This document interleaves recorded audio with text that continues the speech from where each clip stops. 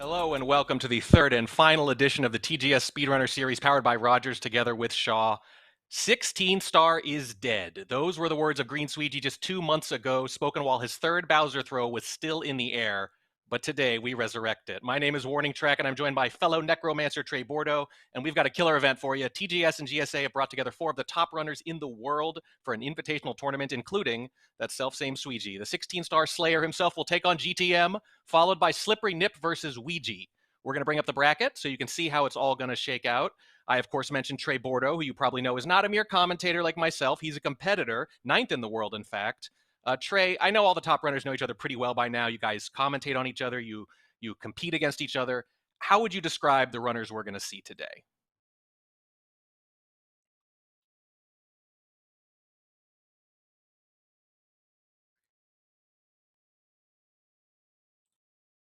One second, guys. Small. Okay, sorry about that. There he is. But Ouija, he said he wants to be safe.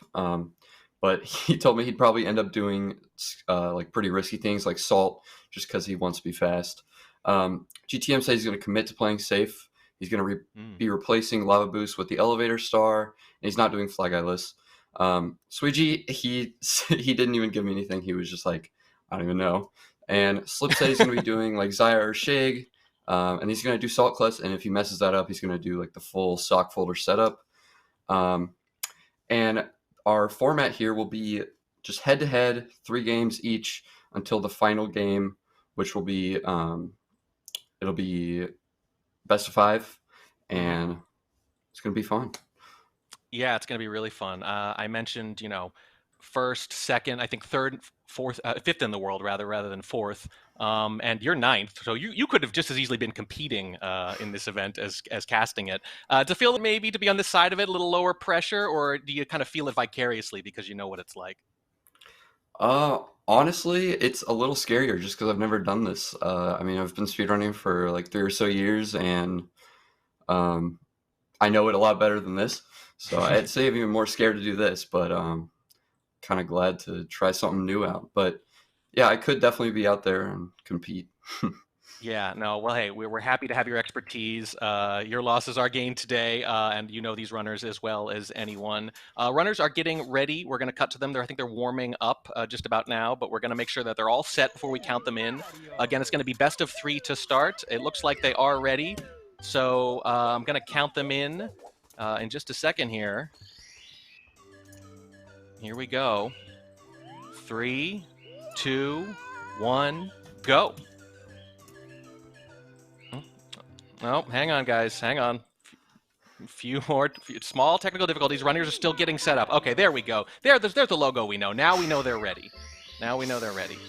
There we go. Listen, they run fast. Everything else, normal human speed, I'm afraid. Normal human speed. Looks like Ouija's opting to not run with any splits. Interesting. Might help him with his issue of not committing to slower strats. So even not using splits is part of the strategy, you're saying? That's crazy. Oh, 100%. It helps a lot with like pressure, not seeing like green on your splits or even red to just keep your run going. I mean, if you're like already feeling nervous from like race nerves, it would help you not also have the nerves from like green splits or something. Yeah, makes sense. Even if it's off to the side, even if you have a second monitor in that periphery, you can still see that color, can't you? Yeah.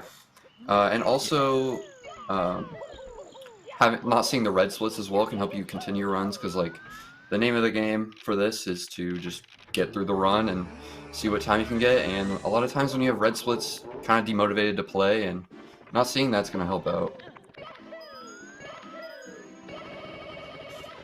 Okay. Are we starting, or are we going to give them a count in now? Looks like they're going. I guess that's it. I guess they said, well, he already said 3, 2, 1. We might as well get right into it. They're both synced too, so. Yeah, and I expect to see a lot of that too, because I mean, at this point, I know there's still some choices and routes, and it differs a little bit. But I feel like 16 star, like Sweetie said, it's dead. One way to say that is that just means that the record's not going to go any lower. But another way it can be dead long before that happens is that the routes can become really formalized, right? Like very little variation from player to player now. Yeah. I mean, really, in the beginning of the game, the biggest differences in time is just going to be mash speed, the way you turn around in LBLJ, and if you're doing salt flip or not. Like most top runners can do Suki like pretty consistently with like the same times. Um, but that's like about the only differences. So they're gonna usually probably be pretty synced unless issues are made like GTM just made. Yeah, half-second difference already, and well, I'm sure you and I have seen matches like this where a half-second was, in fact, the difference. To that point, I said earlier the players participating today are ranked first, second, third, and fifth in the record books of 16 star, but it might as well be the top four because I checked the difference, and the difference between Dowski in fourth and GTM in fifth is 90 milliseconds. Like, you heard that right. The difference between them is like an acceptable ping in an online shooter. Yeah, it really is crazy. Like, we can also talk about the huge gaps as well. I mean, the difference between like Suigi and Slip is 15 seconds right now, and then the difference between like Slip and me is 10 seconds, and it's pretty crazy like how like condensed all those 14 5x's are, and then there's like all the other runs which are kind of like far apart, but all those people with like the 14 5x's like Slip, Ouija, GTM are all so close, which is just like kind of impressive, like crazy how close everyone is. Yeah, I mean, I think his record, before he lowered it again himself a couple months ago, I think the margin was like 9 seconds, which already people thought was pretty crazy for the top. And then to chop another 6 off it is absolutely bananas. Like, again, normally you'd say 16 star dead is like a very haughty thing to say, but I kind of don't blame him because that's a ridiculous number. Yeah, I mean, I've been friends with Suigi for a very long time, and I remember even back then, like seeing Ouija get on 4x pace, and me being like, this kind of run could kill 16 star to him, and even back then he was like, no category will ever be killed, and it's crazy to see that he said that kind of thing on a run that he got, but it does make sense. Like a 1435 is just absolutely insane. And GTM is having some slip ups on Kless right now. Hopefully he can get that. There we go. Yeah, there we go. Kind of grabbed a pole by accident a little earlier too. These are minor things right now, but these are the kind of things that differentiate it. Yeah, I think the thing with Suigi. So you mentioned, saying a category will never be dead, and then saying it himself later, and the time looks ridiculous. But like, I think the thing he said after 16 star is dead, he kept saying, I didn't make a mistake. I didn't make a mistake. I didn't make a mistake. I think that's what he's thinking, right? He's thinking the way we run 16 star right now can't be done better than this. It doesn't mean it can't get lower, but if it gets lower, it's going to be because we collectively, the community, comes up with a totally new strat that we haven't thought of. no, it's for sure that because he. I mean, it is unheard of in speedrunning to even think of a mistakeless speedrun. It is just, I mean, it's human nature to make mistakes, and him getting a run with, no mistakes that even lose more than a second is just, it's unfathomable. And I mean, you can definitely understand why he would be saying that during that run, because I mean, it really is just, it's insane to think about. Right, so normally there'll be some kind of new tech, some kind of new strat, some kind of whatever, and then people are just grinding out trying to nail it. We're at the point now where it feels like that's the only way this goes lower, which is a crazy thing to consider. You say, hard to imagine perfect runs, but I guess that's kind of the nice thing, or has been the nice thing until recently, until it was killed, about 16 star, is like, you're never going to see that with 120, right? You're never going to see that with 70. They're too long. 16 star is like just that right length where it's like maybe you could run it just about perfect. Yeah, I mean, definitely now that we've seen it, we think that, but I mean, we definitely could like imagine it back then, like what you could do to get a 3x or even like a mid 3x like Suigi got, and I mean, in theory, like it's very doable. Like you can do all the segments and like pretty consistently in the amount of time you need, but it's insane to actually do that consecutively, and that's why a lot of us thought it would just never happen. It's such an insane feat. But yeah, it's like borderline task stuff. It's like your sum of best and is one run, which is crazy to think about. And Suigi, by the way, showing why he's number one in the world by such a large margin. He is out to an early lead here against GTM. I mean, the thing is, GTM, again, fifth in the world, can absolutely hang with anyone else on any given day. And live is different than when you're grinding on your stream, obviously, too. But you have to say that right now, anyone is an underdog, at least somewhat, against Suigi. And I mean, Suiji's not only the best in the world, but he's also, I'd say, one of the most consistent in the world because he was able to do everything in a row without making a single mistake. And it's because he is just so consistent and so fast at the same time. And it's just, it works well for races, it works well for runs. Like, he's just a monster when it comes to 16 star because he's just so consistently fast. And no one else has been able to match that. Yeah, what the world record in 0, 1, and 16 star. So Yeah, he does. I like to say that 120 is the marathon and 16 star and below is the sprint. And if you got to say then that Suiji is SM64's greatest sprinter, and it's not close right now. Yeah. I agree. And I mean, in the short categories, no one is contesting Suiji at the moment. Like, it's just not happening. And also, Suiji is having a really clean LLL right now. People were pointing out the oh shoot, Yeah, he messed oh up dear. Bully, but people were pointing out the lava boost he did in a run. He opted not to switch that, but Yeah.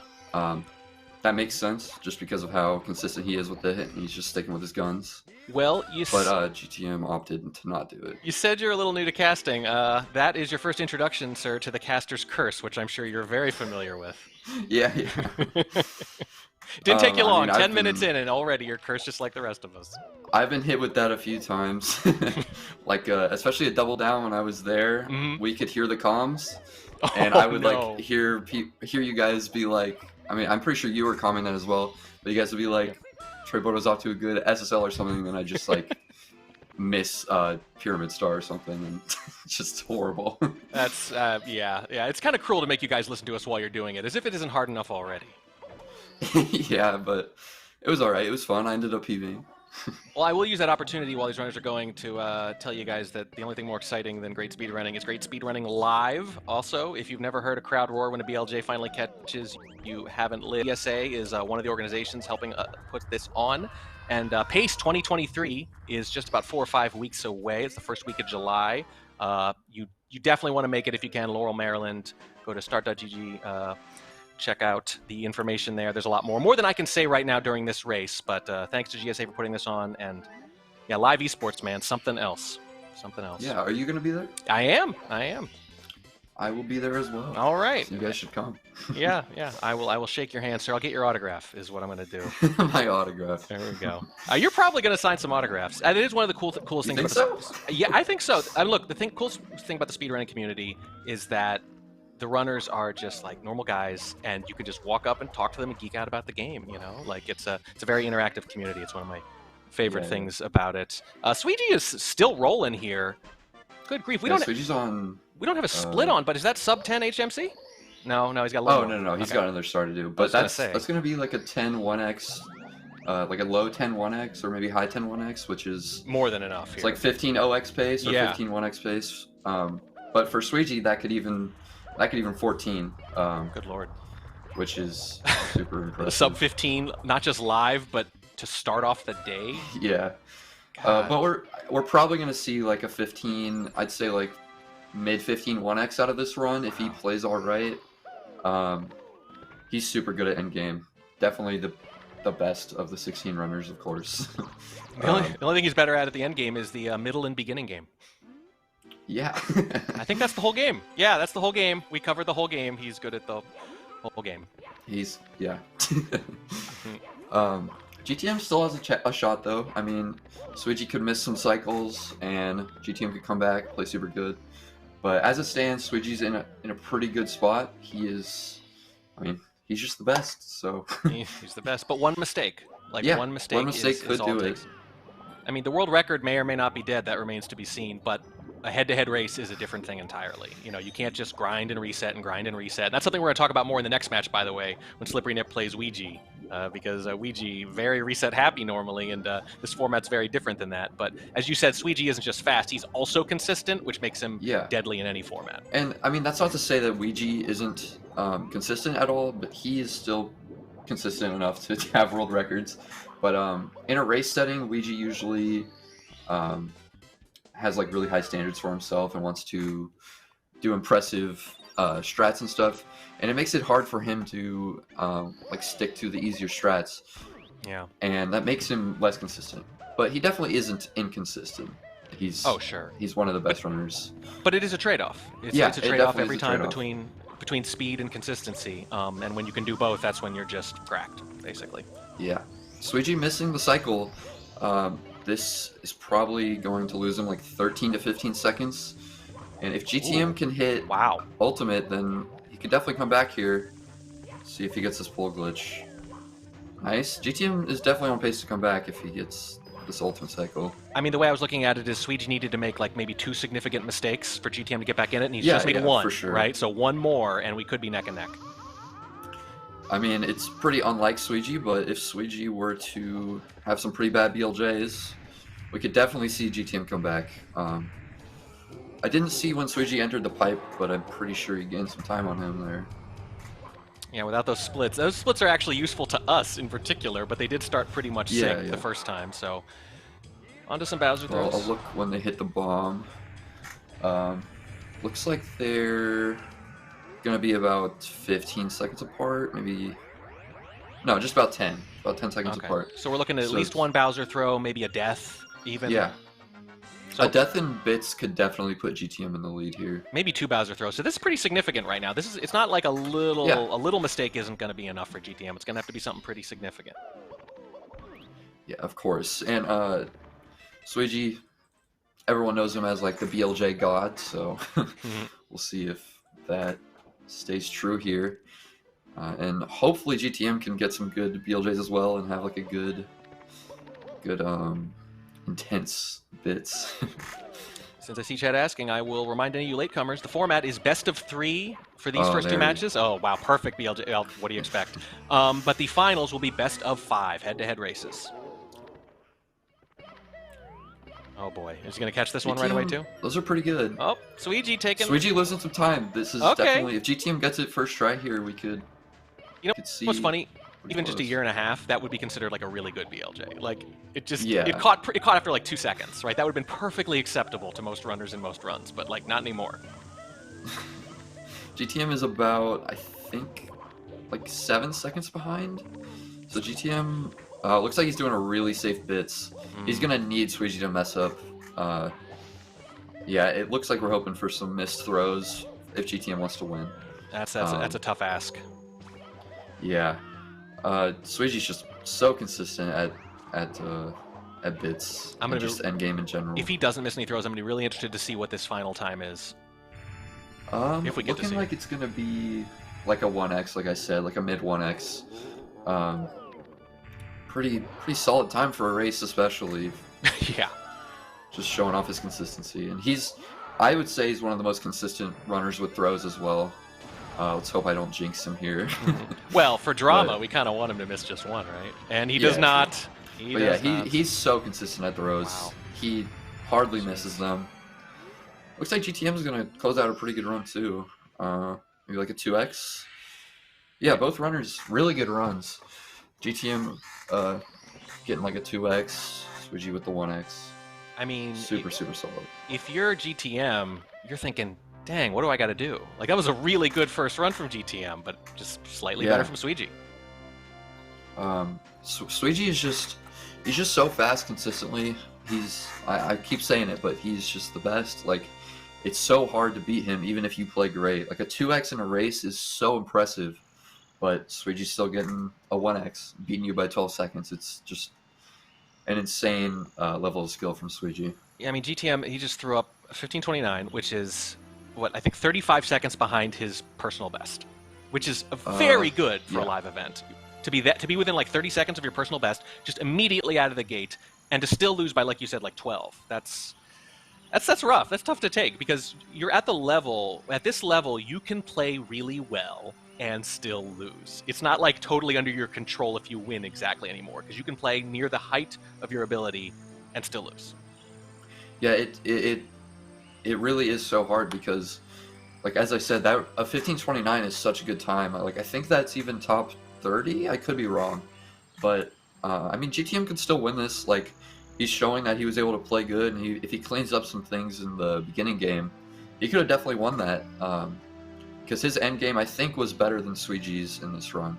Because Suiji got that mess up in Fire Sea, but It's definitely not over for GTM, but Suiji is just so consistent. So we'll see what happens. Yeah, you got it very close, top 40. I think it would have been 38th in the world, and he just kind of casually knocked it out on stream, just like that. Jeez. That's crazy. 1529 is only top 40 now. I know. I remember my 1524 was like top 20 like a year ago. Oh man, and I'm not going to make him say it because he's too modest. Trey Bordeaux again, 9th in the world, just over 15 minutes, and 900 milliseconds. The leaderboard says. That's got to eat away at you a little bit, right? Oh god, man, I want to get that 14 so bad. I've been playing a lot. It's been hard. I mean, I guess I'll talk about myself. Like I've been working 2 jobs, doing school, been trying to play some Mario in between that, and it's been going pretty well. So we'll see what happens. Hopefully 14 soon, but I guess we'll get this race going. Mm-hmm.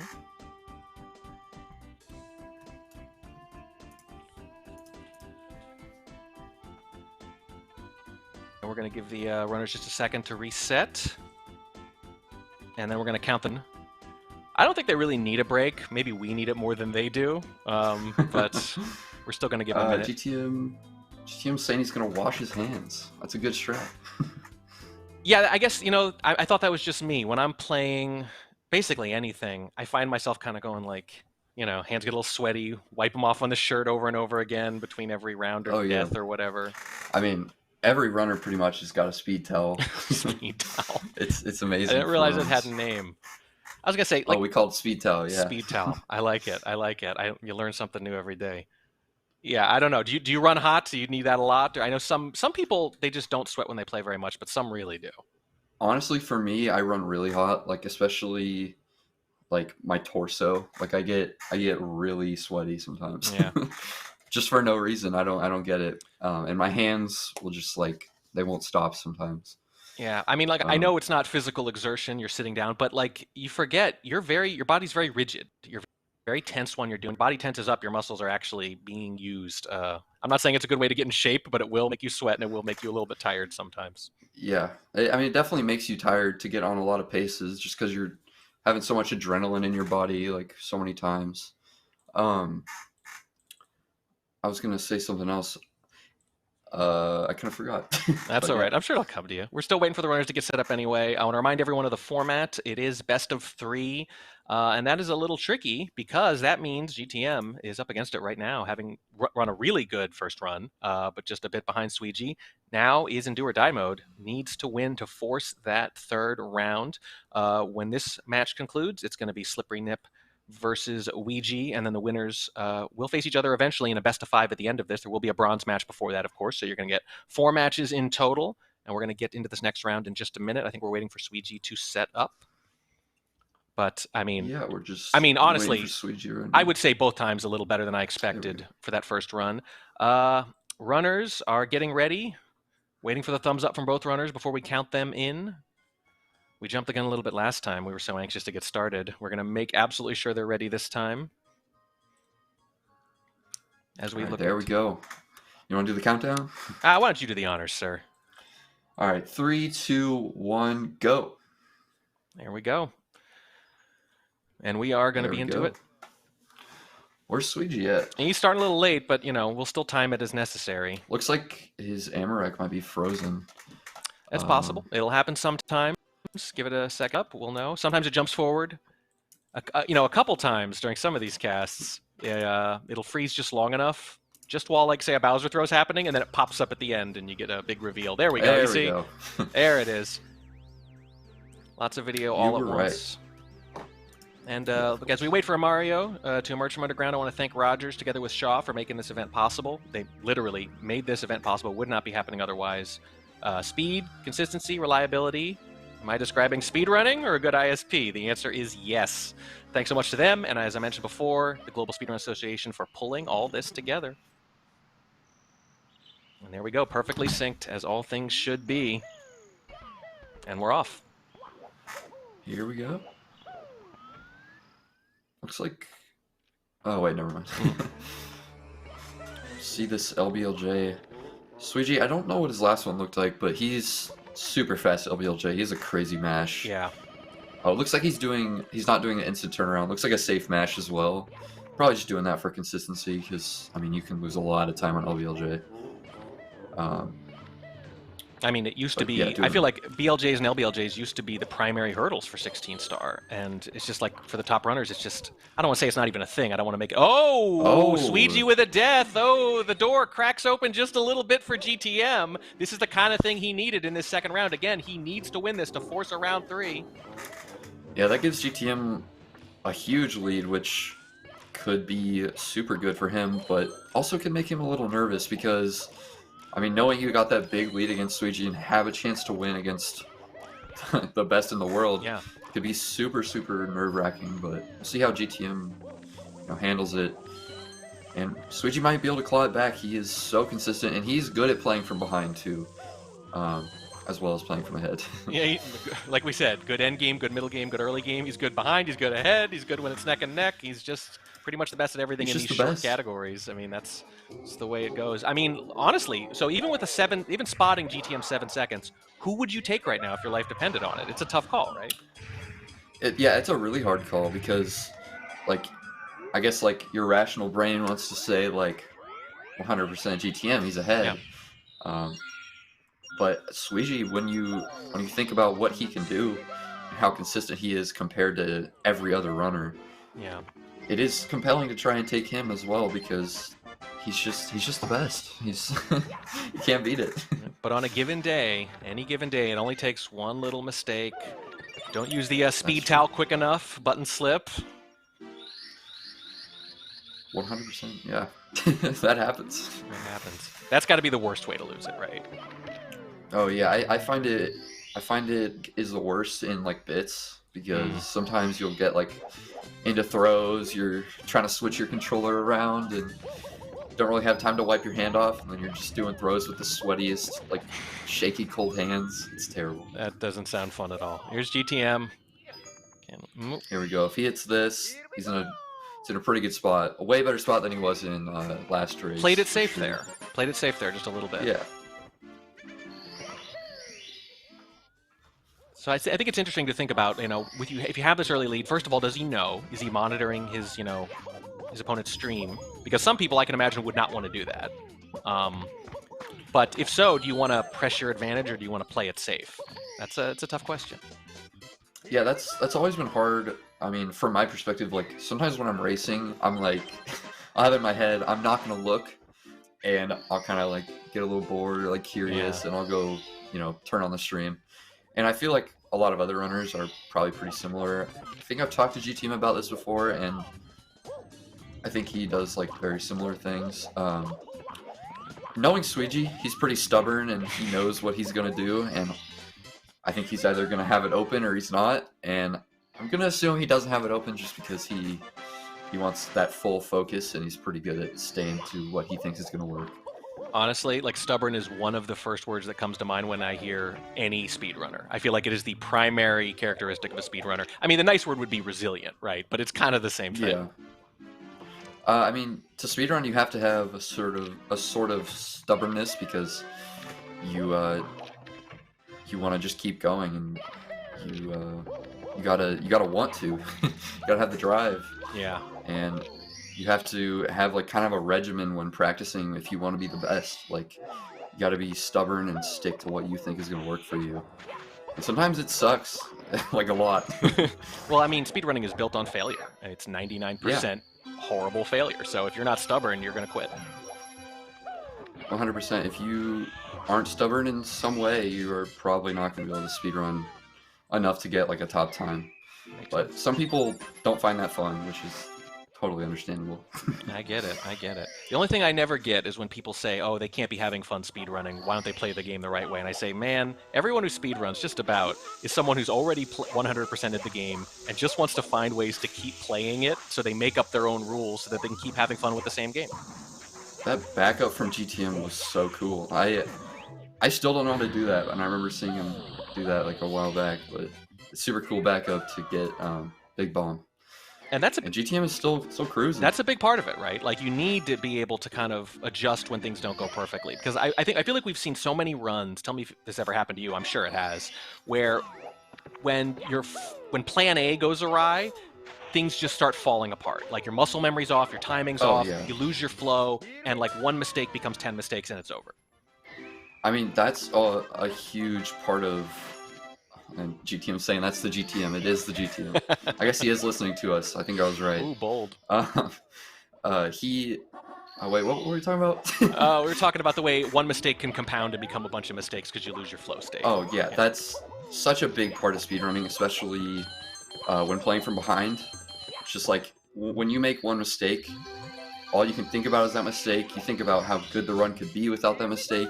You think about how annoyed you are that you made that, how easy it is to not make that. It like hurts you mentally, and to be able to play through that is a really good skill to have, and it's just so difficult. Yes, I said playing from behind.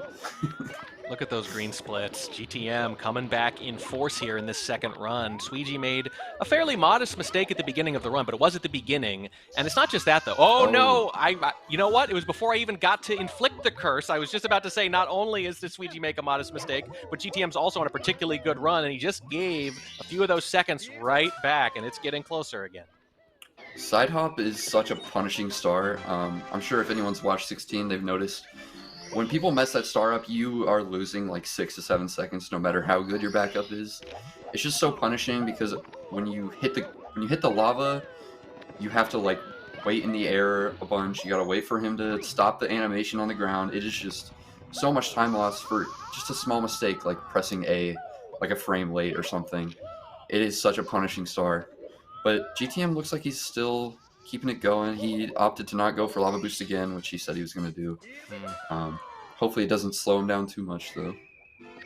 Yeah, that's some interesting, maybe strategic choices from GTM there. Like you said, playing it safe, talking to the competitors beforehand. You got to have a game plan for some of this. And it's interesting because you could make an argument either way. You could say, hey, Sweegie, the only way I'm going to beat him is if I do my best. So I could see the argument for the other way, going really aggressive against him and just hoping it all lines up. But right now, GTM looking at least slightly vindicated choice if they can keep this going. It is quite close, but they maintain the lead, we think.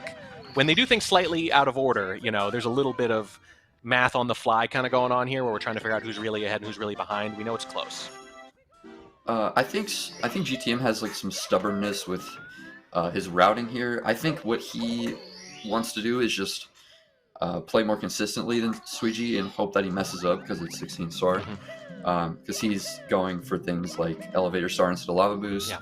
Yeah. We saw that he was even behind in bits, and he still went for the consistent triple jump dive onto the platform at the beginning. That loses like 2 seconds, but it's just more consistent for him. Yeah. Just things like that. I assume he's just gonna try and play really consistent and not have to. I don't know. Yeah, what I thought was what I thought was interesting is that like he stuck to that game plan even after a mistake. He made that mistake like 10 seconds before he made the choice you just described, right, with lava boost. And I thought maybe now he'll do the riskier thing to kind of respond to that mistake and get the time back, but he didn't. He stuck with the game plan. Yeah, that's a part of racing that it's like hard to choose what you want to do because I mean you could stick with your guns and just probably be consistent and not mess it up, or you can make back some time and risk just completely losing the race. And sometimes it might seem obvious that like why would you just not, or why wouldn't you just not risk losing the race? But sometimes it's hard because maybe that strat could save you the entire thing. Yeah, I mean, there's no obvious answer really. It's just like what's your temperament, right? Are you the kind of person who makes those decisions on the fly? Or are you the kind of person who likes to game plan and stick to it? And we learned a little something about GTM there. Even though he lost a little time before that kind of inflection point, he still chose the safe thing. And right now, it feels like if he plays clean the rest of the way, he's probably got it. The question is, can he play clean the rest of the way? I think Sweegie's at the point now where, as good as Sweegie can be, he probably needs GTM to give him an opening now a little bit. Yeah, I mean, GTM would probably have to make probably 10 seconds of mistakes for Sweegie to win, but GTM could probably just make like a bunch of small mistakes on every star and Sweegie come back. He's so good at endgame. He consistently does everything faster and more consistent than everyone does in endgame. It's just the truth. So he could come back, and I think Sweegie's only about 7 seconds behind right now. Oh, that is Which not comfortable if really you're isn't GTM, right? too bad. Yeah. Yeah. Oh, chip clip from Like, GTM. There we go. even if GTM had like missed a chip clip, that could be it. That could be the difference. So definitely is still a very close race. I could see both winning this. Is that something you talked about at all, chip clip, before when he talked to you, or? I mean, we kind of just assume everyone's going to do chip clip. At the point that all like 16 runners are, I'd say in like top 10 or even top 20. I guess another one of those things that started off fringe and it's yeah. become pretty standard. Chip, it's kind of like a thing that we've started to understand a lot more. And I mean, most of us have gotten chip like 20, 30 times in a row. Like it's a really Nice. consistent strat. Yeah. But I mean, it can definitely be missed sometimes with nerves, especially like sometimes your hands are shaking, you mess up the lineup. GTM missing that triple jump. I think this can still get the ultimate cycle. No, it can't. But he can still get early cycle, which is fast enough. Especially if Suiji doesn't get it, we'll see what happens. He kind of slid. Looks like Suiji isn't. So. Oh, okay. Well, that's a big deal. GTM kind of slid in his stomach there a little second longer than you meant to. I should have mentioned about chip clip. It's actually finding its way into 120 runs, which is bonkers. Yeah. Which I think is awesome because they do it so many times in there. That's like 3 or 4 seconds saved, and it really. It isn't that hard, especially if you put some time into it. And it can also help your swimming as well, which is always a good thing. You can save so much time just by learning how to swim. Especially for newer runners, I'd say. 120 runners, not so much. GTM with the tail grab at 12:51. Let's see about how far apart they are here. Looks like about 10 seconds. I think you're right, yeah. And that's a nice little buffer for GTM. It's not like any minor mistake now and he's on your heels. It's gonna have to be something significant still, probably. But like you said, Suiji particularly good at the end game, and GTM knows that, so he knows he's got to play pretty close to perfect from here on out. But if he does, he will force that third round here, which an accomplishment all by itself, certainly. Yeah, for sure. Looks like Suiji is 12 seconds behind into BLJ's, and I mean, this really isn't that bad for Suiji. Like, I could definitely see Suiji winning this, but if GTM keeps his lead, he can definitely win this. Comes down to BLJ's for sure. As long as it catches, that's all it is. This is a big moment. This is one of the best ways for Suiji to catch up. Is if GTM doesn't hit this, and he no. Oh no! We'll see what Suiji's are like. Could have been worse. This, he's gonna get it. Yeah. Okay. Suiji is probably about 3 or 4 behind now. Maybe less. He got so much back just from that little catch there, and now he's barely behind. Okay, there we go. And he's ahead. There he is. Suiji pulls ahead, just like that, on the BLJ. About 2 seconds. We'll see what GTM opts to do here. They're so close. He could maybe go for TAS long jump. Maybe make up the time. It looks like he's sticking with his guns. Slows it down. Oh no, and he's fallen behind just a little bit. It's only a second though. It's one little mistake still, but Suiji pulling back ahead in the last 10% of the run. Oh my goodness. One throw could easily be the difference now. One little bop, one little anything. Here we go. Oh, Suiji missing right side. This could be it. Oh, there it is. GTM might have to miss a throw. Oh my gosh. Oh, GTM misses the jump. No! Back and forth. He's still got a slight lead. Oh, it's so close. It's so close. Those elevators, while nervous, are just so hard. And especially if he's listening to us. Yeah, stop listening to us. We're not helping. Okay, it's going to take a missed throw from Suiji now, and that's not the position you wanted to be in, where you need a missed throw here. We'll see. Here we go. One. Maybe even like a messed up regrab could win GTM this. We'll see what happens. Nope. Instant grab. Oh, okay, there we go. Missed throw from Suiji. Oh my gosh. And GTM misses too. Oh, gives it right back. My God, the swings. You're going to need another mistake. Terrifying. Suiji hits the second. GTM having trouble with the grab, and this, oh no. He thought he had the stored grab. Oh, that's it. Suiji just does hit the last one, and that's going to do it. And that white frame you're seeing, denoting the leader, back and forth at the end of the match. That is a heartbreaker. GTM got the miss he needed and missed right afterwards. That is so That was really, really intense. That's so hard. I hope GTM wasn't listening to us, because we could have definitely had a play in that, but yeah. He was so close. I mean, so close. It's 2-0, but GTM definitely didn't get be as bad as it sounds. No. He was within I mean, 12 seconds was the worst gap, and he had 2 great times. He stuck in there. Super impressed with how he played. And I mean, Suiji, he's the best, so he won. Wow. Wow. So yeah, the score is going to go down 2-0 Suiji, who is advancing into the finals over GTM. But that does not tell the story, as you just said. It's 12-second difference in that first game, and it was a really good run from GTM. But Suiji was just that much better. He just killed it. But in the second one, mistakes abound. Both runners in the high 15s, and it's just given back those 10+ seconds on the BLJs, and then the double miss throws at the end, both with small mistakes in bits. Like, for crying out loud, like, they kind of, we talk about sync. Usually mistakes don't sync. Usually sync means everyone's doing everything perfectly, right? Very similar mistakes with that bits and throws. They were pretty neck and neck there. And even if GTM didn't miss that throw, I think he would have won, or at least gotten super, super close, which is just so crazy. I mean, this category is so tight, and anything can really happen. Yeah, especially in a best of 3. Well, we're going to say congratulations to Suiji. We're going to say commiserations to GTM, who played a really good game. And for our purposes, it's not just about close. We just want exciting, and we absolutely got that. I feel like we were reacting to one thing, and then another thing happened immediately afterwards. I don't know about you, but I was like interrupting myself in addition to you even.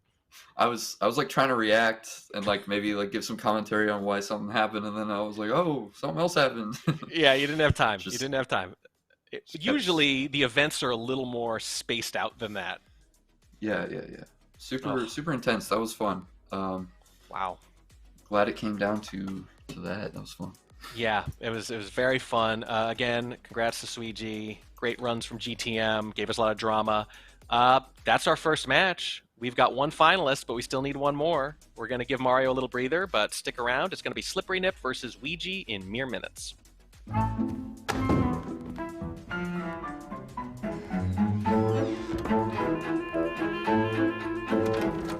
Wi-Fi acting up? Switch to next generation Wi-Fi 6 technology on Shaw Fiber Plus Gig Internet.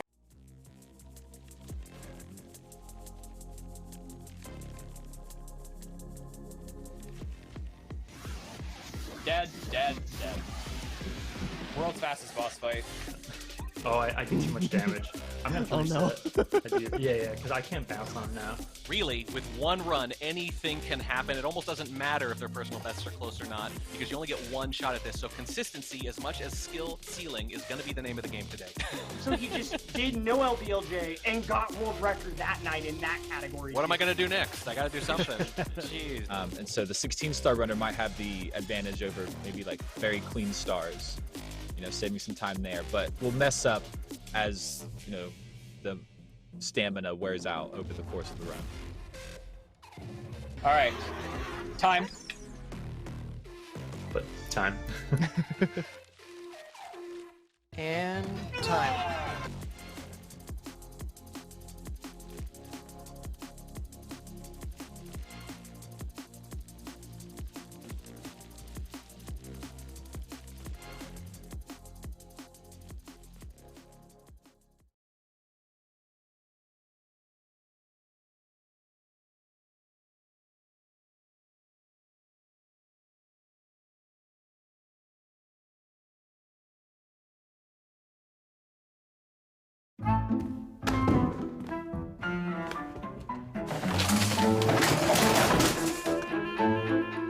Wi-Fi acting like a bad roommate? Switch to next generation Wi-Fi 6 technology on Shaw Fiber Plus Gig Internet.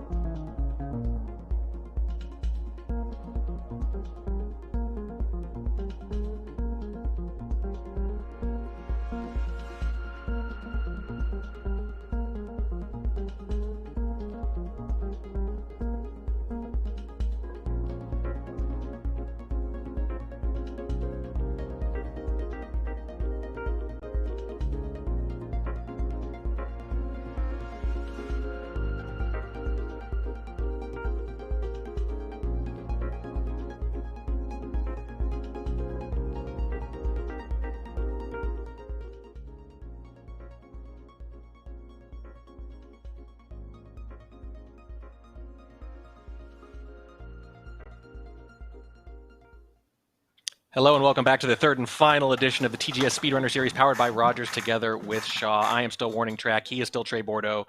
The two of us just saw Sweetie defeat GTM 2-0 despite a lot of late round drama. He is moving on to the finals to face one of our next two competitors. It's Slippery Nip and Ouija. Trey, you mentioned you talked to some of the competitors beforehand. What are you expecting from these two racers? I'm expecting Slip to play pretty safe and kind of just do what he normally does in runs and just, try to do. What was I going to say? Oh, he's not going to do like the super hard stuff like the ultimate ending in bits. He's not going to do Suki in Dark World. He's just going to do like Zaya or Shig. He's going to do Salt Class, but he said if he messes that up, he's just going to go for like the full setup just to make sure he's not going to miss it. Ouija, the only thing he really said to me was that he's planning to do it safe, but probably not going to just because he wants to show off and show what he can do because he really is one of the best. I was going to say, that might be the plan, yeah, but whether or not he can do that in the moment is another thing entirely. Okay, the runners are ready. We are going to count them in, let's see, go ahead and reset in 3, 2, 1, go. Yeah, I do want to talk about that kind of play style thing that you mentioned there. One thing I want to look out for is how this format interacts with each runner style because, Ouija's famous for doing a lot of resets early in runs, sometimes after like the slightest mistakes. But I would say that's a tendency you'll have to resist a little today, like what you were just alluding to, because that kind of style works for grinding out records on stream, and it works for live time attacks, right, which can go on for 8 or 10 or 12 hours a day, but not so much for head-to-head races, you would think. Yeah, I mean, just the way that Ouija plays, it kind of, I don't really know the word, but he wants to do like the really hard strats, and if he's not doing them, he's kind of bored. I think that's what I've kind of gotten from him, and he kind of just needs to play a little more consistent to do good in races. But that's not saying he's not going to do good in the race, just because he is amazing at this game. So we'll just see how it pans out. Well, I mean, it's a very forward-thinking style because we talked about how these things will start off as like edgy things, like one person does chip clip and it works, and next thing you know, all the top runners are doing it, or all of them are doing, whatever high-risk strategy to save 1 second that only a few people were doing before. It like starts off as a task, and then one person does it, and then everyone does it, and then it's like to even be in the top 50, you need to do it. So you got to figure all these tactics. You're going to end up having to do all of them anyway if you keep running the game. So in that sense, Ouija's like, hey, my best runs someday, even if it's 2 years from now, are all going to involve all these tough strats, so let's just do them now. And there's a Ouija death almost there immediately. I didn't see what button press he did, but I'm going to assume he went for the fast button press for Suki and messed up box rollout. I'm not 100% sure what he did though. I mean, I wasn't expecting it there. It was just a little red coin collection. I'm not sure I've ever seen him mess that up, and I've cast him, 10 times at least by now. Yeah. It's not one of the high risk points you would think. Yeah, box rollout is usually something that like a lot of runners feel pretty comfortable with. Really isn't that difficult, but kind of like one mistake can make you just fall off the edge. Like it is pretty risky in the sense that if you mess it up, you're probably going to die, but it's not that hard to, do without messing up. I don't know, but it really isn't that bad of a strat, and I understand why they go for it, but sometimes in races, you mess it up and you die, and you gotta dig yourself out of that hole. Yeah, and it's a pretty deep hole. We got double slip right now. Hey, one is never enough. True. I mean, you're right though. The Ouija has this like frantic movement style that is like inspiring to watch, but you might need to pull back a little bit in a race format. And so we're not just talking about Ouija here. I didn't want to mention Slippery Nip. Dance. Oh, not bad. There we go. I am contractually obligated though, since we're talking about Nip a little bit here, is to make the same joke every time we see him, which is that he's so stoic on camera you could probably put a still image there and you wouldn't know the difference because he's like a human JPEG. We don't have the cam today. Before. Yeah, it's probably been done, and I'm sure nobody noticed for at least 20 minutes. But like, I really like this. Obviously, all these matches are great, but I particularly like this one because of that contrast, right, between play styles, between how they play in the moment, the frantic style versus like the steady consistency. So like, which is going to win? It's only a best of 3, so it's going to turn on something really tiny. But like over a long set, you could see the consistency winning out more. So it's like right on the edge between which style might favor which person better. Yeah, I mean, you never really know like what style is going to work best, and Ouija and Slip kind of have polar opposite play styles. I'd say like Slip is going to be like, I don't know what strats I want to do. Maybe I'll just do like consistent stuff, and Ouija's like, I'm just going to do everything because that's what I want to do, and it looks cool. Yeah. And sometimes it works for him, and sometimes it doesn't. Like if anyone watched the pace qualifiers, he Yes. he had a lot of trouble continuing runs. I mean, he has a world record and he didn't qualify, which doesn't mean that he's bad at the game at all, but sometimes that kind of format will like lend to Luigi not doing great just because of the way that he plays. Right. It's not a bad thing, but definitely can hurt him sometimes in those kind of formats. I do want to thank our sponsor again real quick. We are very lucky because even our sponsor's on theme. This event is brought to you by Rogers together with Shaw, and it doesn't get more appropriate than an ISP sponsoring a live stream speedrunning event. That's pretty on brand. Yeah, very good.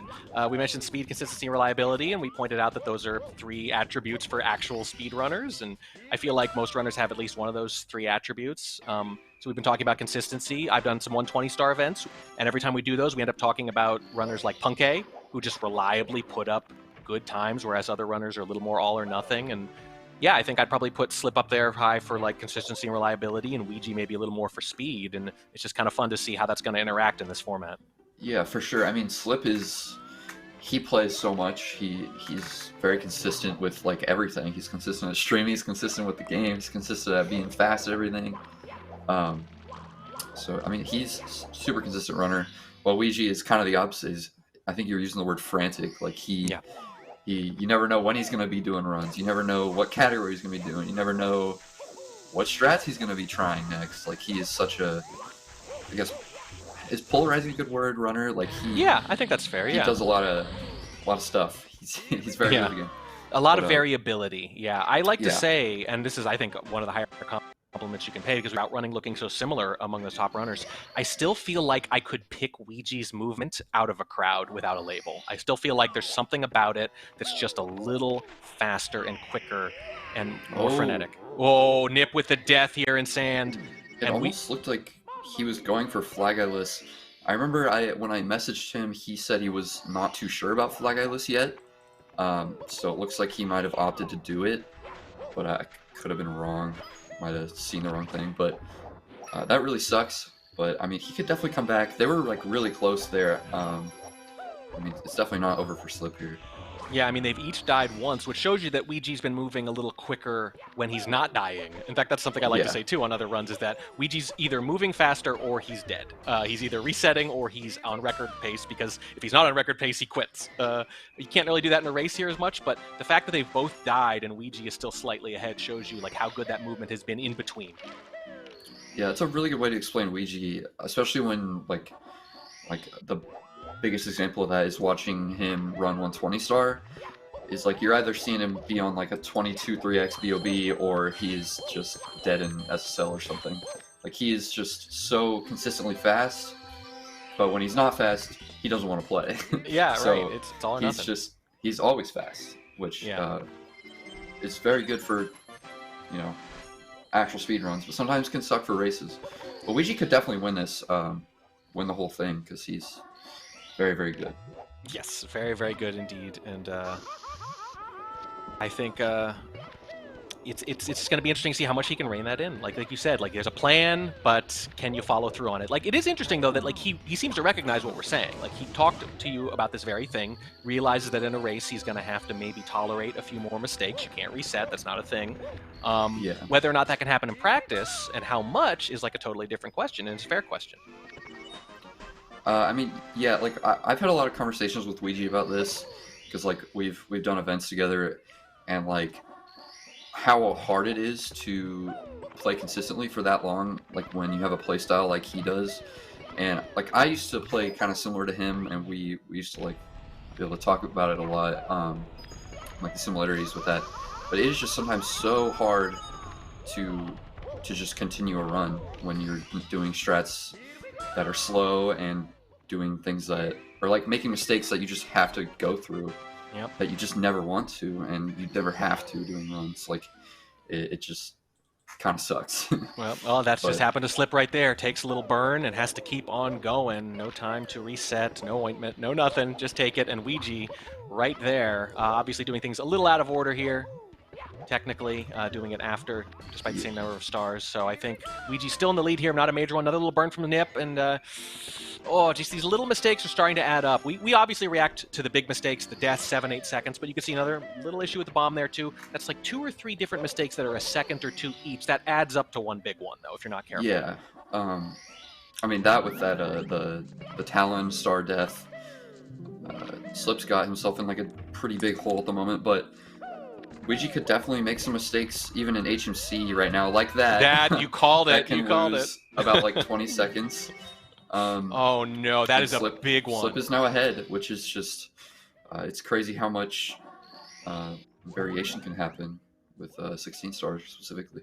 Wow. And with Ouija specifically, I feel like leads are less safe here because of the way he plays, because of that all or nothing style. You know, you never really know what the swings are going to be. If you're Slippery Nip, Yeah. I think you want to bank on that. I think you want to say, look, if he runs his perfect run, congratulations. You know, I'm not going to beat that, and very few people ever would.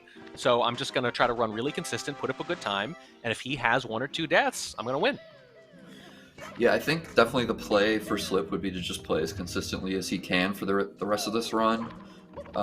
He's got a big enough lead to kind of feel pretty good about it, I'd say, and I mean, Slip he's so good at the game. He's so good. So good, He's so probably chill. gonna close this out with a pretty good run. He's so chill too. Seems like nerves never get to him, which is just very, very impressive.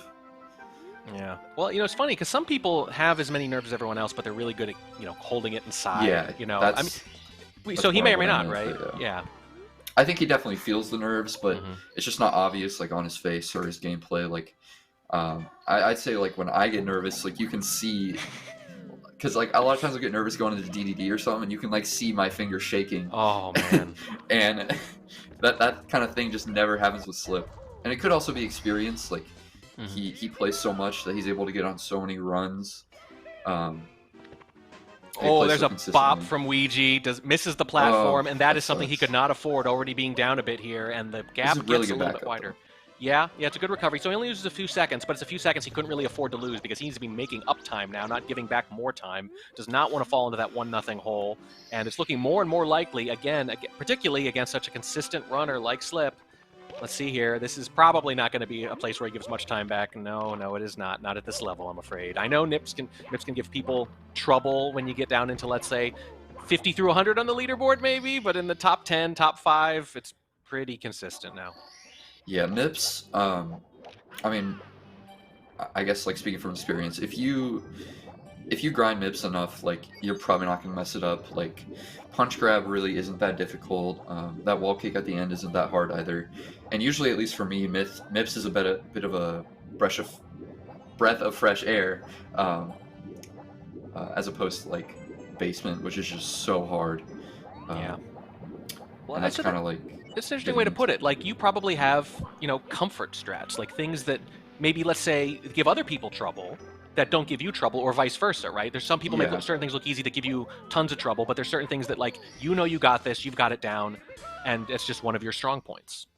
Yeah, and like before we get to that, Slip just messed up on front sub, which is even one of those things that like usually you never mess up, but sometimes it can give you some trouble and you will just lose 8 seconds. Yeah, he's given back a lot of that lead now. They are very close Yeah. now. This is really tight. But I mean, yeah, like a lot of runners are sometimes like more consistent at strats, just, I mean, either because they like grinding it or have like a good way of doing it. Even like controller differences could have to do with that. Also, Ouija got a gold. He got a 40.5 DDD, which is Dear God. just insane. My gold is a 40.9, which is pretty good, my but goodness. that was crazy. Ouija, bit of an issue there. Still a couple seconds behind, though. Nip really flew there. It's like he could feel his competitor on his heels because he flew through that Oh, is last it fake? section. So Ouija's saying it's fake. Okay. 40.5 seems pretty. Yeah. Fire C there Absurd to get. I from don't know Slip. if that was- Honestly, Slip responded to that mistake by just killing Fire C right there. Yeah. And that's just such a good reset. We talked before about like mistakes compounding. it was the exact opposite. He immediately got back on pace and then some. Like, that was flawless. Yeah, Slip is pretty good at that. You can see in his streams a lot that even if he makes like a big mistake in Fire Sea or something, he'll just close it out. And usually he'll end up getting like really good times, like OXs sometimes. So like that is like a big big thing when you're trying to be good at races, is being able to control how those mistakes affect you. Oh boy, here we come. Guess what's next, everybody? Oh no, little issue from Nip there, and oh, it's gonna be so close, isn't it?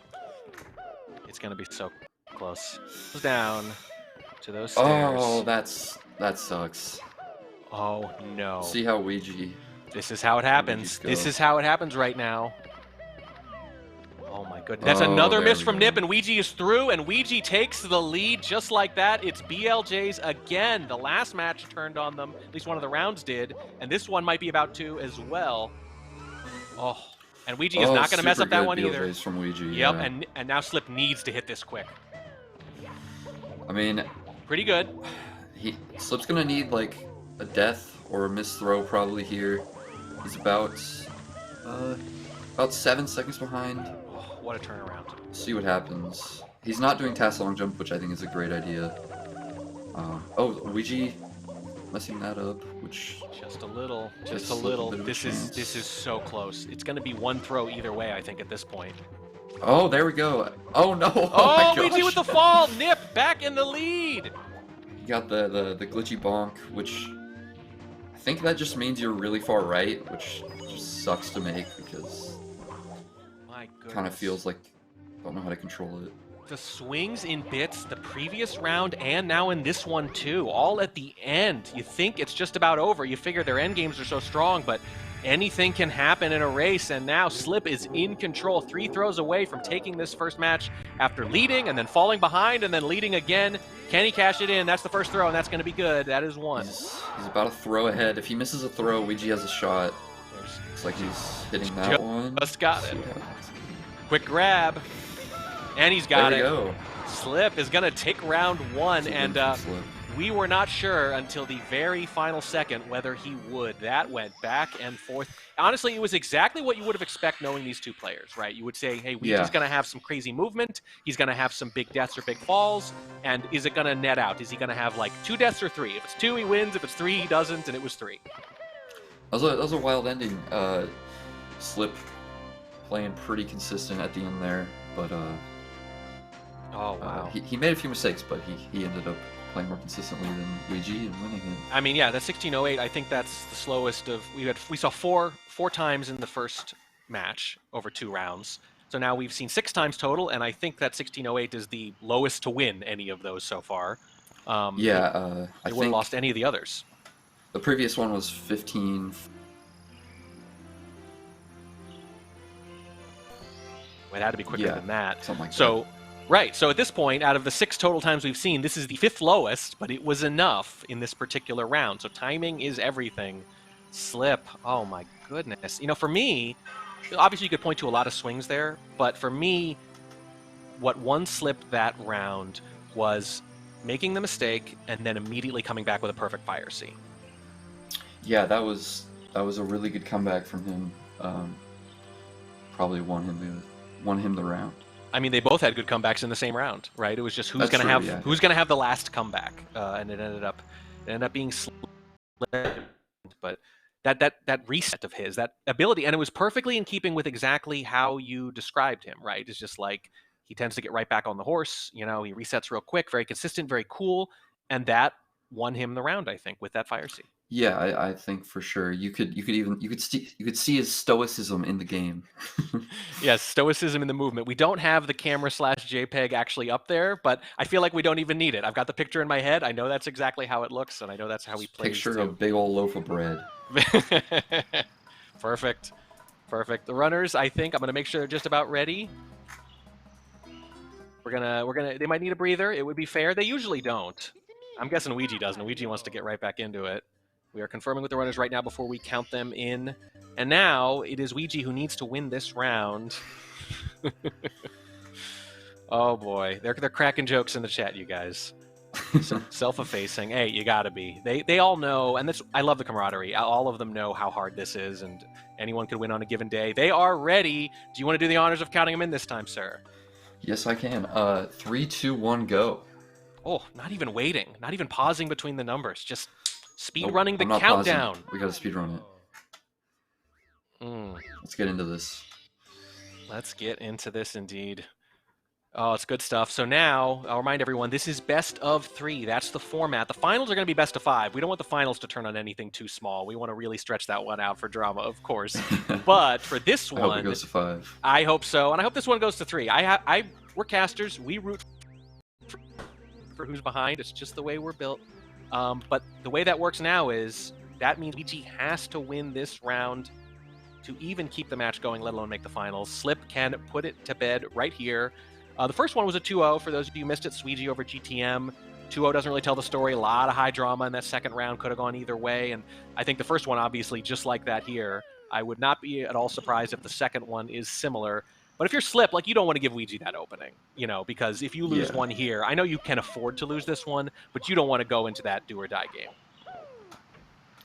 Yeah, for sure. I mean, hopefully, not hopefully, but I'm sure Slip is hoping to just win here and not have to go to that game 3 through those nerves. But we'll see what happens. I hope Ouija wins because I wanna see the drama. I love drama.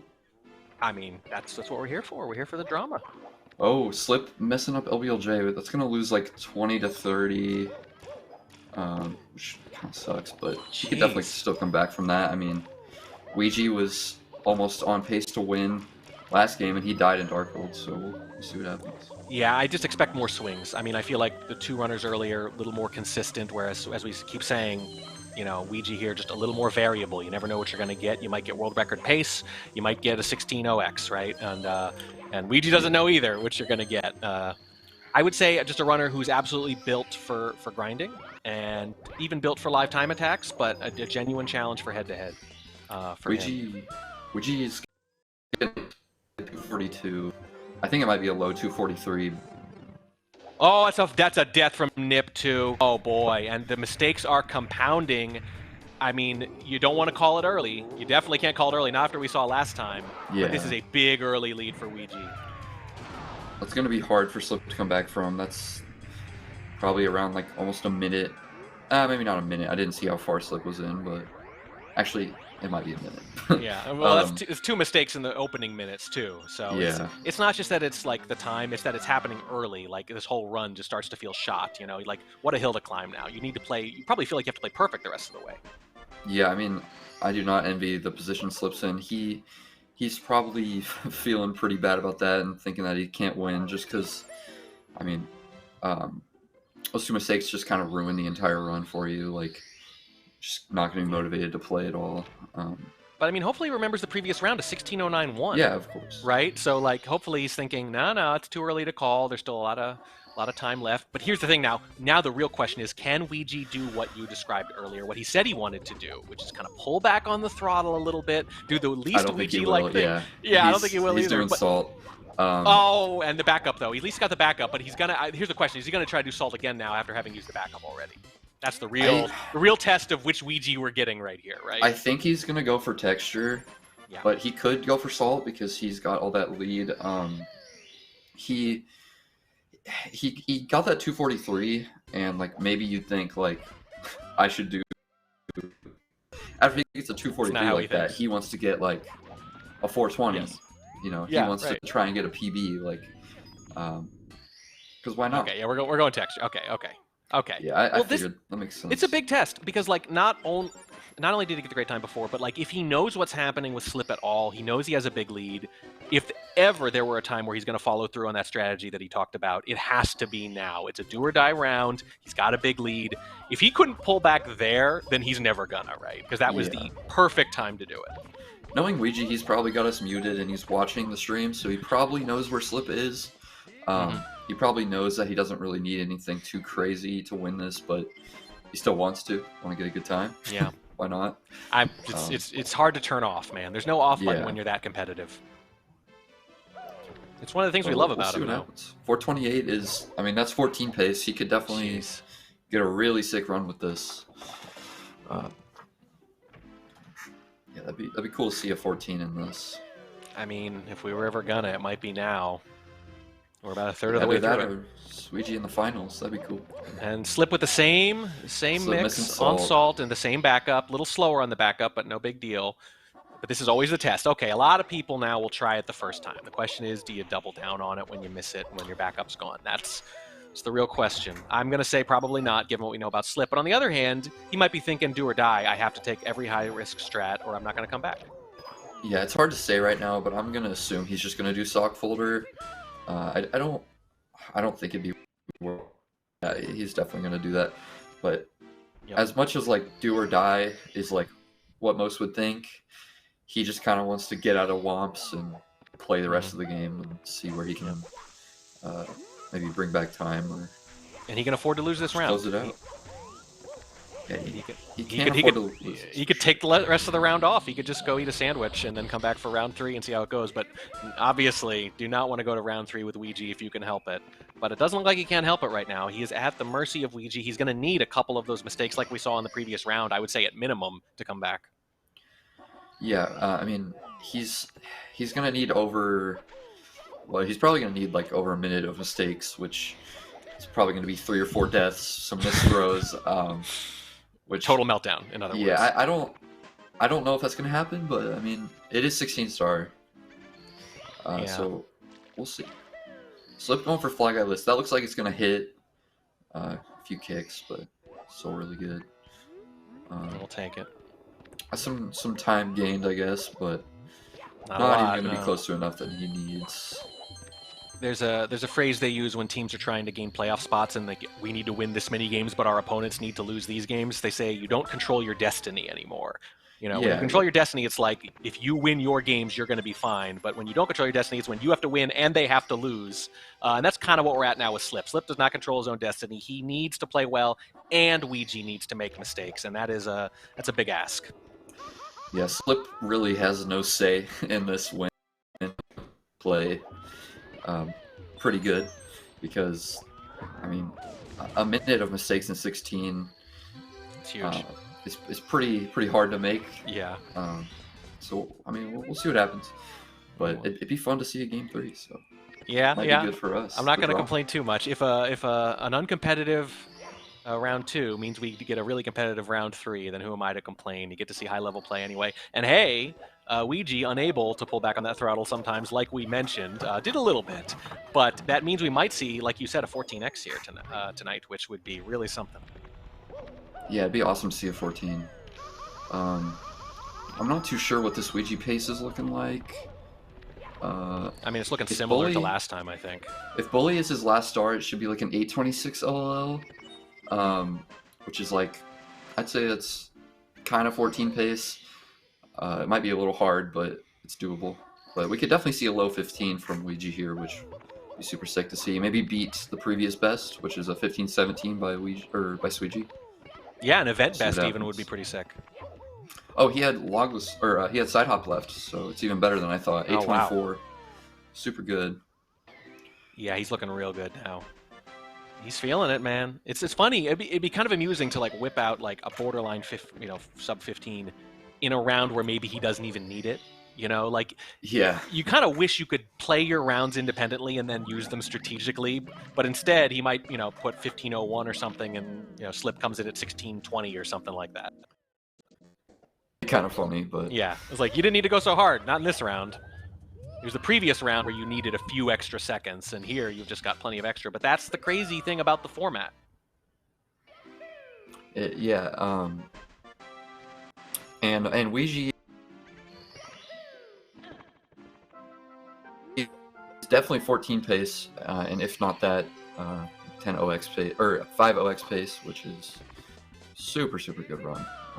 Love to see that. Yeah, looking really excellent now. Just absolutely cruising. Might not need to. Got plenty of potential deaths in his pocket here, which he can use and still pull out the win he needs. That's pretty much what we're waiting for now is, does Ouija mess up big time or not? If he doesn't, he's going to send this to a third. If he does, then we might have another game on our hands, and we know better than to count our eggs before they're hatched. We've absolutely seen that before. We saw it last game. We saw it swing back and forth, and it didn't just swing back and forth. It swung like late in the match, where you figure there's not that much time for there to even be more swings, and yet they kept coming. I mean, usually like we don't expect.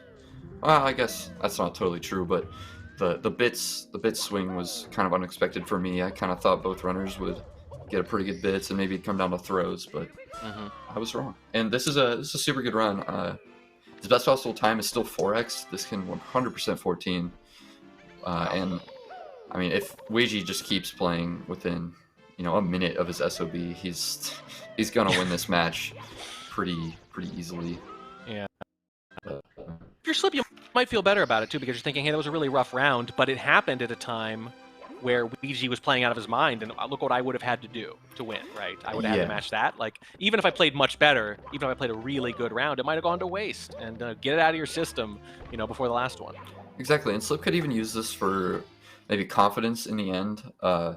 Maybe if he has like a really good end game, he could feel more confident about it going into the next match. But I mean, that could definitely not happen and him have a bad one and have the opposite effect. But we hope it goes the other way. Yeah. Well, remember, so Slip took that first round, but let's not forget that he almost, I don't want to say blew it, that's a little harsh, but if he had lost, it would have been because of the BLJ specifically. So I think you definitely want to get in there. You want to nail those. You want to go into that final round feeling a lot better about those BLJs. If you miss them again, on the other hand, even if you were going to lose anyway, the idea of having 2 rough BLJs in both rounds, and then going into the third, let's say in a tight match, thinking about those, going 0 for 2 on those, and then knowing that you need them to advance, that can be very rough. So even if there's not a lot at stake in this round, if I'm Slip and I'm looking forward to that third round a little bit, I really want these BLJs to go at least pretty well.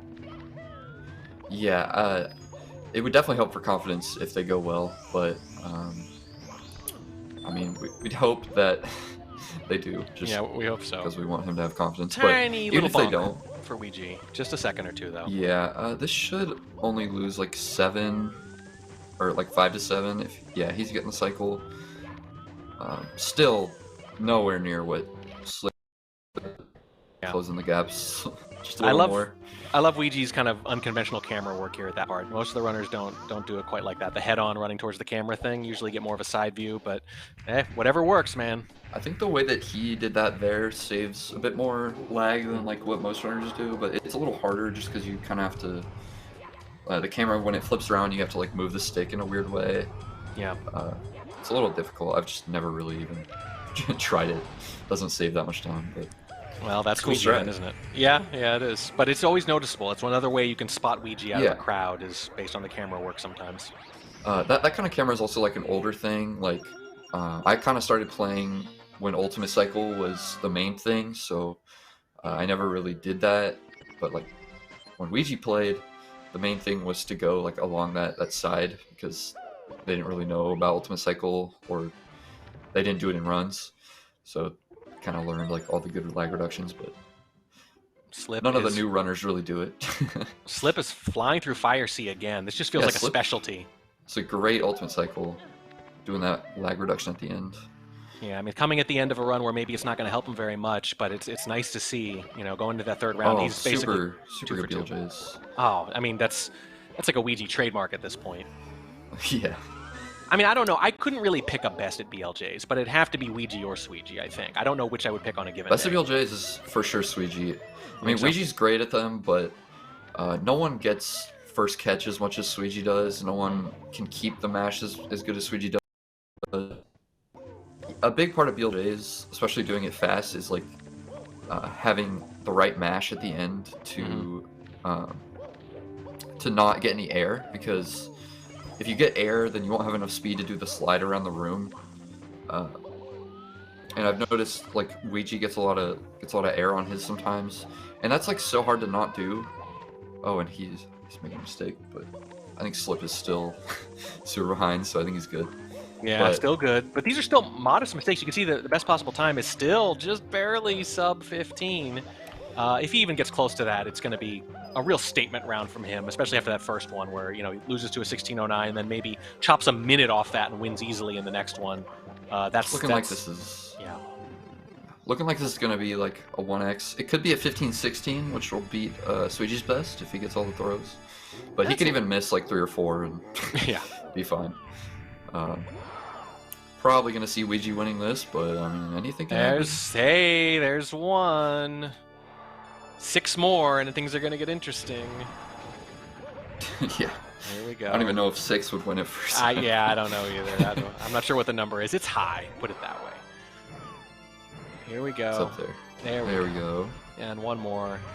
So we're not going to get the... a little... Takes a little hit, takes a little damage. That's okay. We got health to spare, time to spare. There it is. There it is. It's going to be like a 15-32 or 33. Yeah, it's not going to be an Pretty event good best, race. but it's still a really good recovery from Ouija after that first round. Bit of a bad bits, but And doesn't you know, really matter. it was a little bad, and it gave about 15. I mean, normally we'd be freaking out about him giving 15 or 20 seconds back, but Slip is still going to lose by about 40 something here, I think. Yeah, I mean, Slip bring it back, kind of. I mean, he hits this last throw. It's only like a 30-40 second difference, and he was a minute and 10 seconds behind out of SS or LLL, which pretty nice from Slip that he brought it back. Might give him some confidence going into this. I would think so. I think he was. I mean, we talked about how he has going to have to be perfect first of all, but then we said specifically, perfect isn't going to be enough. Right, he's going to have Ouija make a bunch of mistakes, but he did hold up his end of it. I feel like after that kind of like second major issue where he was like a minute behind, he made up about half of that over the rest of the run. He had a really good run from that point forward. It was just too much of a hole to dig out of. Yeah, he had a super good ending. I didn't really see his BLJs because I think we were focused on Ouija, but everything else seemed super solid. He got Ultimate Cycle. He got, I mean, I didn't really see DDD either, but the bits was pretty good as well. So yeah. That was pretty good. It's pretty darn good indeed, and could have been an event best. Kind of slowed down at the end there a little bit. On the other hand, you know, event best doesn't really mean anything here. It's possible that he wasn't trying his absolute best there at the end. He didn't need to, just needed to bring it home, and he absolutely did with a 15:32. That is going to tie things up. Again, this is a best of 3, so it's going to be one more round to determine who goes into the finals. Ouija. We're going to give the runners, they're asking for a very quick break. We're going to give them just a minute. Oh boy, I don't know. I mean, I hate to use a phrase like momentum because it's overused in sports a lot. And I tend to think that when people reach like the top tier of any competition, that they're kind of beyond things like momentum a little bit. Like if they were the kind of people who were subject to that kind of swing, they would have burned out a long time ago. But I don't know. I mean, it's a young man's game and it's very psychological. What do you think? Is momentum a real thing? And if so, whose side is it on right now? I think it for sure is. Honestly, I could see momentum going either way. At the moment, I mean, it kind of just depends how you look at it, because Slip had that great end. He ended up actually beating, I didn't realize he beat the last run with that run. He brought it back, and that could give him confidence, because then he knows all he needs is a better Dark World, better Womps, and he could get like a low 15 and beat Ouija. And Ouija could even have some momentum coming out of this, because I mean, he won. He had a great run going. He was 30-40 seconds ahead of Slip. So it kind of can just go either way. It just depends on how they use it. I mean, they could both have momentum going to this, and they both play out of their minds. So they could both feel really good going into this simultaneously. But you know, one way or another, you know, something's got to give. Okay, I believe the runners are just about ready. I'm going to make sure. Ouija is ready. Checking in with Slip. They are. All right, we're counting you in. 3, 2, 1, go. This is it. This is round in the finals against Suiji. We are going to round 3 here. Slip takes the first one. Ouija takes the second. Both of them getting better from the first round to the second. But as you pointed out, Slip finishing stronger there. So it could be anyone's game here. Honestly, at this point, you know, I asked you earlier when Suiji gave up like 7 or 8 seconds in that one round, I said, you know, would you say this is about even now, you know, based on kind of like the pre-match favorites? And you said, yeah, probably. I don't know who I would pick here. I don't have a prediction. I'm going to just totally cop out and not even make one because I have no idea what to expect. Yeah, I really don't have a prediction right now. I mean, I could see either of them winning it. I think Slip with that endgame confidence could do a lot here, just because he knows that all he needs to do is get a decent HMC time Yeah. And he can probably win this. And Ouija might even feel like a little like unconfident. Is that even a word? Yeah. Because of how his bits went last time and missing a throw and messing up right side twice in a row. Actually, he did that in both the games. So Yeah. I mean, we'll see what happens. I mean, the very last thing you did can be the thing that sticks with you sometimes. But both runners coming out of the gate pretty strong here. Nip a little slower there with the LBLJ, but not by much. It's not a sync, but it's within a second or two. This is what you expect from both. One death now could spell the end of the event for either runner. Slip just 1 second behind in the early going. It's all pretty meaningless now, though, because we've seen significant deaths on both sides in both rounds already. It's been a high variance kind of match, and I would not expect anything different here at the end. And there's a bit of... And Slip pulled lead, and from 1 second down to 2 seconds ahead. It's just like one of those things that can happen when you go for Suki. Oh, Slip gives it right back, runs into the bomb. That's still fine. I think he only lost like a second, maybe losing Zaya cycle. So like the issue with like Suki doing it in races is because there like any little mistake could just lose you 2 cycles or even just make you die because of how difficult it is. That's why a lot of runners opt to just do Zaya or Shake because it's just not worth it to them. But Ouija wants to do the fast stuff, and he didn't die there, thankfully, and he got it last time, so maybe he was feeling confident about it. Yeah, I suppose so. And we are just, I mean, it's basically neck and neck. I want to say, obviously you'll say Slip is a second ahead, but it's meaningless at this point. It's fitting here in the last round. Someone has got to win, someone's got to lose, and it might not turn on very much. Yeah, I mean, we'll see how the canonlesses go. That could be a big difference, especially going into basement and having some momentum.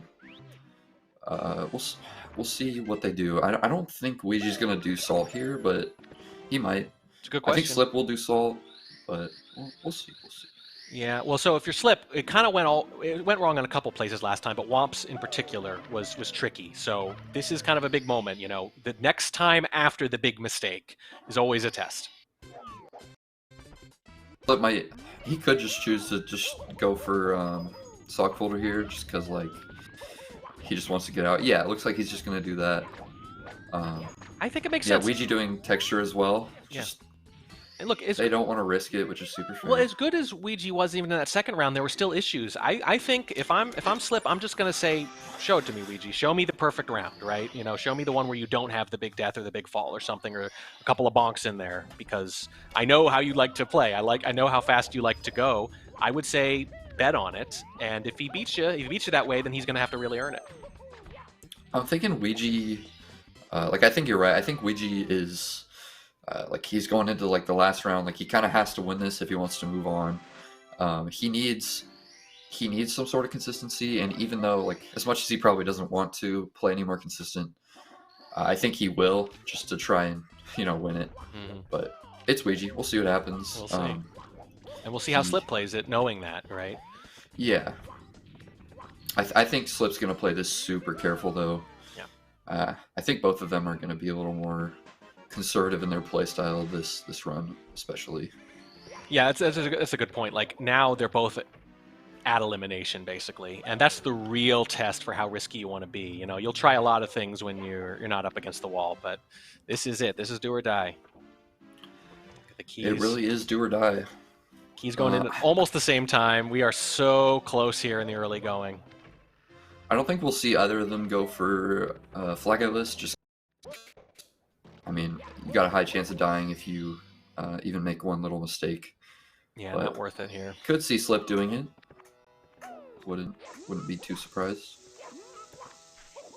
Yeah, okay. So he's just gonna go for the easy setup. Oh, Ouija takes the death plus during the bomb clip. Oh no, that is big, and the frame switches over to Slip. We're seeing more movement just like that. Wow, that's a pretty big. Yeah, that's pretty big, but there can definitely be worse deaths in the 16 run.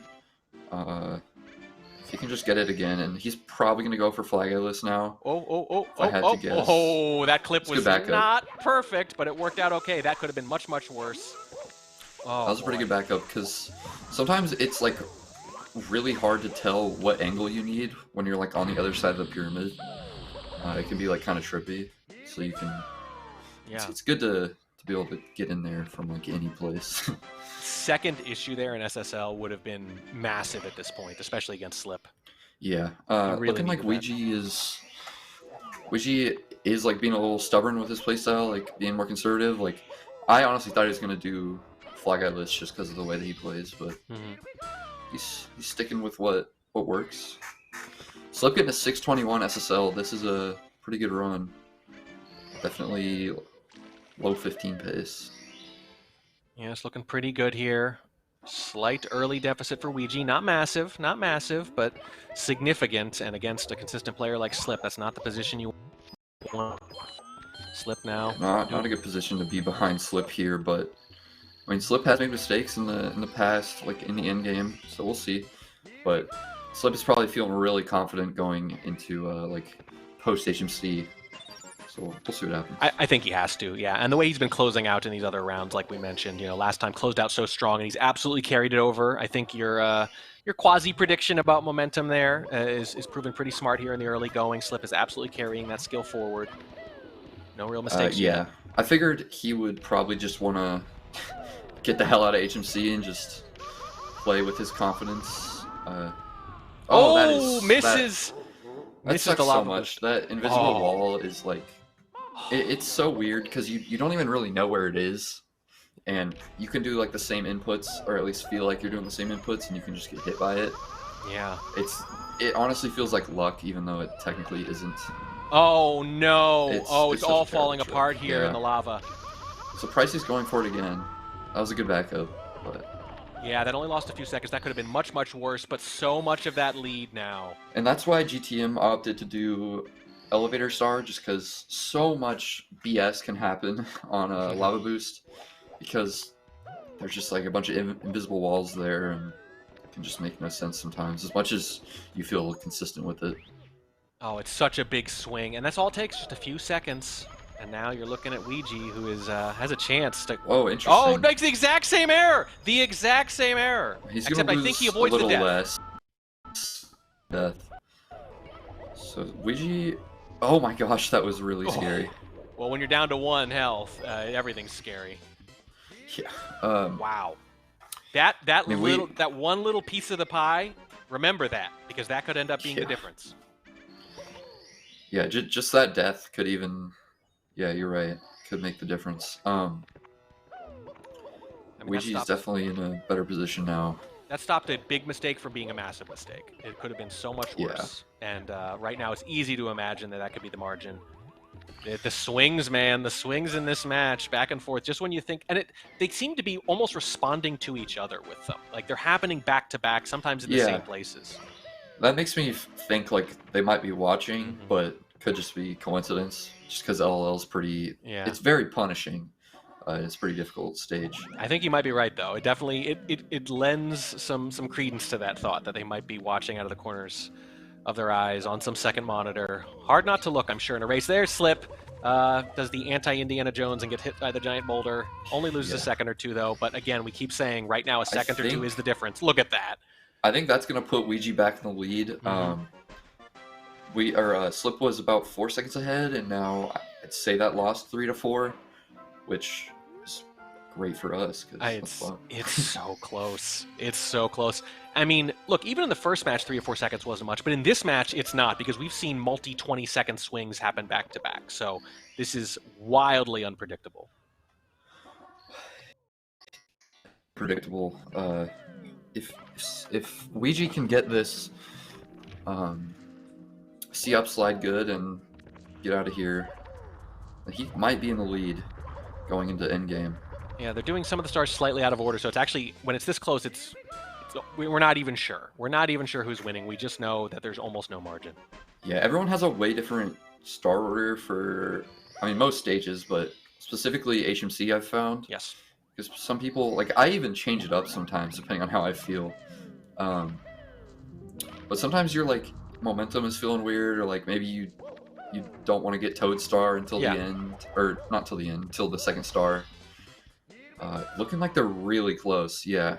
only about 2 seconds. I think if you between take out them. Toadstar, the kind of program would be really similar from runner to runners, but the mere fact that you Yeah. could just do that whenever you want, whenever a mood strikes you, stops it from ever syncing up the way you would hope with a lot of the other areas. Yeah, I mean, I'm not sure if you know this, but you can't do Toad as the last star, so like you can't long jump Right. over Yeah. grab Toad because then Nips won't spawn. But some people will grab it right after the first star, some people will grab it after the second star. Some people can change like me, or like depending on strats. Like I know Suigi does emergency exit first, just because he does the single star strat. Oh, we are They're synced. both like tied going in. You know yeah. why? Because Slip and Ouija both messed up the MIPS clip the first time. Almost identically, too. It was the same mistake, and they're both going for chip clip, and within a couple of frames, They mistake are at the same so time. close. Again, they're syncing not... Again, we usually say people are in sync because they're playing perfectly. That makes sense. They're even making the same mistakes at the same time. This is insane. Yeah, this is extremely close. I didn't think after all those mistakes, we'd get this close. Oh my god. Any little error Luigi's now. front sub is just so fast. Right, and like Slips was fine, but he's just a little suboptimal, and Ouija's was just perfect, and there's a second. Yeah, Oh, there's a second right there. Yeah, you're right. oh my goodness. Now, we always say, because we like to heighten drama, hey, it could come down to half a second, and it's true, it does. It doesn't usually, but it could. Right now, that is not looking like false drama. There's no. Ouija with the head bonk, and Slip pulls back into the lead, and he's... Remember, Fire Seat twice perfect in the first 2 rounds, and here is where he comes into his own, and he's looking perfect again. He's flying through Fire Seat, and it might absolutely save his tournament. I'm super surprised that missed. Usually that bonk happens if you long jump or not long jump, you jump dive too far back. But it didn't look like he did that, so he might have just not held A long enough, which is just such a sad mistake to make. But he could have jumped dive too early, which is also easy to make. There's still time, though. There's still the Fire Seat's BLJs. The BLJs so let difficult. Ouija back into the match in round 1, but we said it was Slip's perfect Fire Seat. That's what I thought, at least, that ultimately won him the round. How fitting would it be if Ouija makes his little mistake and then Slip responds for 3, by the way, on Fire Seat? Like, no notes. Yeah, And Slip. that might take it home He's been for him. really consistent. It's crazy. It's crazy. But if he wins, if he pulls this out, we're going to say it's because of Fire Seat on 2 different rounds. The response to his mistake in round 1 and the response to Ouija's mistake here in round 3. And now, Slip is in control. Ouija's going to have to go off. He's probably going to need Slip to make some kind of mistake. He's not far behind, though. It's not going to take much mistake. And what do you know? We're coming up on a part of the run where it is very easy to make a particular kind of mistake. Here we go. I mean, if they both tie into bits, even just a throw could change it. Slip with the BLJ. That was a great BLJ. That was what he Could be needed. a little faster. I mean, Ouija could make up some time there, but That's what he needed, yes. still very good for a race. He got through that first hurdle. Ouija messing. Here's that the next up. one. Oh, Slip coming up pretty big. That's not perfect, but you'll absolutely take it when you already have the lead. Slip coming up big with the BLJs when he needed them. I'm kind of curious to see what Slip's going to do here in bits. I think he's just going to go for normal Manamo cycle. Yeah, it looks like he's just going to go for that. Smart. If he doesn't make a mistake, he's definitely going to win this. Yep. But, I mean, Big if. bits throws are very, very hard. I think Ouija's going to do Task Long Jump just to save it. He gets it. Wow. Of course, I mean, it's the right move. Both of them. It makes sense. The strategy is making sense on both sides. Ouija's going to miss that cycle. So they're both getting about the same cycle. It's probably going to come down to throws. Yep. 3 throws for the win. Oh, Slip! Oh my Slip gosh. misses completely! Oh my god. Ouija surges into the lead. Another late change in bits. Oh my god. Oh my god. That is so... Oh, that's so sad. And immediately the analysis is reversed. Now it's Ouija who needs to miss throws. Yeah, it looks like Wow. Ouija's going to win this. I mean, It's we'll going to see, take but so many. I mean, a few misses. Oh, it runs into Bowser immediately. Immediately. he's probably going to need about 4 misses for... Slip died again. Slip died again. That's it. Now it's going to be a bunch of misses. Is that going to be... No, he's got it. Wow, what a turnaround. It all comes down to bits again, and I was already writing... There's a miss from Ouija, by the I way. have no idea what's going to happen. I don't even... Oh, prediction is a fool's game. Oh Slip. my God, Ouija. Is that gonna? Okay, no, okay. He If needs that to miss, missed, like, I was 3 gonna start to more. lose my mind. No, he's gonna need to miss more than 3. He's to Yeah, miss like okay. 4 right now. Okay, there's another he one. did miss another Okay. one. Okay, one more, and I'm gonna start to lose it. Come on, we're down to the star here, dude. I mean, Uh, okay, there it is. There it is. That was very. Somebody, please win. Somebody, please take the win. It's being offered to you. Oh my, it's such good play until the end, and then both of them back and forth. And, you know, it has to be said. It has to be said. Either of them could have won the first or the third round. The lead changed hands so many times. Yeah, that was crazy. I don't think we've ever had a match like that. That was changed so many times. I can't believe Slip died there. It might have been It's crazy. just like nerves getting to him or something. I don't know. It's not a mistake people make often, so No. I'm just surprised he made that. But it's definitely a mistake that can happen. And sucks he made it there. The caster's curse this time is me cursing myself because I was writing the narrative in my head already of, you know, Slip won because of his 3 perfect fire Cs. That's what I was going to say because it looked like it was just about there. And just as I was thinking that, he takes the death and it turns out, nope, it's all about bits. That's what turned it ultimately. Jeez, coming back in both of his individual rounds that he won, and in the match as a whole, going down the first game and then taking 2 in a row. The actual times were not great for either player. Both played well below their normal level here in these, but they timed things at the right time. And a 16-24, believe it or not, is actually going to take it home and vault Ouija into the finals against Ouija. Yeah, that's going to be a fun match. We're going to see, I mean, 2 with like the best movement. Like 2 of the best players with the best movement play, which is going to be really fun. Hopefully Ouija will like be more consistent with the end games because that's like probably going to be the big difference between the 2. But that's going to be a fun match. But I'm excited for this bronze match too. Yeah, that's going to happen as well. We're through 2 of our 4 matches, and I'll remind you again that the finals are going to be, everyone in chat, best of 5, not best of 3. So it'll still be pretty dramatic, but it won't be one of those things where you make one mistake and your whole match is potentially over. Just like you lose the first one, you'll come back. You don't go into do or die mode immediately. But I have a feeling it's going to be pretty hype anyway, albeit for different reasons. Yeah. That is remarkable. The finals are set. It's going to be Sweegie versus Ouija, which is pretty hard to say, but pretty easy to get excited about. But before that, GTM and Slippery Nip are going to treat us to a bronze match. We will be right back.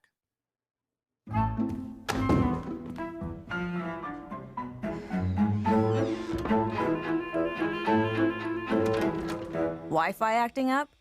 Switch to next generation Wi-Fi 6 technology on Shaw Fiber Plus Gig Internet.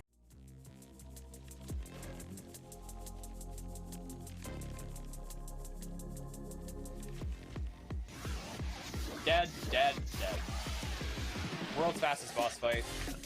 Oh, I do too much damage. I'm gonna reset. I do. Yeah, because I can't bounce on him now. Really, with one run, anything can happen. It almost doesn't matter if their personal bests are close or not, because you only get one shot at this. So consistency, as much as skill ceiling, is going to be the name of the game today. So he just did no LBLJ and got world record that night in that category. What am I going to do next? I got to do something. Jeez. And so the 16-star runner might have the advantage over maybe like very clean stars, you know, saving some time there, but will mess up as, you know, the stamina wears out over the course of the run. All right, time. But time. And time.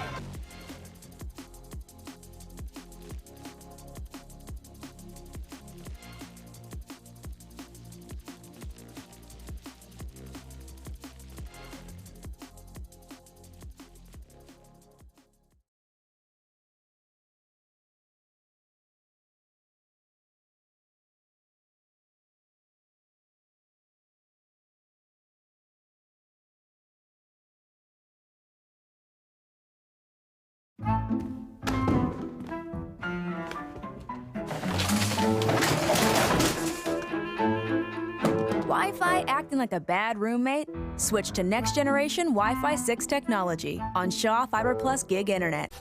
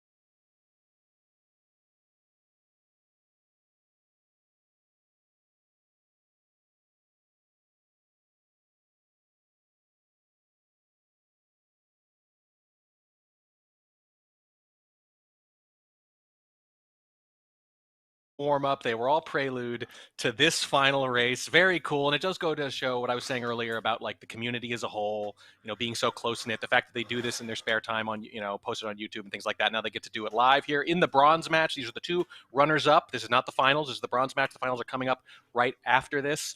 Let me make sure that they are all ready to go. And if they are, we're going to get into this bronze match, which it'll be kind of interesting to see if it's a little smoother now that there's maybe a little less pressure on too. Sometimes you'll see that. I'm excited to see this. All right, they are ready. Runners, please start in 3, 2, 1, go. Boy, so you know GTM technically lost 2-0 to Sweetie, but like you were saying, that's a little misleading. There were some really close ones in there. That second round could have easily pushed to a third. Slip goes up 1-0. Ouija takes the next two, but you know Slip absolutely in a position to win it in the waning seconds of that round, and also could have lost the first one just as easily too, right? Like they both could have gone either way, and one went each way, so it kind of evened out. He won one coin flip out of two, kind of. It was that second one where Ouija just went off, relative to Slip at least, that was ultimately the decider. Yeah, I mean, I could see anyone winning this. It's really hard to say, especially like Slip coming out of like the last game with some momentum, which could be bad momentum or good momentum. I don't know. And GTM probably feeling pretty good after like being so close with Suiji in his 2 matches, which I don't know. It's hard to tell who I think I would count on to win this game. Yeah, well, the seeding mattered. Technically, I think it was seeded according to world record, which is Suiji, who was first, played GTM, who was fifth, and 2 and 3 played each other. If you change the seeding around, JTM wins that, because his times were better than Ouiji's and Slip's. It was only Suiji that he was losing to with those times. So I think that's a good way to look at it. He's actually playing very well. He just had the misfortune of being seeded against the #1 in the world. Yeah, it is unfortunate for GTM, but I think he played really well. So. He did. Yeah, I mean, look, we've seen that if you play near your best in one of these, you're probably going to win. If your opponent does that, you just tip your cap. What's wrong with GTM's audio right now? But yeah, I don't know. GTM already seems like he's in like a huge lead. I'm not sure what happened with Slip. I didn't see anything. I think they started around the same time. Every now and then you'll get, someone starting 5 or 6 seconds later, and we'll kind of lose that sync and have to check the time. But I thought they did sync. Their timers are the exact same. I wonder what Slip did. I guess we weren't paying attention. Oh, someone said missed LBLJ.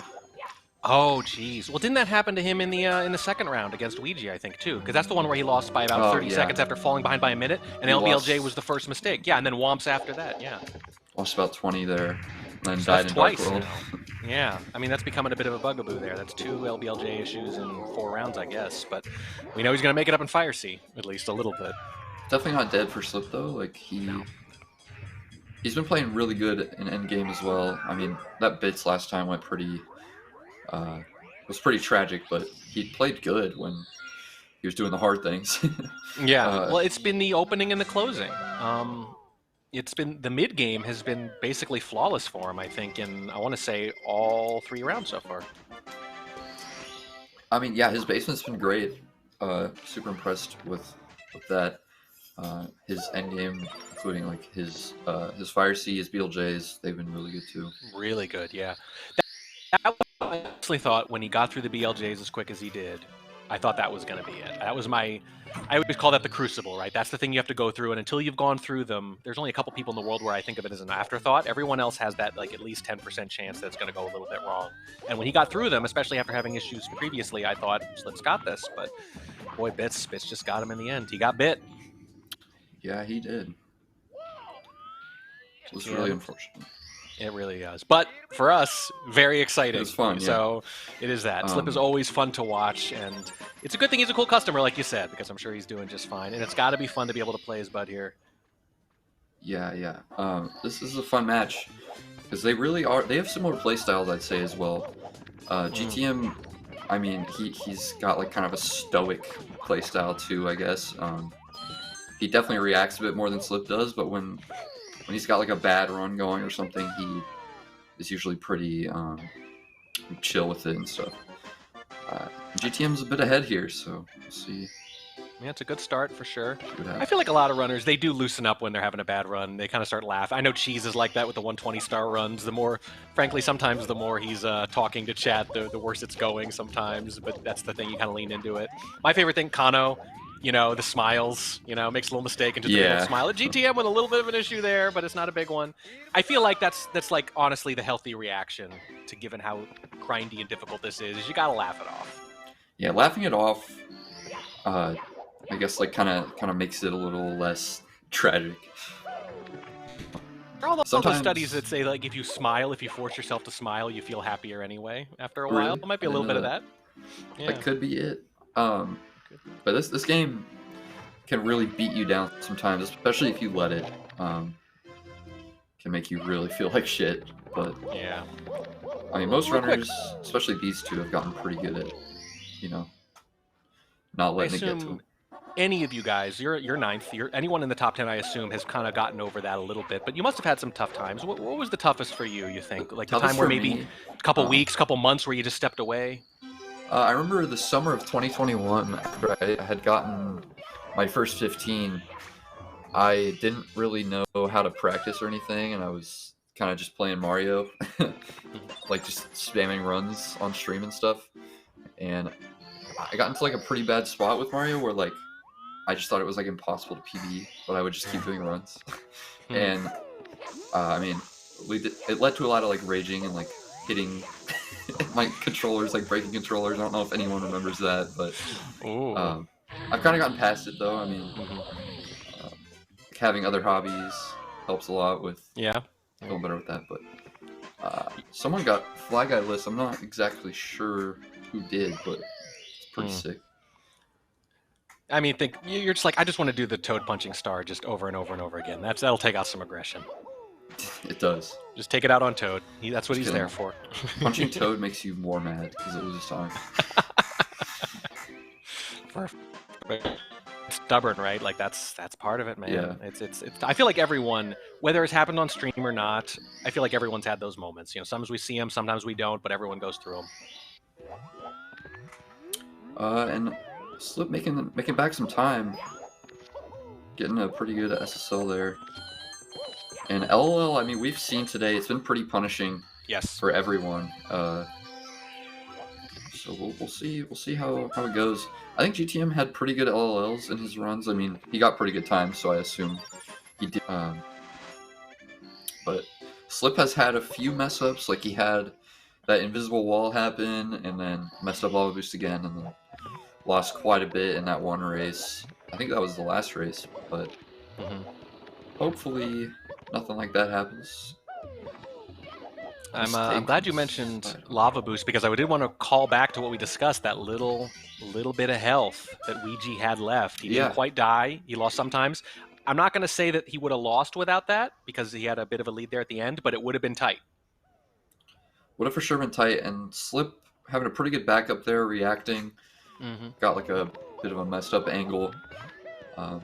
GTM also had a really good backup on side hop. Instead of like letting himself go into the lava, losing 7 seconds, he reacted and only lost like 3 or 4, which was pretty nice. Slip is, or not Slip, GTM opting to do Elevator Star, which is pretty smart considering like everyone today has like mess, except for Sweegie. Yeah, there we go.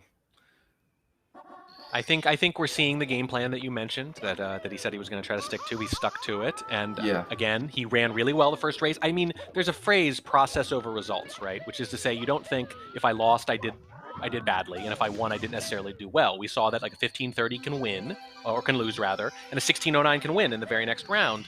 So process over results means, did I put up good times, right? It doesn't matter if it won or lost. I can't control what Sweegie's doing. I can't control who I'm playing.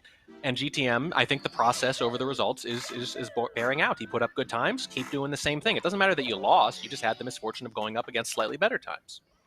Yeah, exactly. And like, I think it's good to be proud of yourself with that kind of performance as well. Like, you know, if you got a 15:30, carry that momentum in the next game and get a good placement. And you know, I think GTM is doing that. It seems like he's playing pretty good, not letting it get to him. I mean, that was a bit of a mistake, but easy to back up. Doesn't lose too much time.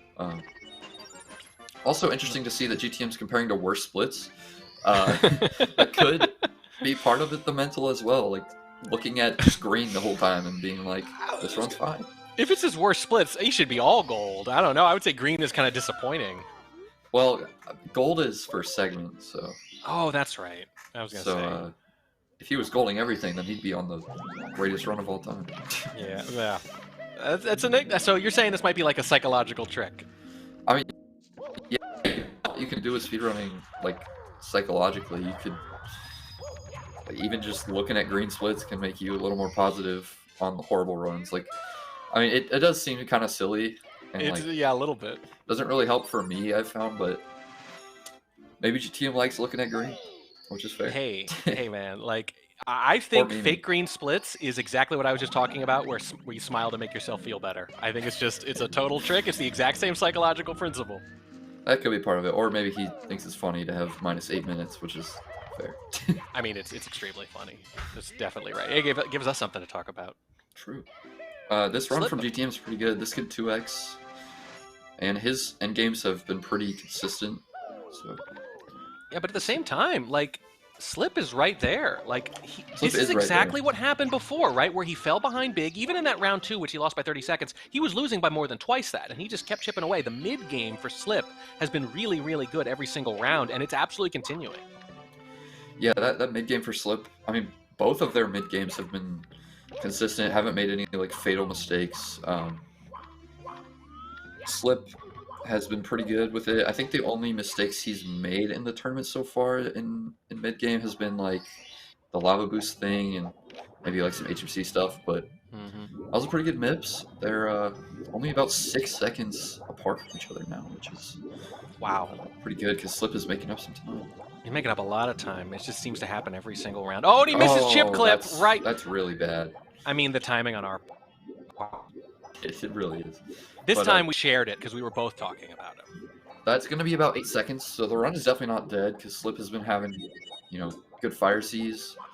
And GTM can still mess up. GTM, you never know what's going to happen.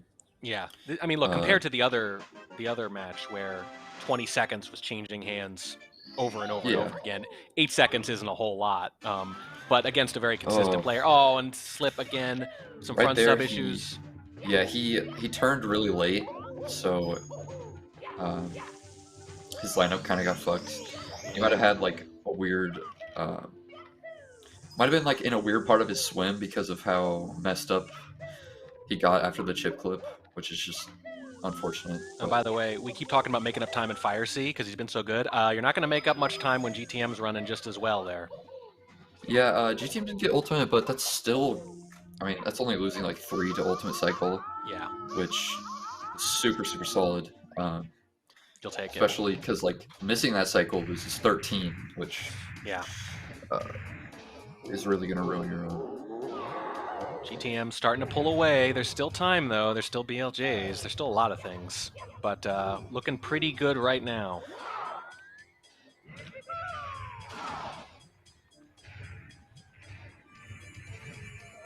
But I mean, honestly, given the number of mistakes we've seen there, it feels like the deficit should be bigger. It feels like Slip should be behind by more. Yeah, it does. I mean, far behind right now. And did he get ultimate? I wasn't really watching. We cut to the large screen. I think he must have. For sure. He made up so much ultimate. time. And again, Fire C. Like I just assume, as exciting really as it is. He's been so good in Fire C. For me, the story there is that GTM was almost as good, that he only gave up a few seconds in Fire C, because that's where Slip's been making his money, like, all day. With all those issues, Slip is still only 16 behind right now, which, I mean, he's still got a shot for sure, especially if GTM messes up BLJs at all. Here we go. Moment of truth. Pretty good, BLJs. Whoa, real good for GTM. Excellent. That's one. I kind of want to count the BLJs the same way we count Bowser throws sometimes. Just 1, 2. Yeah. Here we go. One of the last chances here, and nice. Pretty good. Pretty good. Yep. Pretty decent from Slip too. Not as good as GTM's, but good if he gets enough. a first catch here, then might be all right. I think GTM's just gonna do his really consistent beginning. Yeah, that's a super consistent triple jump dive. Not doing Mano. He's just gonna try and close this one out. I mean, and Slip has had trouble with bits anyway, so you're playing the odds here, you know. I mean, look, sometimes just on a given day, he's really far right there. Okay, yeah, that's good. He's good. So it's going to come down to throws, and he's got a lot of margin on the throws. Yeah, for sure. And I mean, I don't know why GTM's like moving into the wind. He's losing like 2 seconds there. That's weird. I think he just that's where Slip died. Remember, right there. Yeah, I know, but like he doesn't win. He's like moving left, like overcompensated. Yeah. Because he's doing the triple jump anyway. It's just interesting to see. Might just be more consistent for him. Yeah, I think he probably just thought of it as safer. There's the first throw from GTM, I believe. His throws are looking good. Nice, super good run from GTM. He's been really consistent. Yeah, I mean, most consistent runner all day except for Sweegie. And that's going to be round 1 to GTM, and exactly the kind of thing we've been seeing from him all day. It's just a really good, solid time. Not a mind-blowing time, but no bad ones at all. 15:24. I mean, it's pretty. Great. I think that might have been his highest, because I think we said he was 35 seconds behind his PB earlier. Yeah, that's his best run. So it's even a few seconds quicker than his best run earlier. This is just a really, really solid pace from him. Yeah, GTM is playing really, really consistent. He's not really making any like terrible mistakes. Just getting through runs. Yeah, he's doing great. Yeah, very If he solid. if he carries this into the next round, or into the next game, he'll definitely beat Slip, I think. I mean, But I if mean, you Slip take, could pull something out. he absolutely could. We've seen it before. I mean, look, if you take GTM's times and you just put them up against either of the other two competitors other than Suigi, he would have 2-0'd them. Yeah, I got you. Which is crazy, right? Like, again, it's just down to that seeding. You know, Suigi is pretty cracked, but JTM is not far behind today. He's putting up some really crazy numbers for live, and you know, in a position to take the bronze match here. Slip has, after winning that first match against Ouija, has now lost 3 rounds in a row. I think this last one, though, definitely, this was Slip getting back on track. He made a few mistakes, but he put up a much better time than those other rounds. Yeah. What did GT or Slip even end up getting? I didn't. I'm not see. sure. I just know that by the end he wasn't too far Yeah. behind. So I'm going to He for assume sure he didn't miss a got a bunch of pretty good throws, time. right? Yeah. Maybe they can switch to the double screen. But Yeah, maybe we can check that out. Oh, 1541. Yeah, he had a really good run. Pretty good ending. The what was like the worst part of it? Oh, it was that DDD. He lost like 20 or something. Which could have been it was probably the difference between winning and losing there. Yeah. So even just like one stage like that. I mean, he had the LBLJ issue again, but he easily made that up. Like, we kept saying, like, how is he this close? He's made more big mistakes, but it's just between his mistakes, he was so much better. He was making up a second here, a second there, and it added up. And I think, like you said, just one fewer mistake there, and it would have been neck and neck. But that's the thing with being consistent is your opponent has to match it. They can't afford any big mistakes. Slip made 2. He was able to afford maybe 1, and GTM just continues to put up these times and just seems to be getting better as the day goes on, too. Yeah, GTM he's playing really good. I mean, Slip is too. So anyone could win this next one. So we'll see what happens. Yep. And while we're waiting for the runners to get ready for the next round in the bronze match here, I want to give another quick shout out to Rogers together with Shaw and the Global Speedrun Association for making today's event possible. For the former, it's all about speed and reliability for streaming and gaming. Esport, and if they've come together with TGS today to create a really fun event. I don't know about you, like I can appreciate a good live time attack. I don't want to pick a favorite format, but I'm really partial to races like this. I mean, for me, I think from a runner standpoint, LTAs are better just because you're able to reset.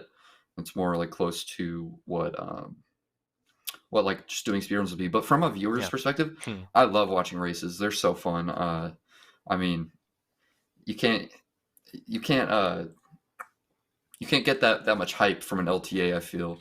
And it's just every match, so it's really cool. I like both. I think that's fair. LTA more fun for the runners, but races more fun for the viewers and the casters for that matter. So I think it's a fair trade. It's a fair trade. And now you get to be on the other side of it too. So you would not like to race as much then if you had to. I mean, I'm sure you do it, but it's a different animal. Oh, I'd race. It's just if there's like an LTA tournament or a race tournament, or like if I had a choice, I'd probably pick LTA just because I like being able to reset and I don't have to. It's not as much pressure on you, but it also makes more fun for the viewers. So I don't know. Makes sense. We got more fun coming up. Here we go. GTM is ready. Slip is ready. I'm counting them in. 3, 2, 1, go. And GTM here has a chance to put it away. If he wins here, he takes the bronze match 2-0. Otherwise, Slip is going to force a round 3. Would not surprise me either way. They both were really good there. Slip had, I think, his best run of the day, and GTM did too. Just a little bit better, about 16th better times we saw, 15:26 and 15:41. So for a race like this, that's really close. Yeah, they both played really good. I mean, I think they both got better times than all of the Slip and Ouija match, except for that one run Ouija got. But mid 15, I think it was. Really good. They really are. They really are. So a little possible consolation here. GTM loses 2-0 to Suigi, but has a chance to take the bronze match instead. And I think all runners have run pretty well, though. The fact that we're talking about like a low 16 as a quote-unquote disappointment is just goes to show you how good these runners are, because that's an insane time. 16 stars changed a lot, like especially the last 2-3 years, times have just gotten so much lower. Well, And- we have it on good authority from the world record holder that that's not going to happen anymore. We'll Yeah. see. Famous last words, though. I feel like anytime you ever predict that like a certain barrier will not be crossed in speedrunning, you almost always end up eating your words. Oh, that LBLJ from Slip is really tough. That's 3 times now in 4 rounds that it's given some trouble. Yeah, I wonder what's going on, because that sucks so much. That's a Maybe bummer. he could do. Oh my gosh, but GTM GTM dying. falls, getting the red coins, and but his Slip is still on the LBLJ, so we'll see if he's even in a position to capitalize. There we go. They're both like tied now. Wow. Okay. Well, it all evens out. None of that counted. There we go. That's fun. That's how it happened. The dueling mistakes we've seen in so many of these rounds, again, like mistake followed by immediate mistake, so that basically evens out. It's crazy. It doesn't usually happen like that. Usually it's like one guy loses 15, the other loses 10, and then it evens out later. No, no, no. This has been like back and forth in the good ways and the bad ways. Yeah, the back and forth has been really fun. Oh my gosh, Slip missing a red. But small it's small been issue. fun watching, like, it is really just like mistake, and then someone makes a mistake, Yeah. and then it just like keeps going back and forth. And GTM speaking dying, which Yep. is really bad, but we might see a game 3, which would be fun. It would be fun.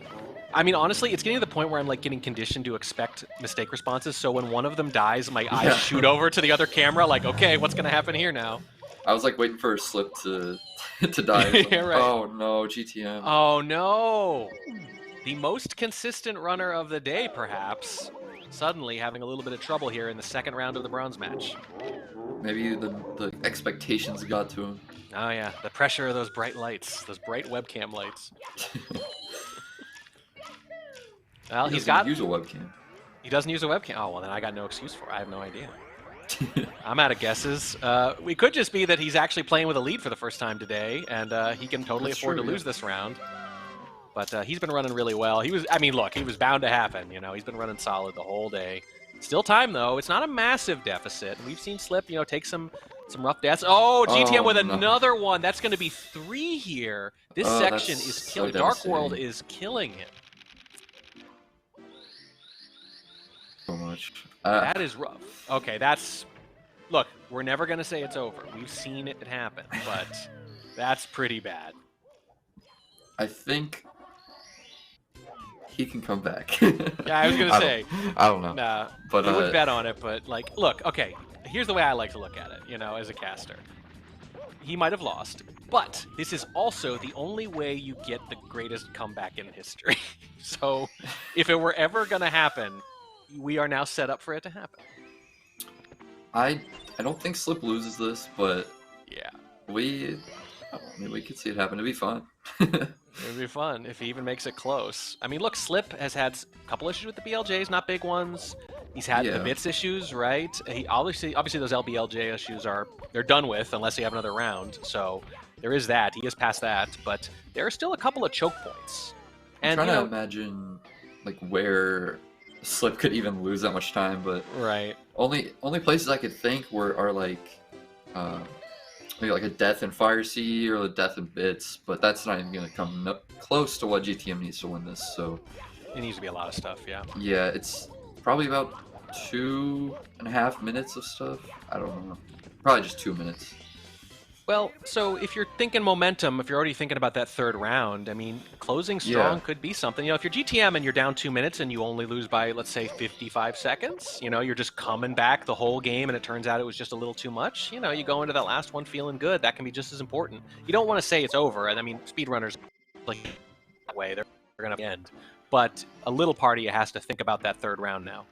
Yeah, there's for sure merit to finishing this run out and trying to play your best still, because I mean you could play out of your mind and then go to the next game and know that you can do it again and win that next race.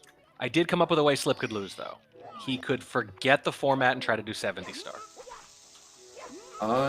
That is very plausible. That's Very definitely gonna plausible. happen. Oh, yeah, that happens all the time. He's It's a gonna do con- double plus here. Con- Just slip of the mind. Yeah, there we go. Oh, is it 70? Oh, jeez. I'm sorry. Too many events. I mean, Everyone it is. knows Slip is a good 70 runner. Yeah, yeah. I mean, I do find it personally. I find it really fascinating when a runner kind of makes the decision to stay on like one half of that divide. Like, I mean, if you're gonna break them up into halves, it's 16, 1, and 0, and it's 70 and 120. Like, that's where the line is if you had to put the line. And it's Yeah. really interesting to me when a runner crosses that line, especially after a while, right? Like, we're seeing Kano start to do it, and obviously we saw kind of Ouija do it in very dramatic, sudden fashion in a way that I think surprised even himself. So it's always interesting to me to see like what kind of skill set goes into what, the marathon versus the sprint, like I said earlier. And I don't know, is that something you think about a lot? Do you have preferences there? Yeah, I mean, I'm like every short category runner thinks about it quite a bit, and it's like a big thing. Like every short category runner probably wants to try out like 120, but it's so daunting having to suck at the game, and also learn all those stars. Because if you want to get to the level you are in the other categories, you need to grind 120 of the stars when you've been doing 16. It's extremely difficult to even like start even trying. But I mean, I've been able to do it. I mean, I'm not great at 70 star, but I've done it before. It's a lot of fun. Big breath of fresh air, but it's hard to transition for sure. Very difficult. I mean, the nice thing is you can't lose more than 15 minutes, you know, basically on a 16-star run. So you can just Yeah. grind and reset and reset. But the idea of losing, just constitutionally, I don't think I could handle sinking 90 minutes into a run that just poof vanishes into the ether with a Yeah. death. Like, oh, It's so difficult to I don't think I would do great with 120. I mean, I'm gonna run it at some point, but you got to try it, yeah. my mental at the moment, I would just get mad at everything. I mean, you probably need a total reset. It would probably feel like playing a completely different game Yeah. in some ways, yeah. It would definitely feel like a completely different speedrun, which is fun. Like I'm excited to try it out, but it's gonna be a lot of grinding. Yeah. Well, I mean, you also see players, sometimes it's just like they're dominating all the short categories, so it's like, what now? Play a different game? No. Exactly, yeah. Like Yeah. world record in 16 stars seems so far away. That's why I'm shooting to get second place one day. Okay. Ooh, okay. That's Selling at the moment. So Mhm. like world record isn't even like in my head. Aw. Just because of how good that is. So modest. Well, hey, 14x, right? Come on, sub 15. Yeah, you got 4x that. for sure. You got that. 14 4x, 14 for sure. But world record is just so good in 16 star right now that like Makes you the not wanna longer try. Categories look real appealing. Really feeling those are looking a lot better. It's like 16 stars, a lot of Yeah. fun, but I got a better chance at some of these. I mean, that's an interesting way to think of it too. Just like thinking strategically about getting a world record and not necessarily caring as much about which one it is. Yeah, for sure. I mean, and this game is just so optimized. Like it's hard to. Every world record is very good. It's a 27-year-old game, and it might. I'm not sure it's ever been bigger for speedrunning than it is now, which really says something about it. I mean, yeah, I don't know if it was bigger like back in 2020 when like all the big streamers were playing, but it definitely is pretty big right now. Like people like watching it, which is fun. And I feel like 95% of the top runners were literally not born until after it came out. Yeah, I mean, I wasn't. Yeah, it's crazy. I was, but I was still a kid, for crying out loud. I remember it coming out, you know, and losing my mind. I thought, The game just so you know, guys, we thought these graphics were amazing. Amazing. They blew our minds. Dude, when I first started playing this game, I wasn't even like, I didn't even think about the graphics. I was just like, this game is fun. Well, I mean, honestly, the thing it gave us was Mario the Olympian, right? Mario, like the crazy jump, all that stuff. Like, produce that. I thought it was so weird because, you know, he's a plumber. He's the stocky little guy. And yeah, he could always jump or whatever, but it was always really simple. And when they introduced all this like crazy high-level movement mechanics, I thought, what are they doing? This is so, it felt so weird. Like it didn't fit the character. But then, like you said, it was just so fun, and they've never looked back from that. And in retrospect, it was like the single best thing they ever did with the series. Yeah, I love. So like you might be surprised with this, but I've played 2 Mario games in my life. That's it. I played this game and Super Mario Bros. New Super Mario Bros. Wii. I love those games. But This game, I hadn't even heard of it when I first played it in 2020. You're like 64. They made 64 of those? Wow, that's a lot of games. Wow, jeez, Yeah, I didn't it's even like play. that kind of thing. Yeah. I don't even know why it was called that. Yeah. But this game, no, it does hold up. Like, Yeah. the graphics, obviously, Whatever. to like, if you're looking at it compared to like Cyberpunk or like, I don't even know the new games. Yeah. You're like, this is ugly, but Yeah. for what this game gives, like the movement, everything, like the graphics are not even close to a big deal. When you've said you only played 2 Mario games, did you mean to say you only run 2 Mario games, or have you like literally not even played Odyssey or anything? I've never played Odyssey. Wow. The movement's really good. You'd like it. I want to try it. It seems fun. I can't imagine playing Mario on a controller without notches, and I don't want to. I can't imagine playing it on like a good controller, or modern controller. Oh, I man. also, I don't just Oh because yeah. I'm so used to Mario.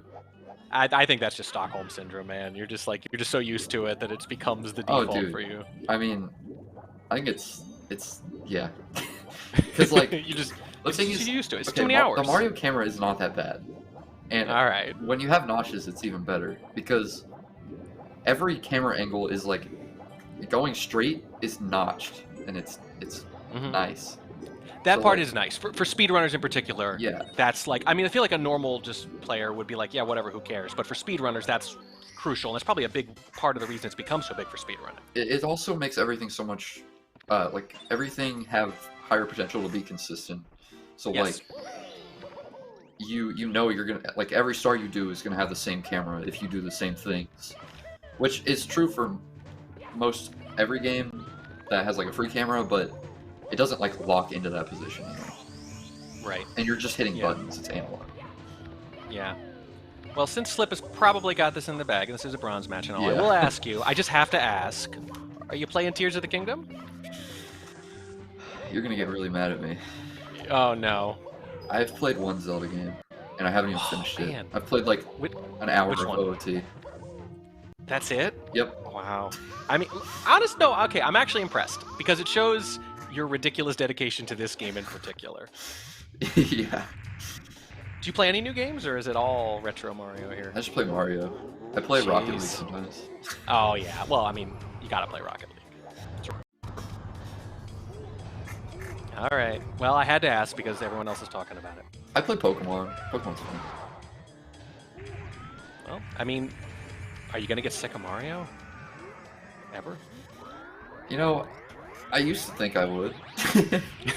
That was years ago, right? Yeah, and then 4 years have gone by, and I'll get burnt out sometimes, but I always want to go back. So I mean, not to get all sappy about it, but I think that is probably down as much to the community as anything, because like you're not I'm sure you obviously enjoy the game, but obviously like the interplay between competitors, like we're seeing right now, is the runners like driving each Yeah. other harder and deeper, you know, like to try to like get the lowest time. I always think of getting the lowest time. Obviously, there's an individual aspect to it, but it's also like a community effort, finding new strats and the way everyone shares them and everything. So I think deep down, the staying power of this game, obviously the movement being ahead of its time, but specifically the community around it and the camaraderie the runners share. those BLJs were tragic. But yeah, I mean, having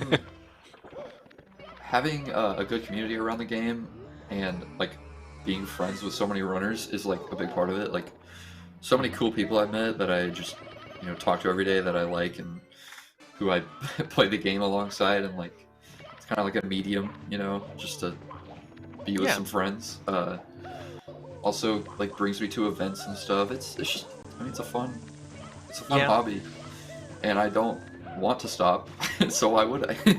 Yeah, why would you? Why would you? I mean, you're saving a lot of money on new games. New games are expensive, my man. If you could play a 27-year-old, how many people talk a lot, kind of sometimes it's silly too when they review a game. They just talk about how many hours they got out of it. Like that's the only thing, right? Like just killing time. But if we're talking about hours, you're getting, I don't know, thousands of hours per dollar for your money here. I probably put, I don't know. I don't really have a great estimate, but I'm guessing 2,000 to 3,000, maybe more, probably more. Good lord. Which is just crazy. And that's not watching other streams or videos or casting that like doesn't- this. It doesn't even Yeah. come close to like a percentage of the total interaction you're getting. I'm from not it. kidding. Interacting, like doing anything Mario, I'm probably around 15,000 hours. Oh my god. I watch a lot of streams, and I watch. I hang around the community a lot, and I've gone to events. So That's like, excellent. it's got to be up there. And if you guys want to meet him and watch him just play more Mario or just talk about it, he'll be at PACE. That's first week of July. It's put on by the Global Speedrun Association. You're going to want to check out start.gg to learn more about that. There are going to be lots of your favorite runners. Yep, and Slip takes it as we've known for the last, I guess, 10 minutes or so, Yeah. which is why we were talking about Mario history so much. Yeah. That was a pretty decent run by Slip. I'm kind of curious where GTM is right now, but I think we all knew what was going to happen. Yeah, he's just now hitting the stairs. There we go, getting those steps in, and it's not even catching. Wow, this is. I mean, this point. Again, I get that. I mean, I thought maybe he'd want to practice the BLJs, but we're just going to call this a lost run. It's our first non-finished run of the day, I think. And look, if you're going to make your mistakes, why don't you just put them all in one run? Exactly. Get it out. That is the way to do it. And he's just bouncing around having a little fun now. It's like screaming into a pillow. Right. I mean, look, in this format, bunching your mistakes together is absolutely the way to go. Absolutely the way to go. And he's got a game. It's gonna come down to this next one, so this run won't matter if he wins. That's right, it won't at all. I'm going to check with the runners now, see if they need a minute or not. Maybe GTM take a shower, just watch the whole thing off.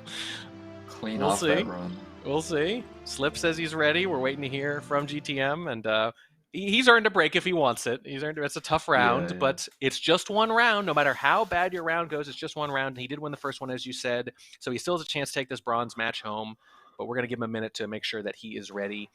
After that, after the bronze match concludes, the next one will be the finals, literally our final match of the day and the finals of this bracket tournament, this invitational. It's going to be between Sweegie and Ouija, and that's going to be a best of 5. That will be for all of the marbles. GTM says he's ready as well. We're just going to get right into it. Let's finish up this bronze match. Runners, please start in 3, 2, 1, go. Good luck, have fun. Here we go. Bronze match winner coming right up in around the next 15 to 16 minutes, and after that, it's going to be a short break and the big old final. It might be. That's the question. He definitely has it in him, but a rough first match that Ouija barely survived, whereas Sweegie kind of cruised a little more. So if he runs anything like that, he's going to take this event easily. Yeah, we'll see what happens. I mean, I'm predicting Sweegie just because of how consistent he is, but I'd love to see Ouija like do some crazy stuff and play super good. That sounds fun. I mean, even just pulling out one of those early rounds just to make it clear this is going to be a match. This is not going to be a coronation. This is going to be a fight. Even that would be pretty hype. And we've seen it from Ouija before. We saw that mid 15 earlier, and I feel like he's not playing anywhere near his potential even. So there's always the potential for that like cracked Ouija run that we've seen so often. Yeah, I agree. Ouija, definitely don't count Ouija out as much as like Sweegie GTM Lakitu does not skip. We have not seen. Boy, it's been a while since I saw a Lakitu at the beginning of one of these. That is, it's not a big time loss. It's just like an embarrassing one. That's only like what? I forgot how much It's like time 3 it is. seconds, Like 8 right? seconds. 3 or 4 seconds. Yeah. It's No, just no, like it's like 8. Is it that long? Really? Yeah. Okay. It takes forever. I feel like the psychological damage is more significant than the actual time loss. No, it sucks missing Lakitu. Well, also, it's not just that, because, like, again, you cannot reset here. There's no point. Oh, and GTM hit by the fire, and the last round so far absolutely carrying over into this one. He can still get the cycle he wanted, though. Just... Mistakes go, it's pretty... Oh, it's just like, if you got Lakitu, it's like in live time attack, anything else, even near the end of a live time attack, you would be resetting. Oh, yeah, for sure. Like, that kind of Immediate thing, reset. you don't continue. Oh, But... you got to in a now. race, you gotta. You gotta. I gotta be honest, if you'd said, what are the odds that anyone is gonna hit Lakitu, I'd be like, oh, I don't know, 20 to 1. It's in any interesting round. what GTM's doing right now. I think he might be really nervous. Because he could have gotten Shig there, but he kind of waited and got a later cycle, and then he decided not to jump over there to the and like do the wall kick. That was interesting, but I mean, so let's headcanon it a little bit here. I mean, I think it would make sense for him to say, okay, take a breath. You know, you're making mistakes that you don't Yeah, normally yeah. make. You're making mistakes on like easy things, even, right? Just getting hit by the fire, lack of two. Like, let's just breathe and reset and start over, because he was so consistent the whole rest of the day. Oh, okay, he's still good, still good. That's what I'm thinking. I'm thinking mental reset. yeah, hopefully. I mean, I think he needs to just. Well, I don't know what he needs to do, but he needs to go back to the consistency he was at. You know,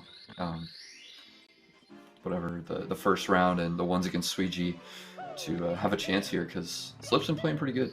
Hey, But, I mean, sometimes GTM, sometimes sure there's no complicated analysis to do. Sometimes you're Yeah. just like, hey, he's got to be better. Like that's yeah, I there's mean, no that's trick all, to it. That's all you can Yeah. do. It's like, I'm sure some mental stuff to it, because there always is speedrunning. But and I do want to say hopefully- one more time during this it's match, thank you again to Rogers, together with Shaw, who brings us this event along with the GSA. Again, consistency, speed, reliability from an ISP. It's what you want from an ISP. It's what you want from speedrunners as well. It's a perfect match made in heaven. They put on a lot of these events, and honestly, it's sponsors like that keep like speedrunning alive as like an esport in addition to the community, not just as like a hobby, right? But as for some people, like a borderline profession. So we are very thankful that we get to keep putting these cool events on. Yeah, it's awesome that people are willing to sponsor our hobby. It's great. I love it. Yeah, I mean, can you believe people actually sometimes get paid money for winning these things? It's nuts. Could never be me. Oh, so modest I'm just again. kidding. So I'm modest fun. again. That, and he's not even playing for the world record of 16 star. He's playing for second too. So, all about the modest. Anyway, GTM having a pretty decent womps right now, as well as Slip. Slip's getting out of here. But That's good, because he had I mean, we talked about it. Like that kind of lost him that match earlier, was the womps in one of those rounds, and that ended up being, well, you can't say that's the difference, because 10 different things could have been the difference when it was that close. Right. But that was one of the things that could have been the difference, and it's nice to just kind of get over that hurdle and say, okay, don't worry, I did not forget how to do womps. Yeah, I mean, I thought that womps was better than it was. I don't know what I was on, but he lost like 6 or so seconds, but that's fine. He can definitely bring it back in like SSL. Maybe if Slip goes for Flag Eye lists, put him in the lead, which would be, I mean, great for GTM. We'll see what happens. Yeah, playing from behind again, though, as he has been for most of the match here. But That's a missed pretty Flag Eye modest list, lead like right I said. now. Oh, you called it. Looking like he's going to die there. Yeah. Oh, it's going to get worse. Down into the sand we go, and Slip is going to lose a lot more time. And GTM is going to surge into the lead. Exactly what I said happened. You called it, man. You called it. That is exactly right. See, don't be so modest. You know what's up. I know. There we go. That's I mean, hey, no substitute for running the game at a high level yourself. You know how they think. You know the risks. Yeah. You know where it's likely to go wrong, because it's happened to you, I'm sure. Oh yeah, for sure. I know Learn by mistakes making the 'cause same they happen to mistakes. me. That's exactly how you learn, is you make the mistakes yourself, and then you know. It is, like we said earlier, it is 99% mistake making, speedrunning. Oh, little issue with the bomb for GTM. That's the second time missed we've the seen that messed GTM. up today. Remember, we saw Ouija almost mess that up and back it up pretty well, but GTM here could not regrab quick enough. Oh, And no. slides That's down for the really star, and it is, That's the okay, though. problems are compounding, I think. Yeah, that sucks, because he was in the lead. If he, I mean, he can definitely still bring it back. I don't think he's that even far behind. I think about 5 seconds. But that's really unfortunate. Hopefully he gets this plus here. Yeah, that's He's a not little doing rough. It Tama feels- for some reason.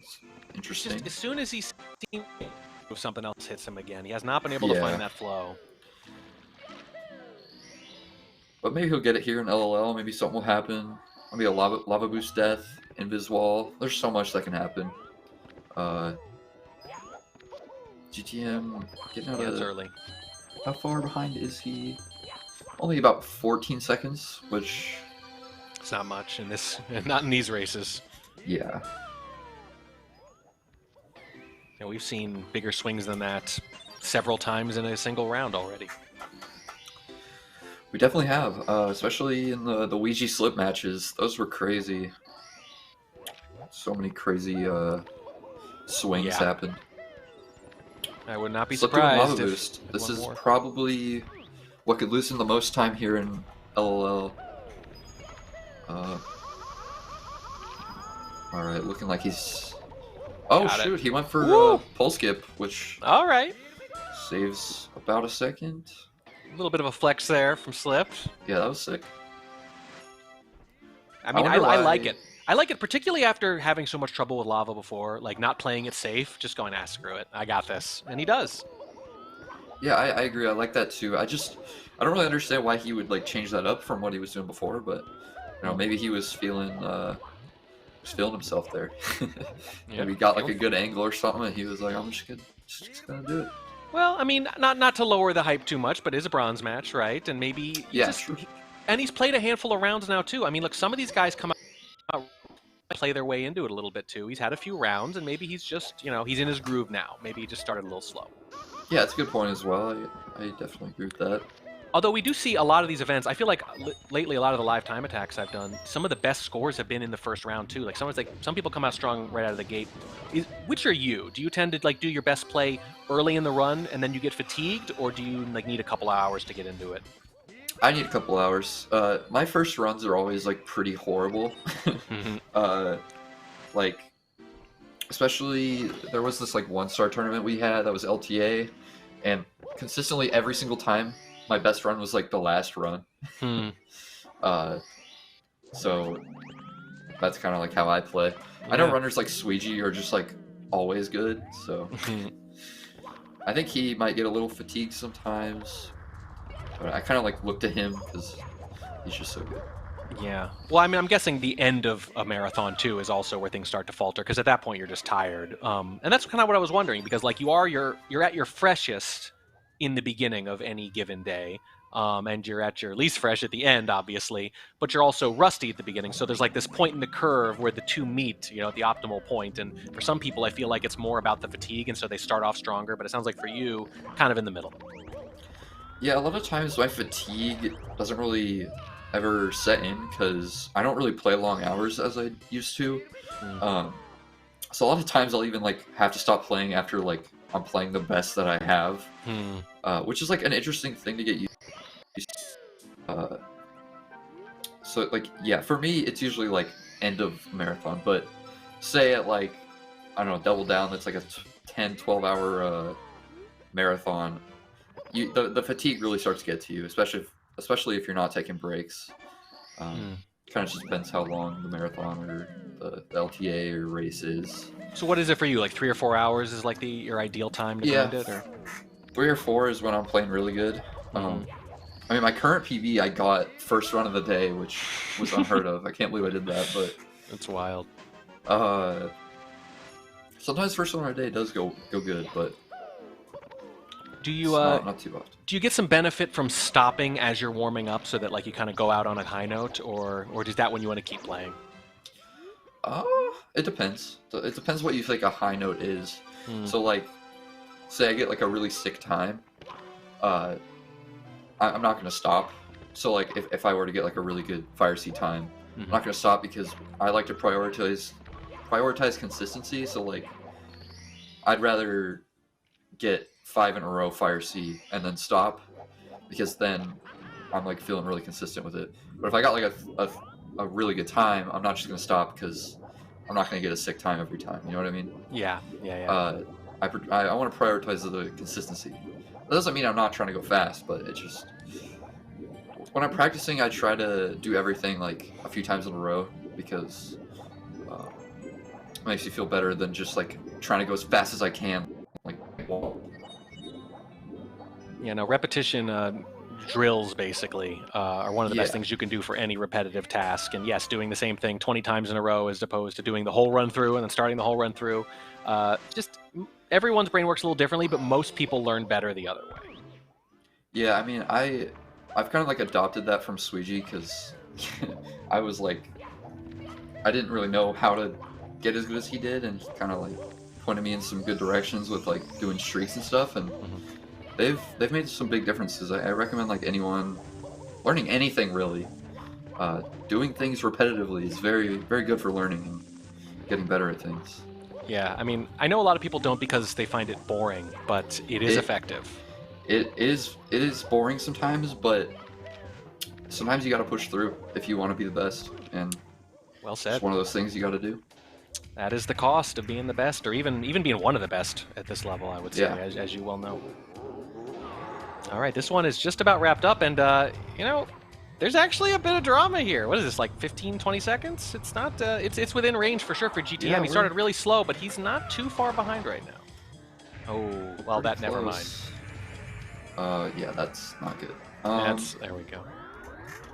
But we're still going to need some significant mistakes. But BLJs are coming up.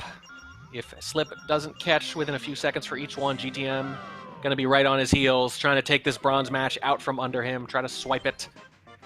Could go either way still. And then just after that, we will get the finals matches, though, so far. Yeah, they have been really good matches, but for this match, or for this game, we're gonna need some tragedies. Some for tragedies. GTM to have a chance. And Did he miss that throw? yes, Yeah. he did. So that's we're gonna need 2 tragedies. Yeah, we're gonna need 2. 2 tragedies equals Maybe 1 even comedy. There we go. If he missed that throw, I was just gonna have to walk away for a little while. Slip messing up BLJs. Oh, this is how it starts. But Okay, well, no, he got okay. it second try. All right, he's fine. I'd say he feels pretty safe now. Mm-hmm. I don't think. I mean, bits could happen, but Bits has happened a couple of times. Oh, really Slip good with a good second second BLJ too. Okay, that was one of the ways he could have let GTM back in the match, and it did not happen. Oh boy. Oh boy. So you going for Tesla? Okay. Ah! Oh dear. I mean, That was so scary. I know, because like we almost manifested it again, didn't we? Yeah, I could tell what he was trying to do. He was trying to like fix his angle because it was super messed up, but he did a side flip instead.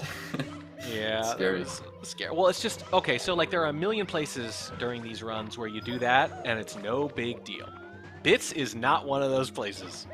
Yeah, no, you Ooh, ledge grab. can't really do that. If a side jump by mistake in Bits can ruin your day. And Nip now we need down 4 to missed throws. throws. Yeah, yeah, you're doing the math. Never tell me the odds. And the first one's going to be pretty much it's dead on over. too. Yeah. That's too bad. Okay. No. All right.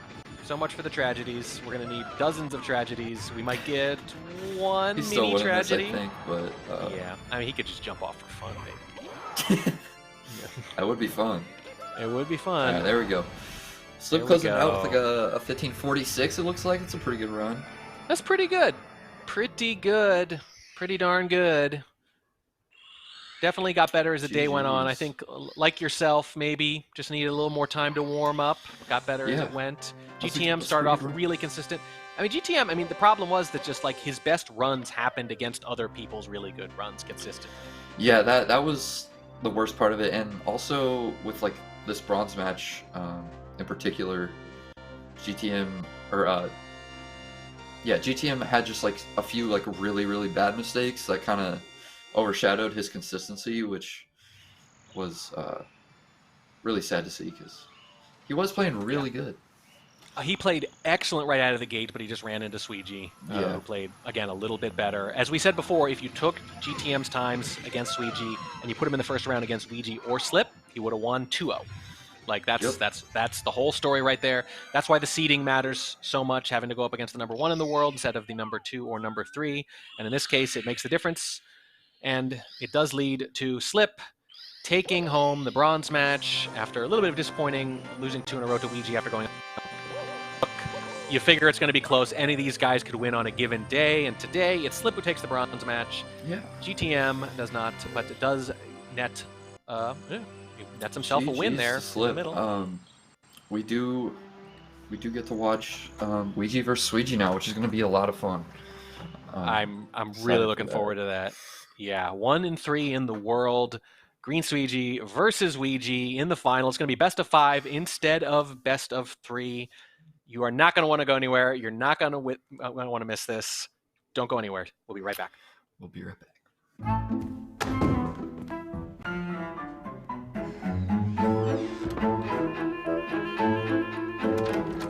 Wi-Fi acting up? Switch to next generation Wi-Fi 6 technology on Shaw Fiber Plus Gig Internet.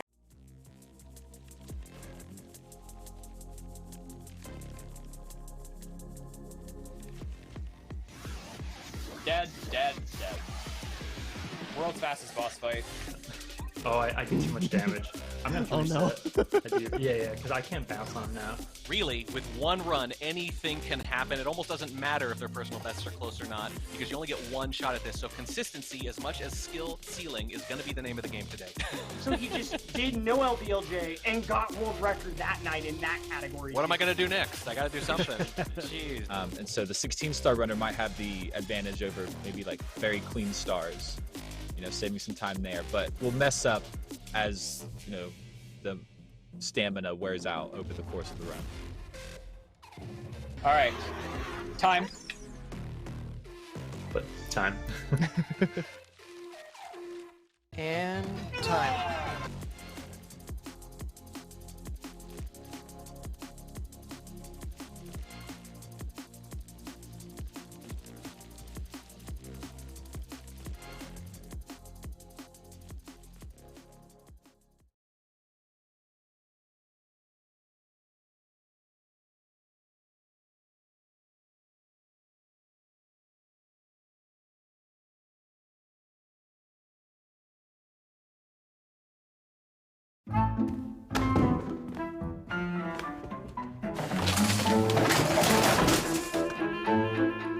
Wi-Fi acting like a bad roommate? Switch to next generation Wi-Fi 6 technology on Shaw Fiber Plus Gig Internet.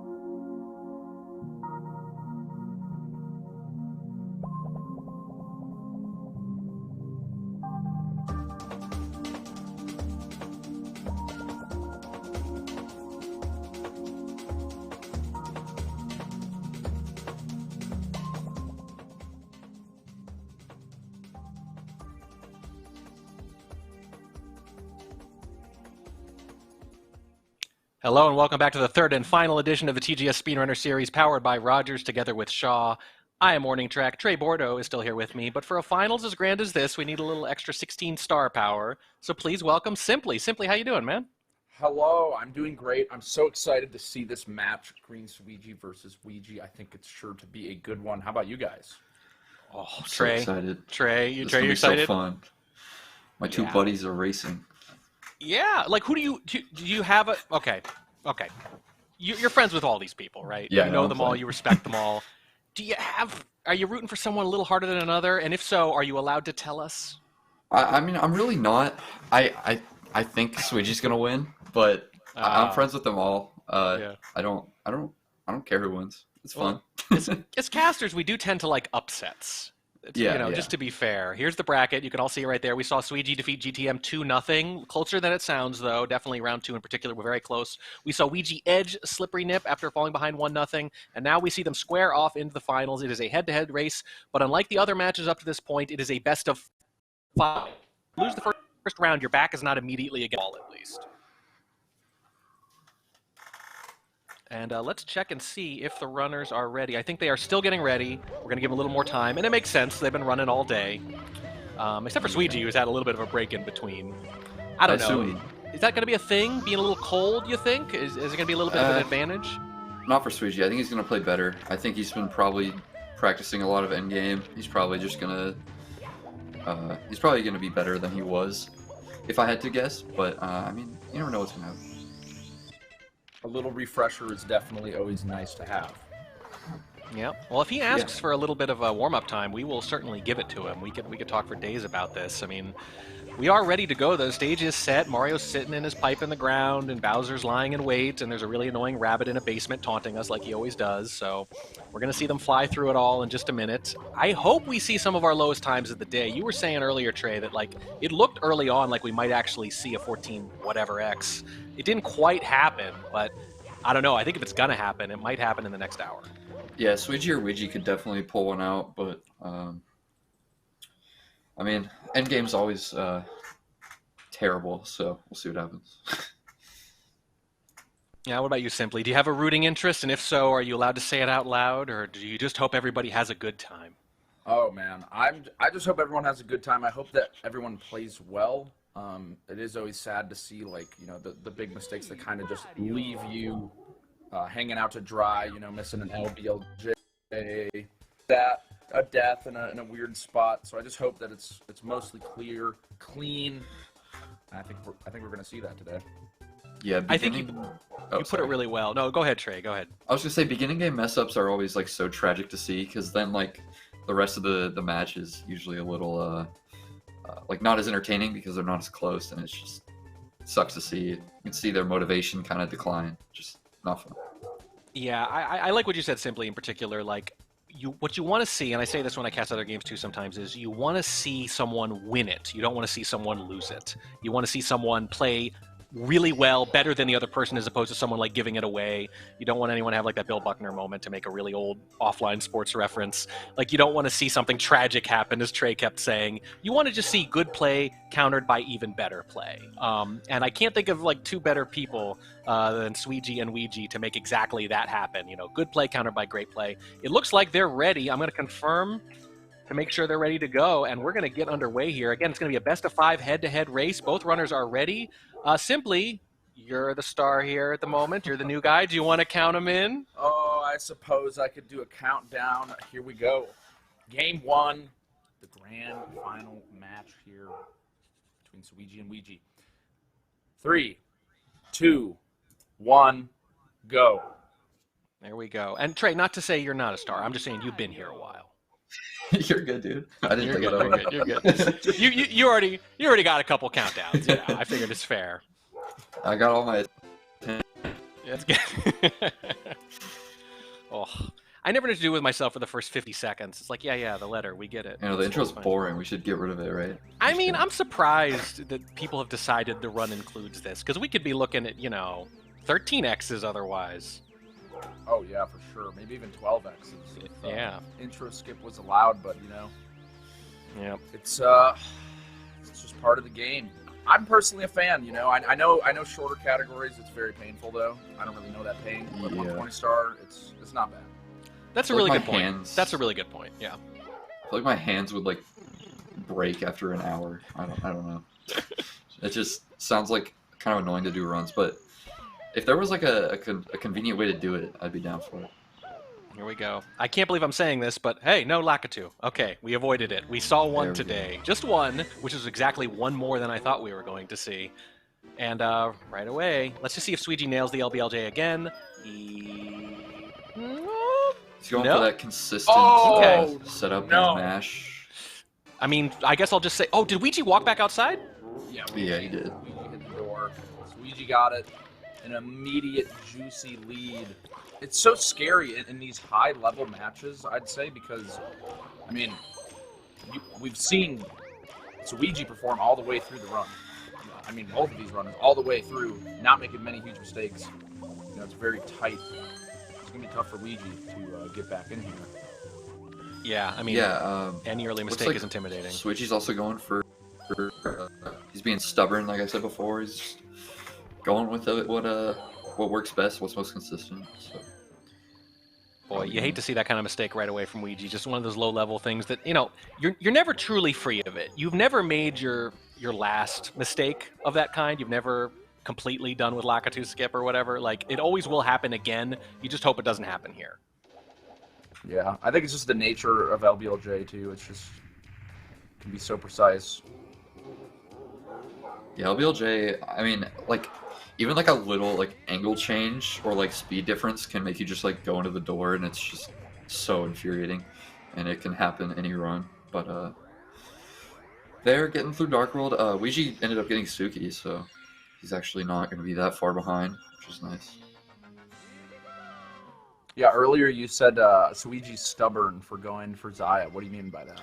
Oh, sorry. So, like, Warning Shack and I were talking about like how some runners kind of like will change up their playstyle, like while they're going. So like maybe implement like a harder strat. And I was saying like Sweegie is just going to do like what he planned to do every time. So like, so say like he gets a good LBLJ or something. He's like, I want this run to be sick. He's not going to go do Suki. He's just going to do Zaya, and he's just going to stick with what he planned to do. That's Because- a good way to go, especially in races. Yeah, for sure. But like runners like Ouija, oh gosh. The dust, I can't even see the Mario. There's so much dust there. Yep. But like runners like Ouija will sometimes like if say is like Dark World slow or something, he'll like go for salt instead of like he's doing now. Exactly. Instead of just sticking with texture Right. because he wants to make up that time. But I don't think Sweegie would ever do that. He's just gonna stick with what he was doing. I mean, we had a conversation about that because we were already saying Ouija is like hard reset runner and when he grinds, and obviously in live time attacks, where you have like 8 to 12 hours, and that's not going to work for a race. So we were wondering like how much is he going to pull back on that throttle a little bit, take his foot off the gas. And at one point in one of his, I forget which round it was, but he had like a big lead. He'd already gone for the backup after missing salt. So we're like, if ever he were going to like pull back a little bit and go texture instead, now would be the time, right? And if he doesn't do it here, it proves that he's like never gonna hold back. But he did the safe thing, but he did it as like a last resort, right? So like to Trey's point, like his default is always do the fastest thing first, and it takes like a lot of incentive for him to maybe do the safe thing. Yeah, I think pecans in chat like I think the word disciplined is better for it, not stubborn, but yeah, that is something you notice, like differences between the way runners race. And I don't really know what the correct way to do it is, but I find like when runners are more disciplined, they're more consistent in the races. Yeah, I think it really just boils down to a consistent mentality type of thing. Like they're just they want to be able to consistently get pretty good times, and in races that gets you a very long way over always going for the very risky stuff. Yeah, running and racing is so much different.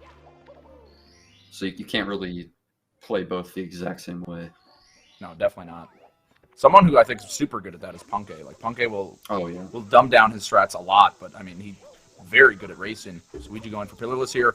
Interesting camera angle from the back. I wonder. I don't think that was intentional. No, he probably just pressed C right too many times.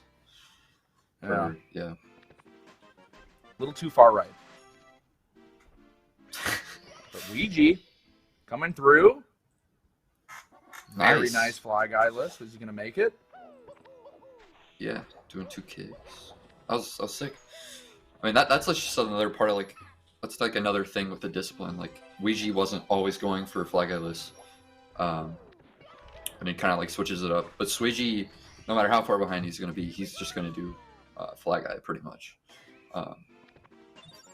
That's like the differences between how they race. Yeah, Ouija's a loose cannon. he's reckless. He will go for it all.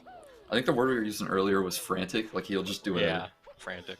But like the funny thing is, you don't even mean that as like a negative. It's also a compliment, for sure not. right? Yeah, it takes a lot of confidence to be going for the stuff he's going for in races. Yeah, it for sure takes a lot of confidence, and he's definitely not bad at the game either. Like he's got world record in 120 star. Like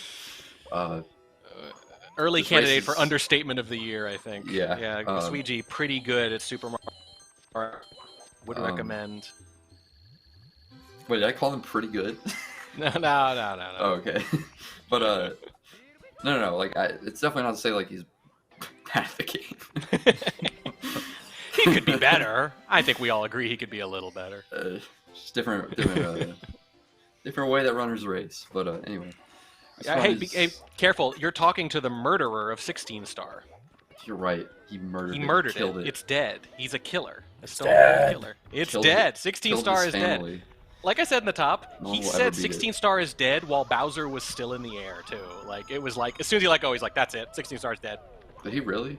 Yes, I went back and checked. Bowser is at the height of his parabolic arc. 16 star is dead. That's cat. Ouija calling it a bit soon on that bully. Ouija's kind of creeping up right now on Ouija. Ouija had a little mistake on reds. Okay, Ouija, minor mistake on bullies. Ouija had a he's down, but he's not out. He is. It's a pretty manageable distinction here, but like we just haven't seen Swiggy make like mistakes. I'll say mistakes plural. I'll say that he's made a mistake per round maybe, but it hasn't been much. It really hasn't, and I don't know. Looking just a little human here. I think if Ouija comes out with like a round 1 victory, I don't know. What do you think happens there? Does Ouija just like bear down? Is he the kind of guy who like plays better? I can't say plays better from behind because he's like never behind anymore, but.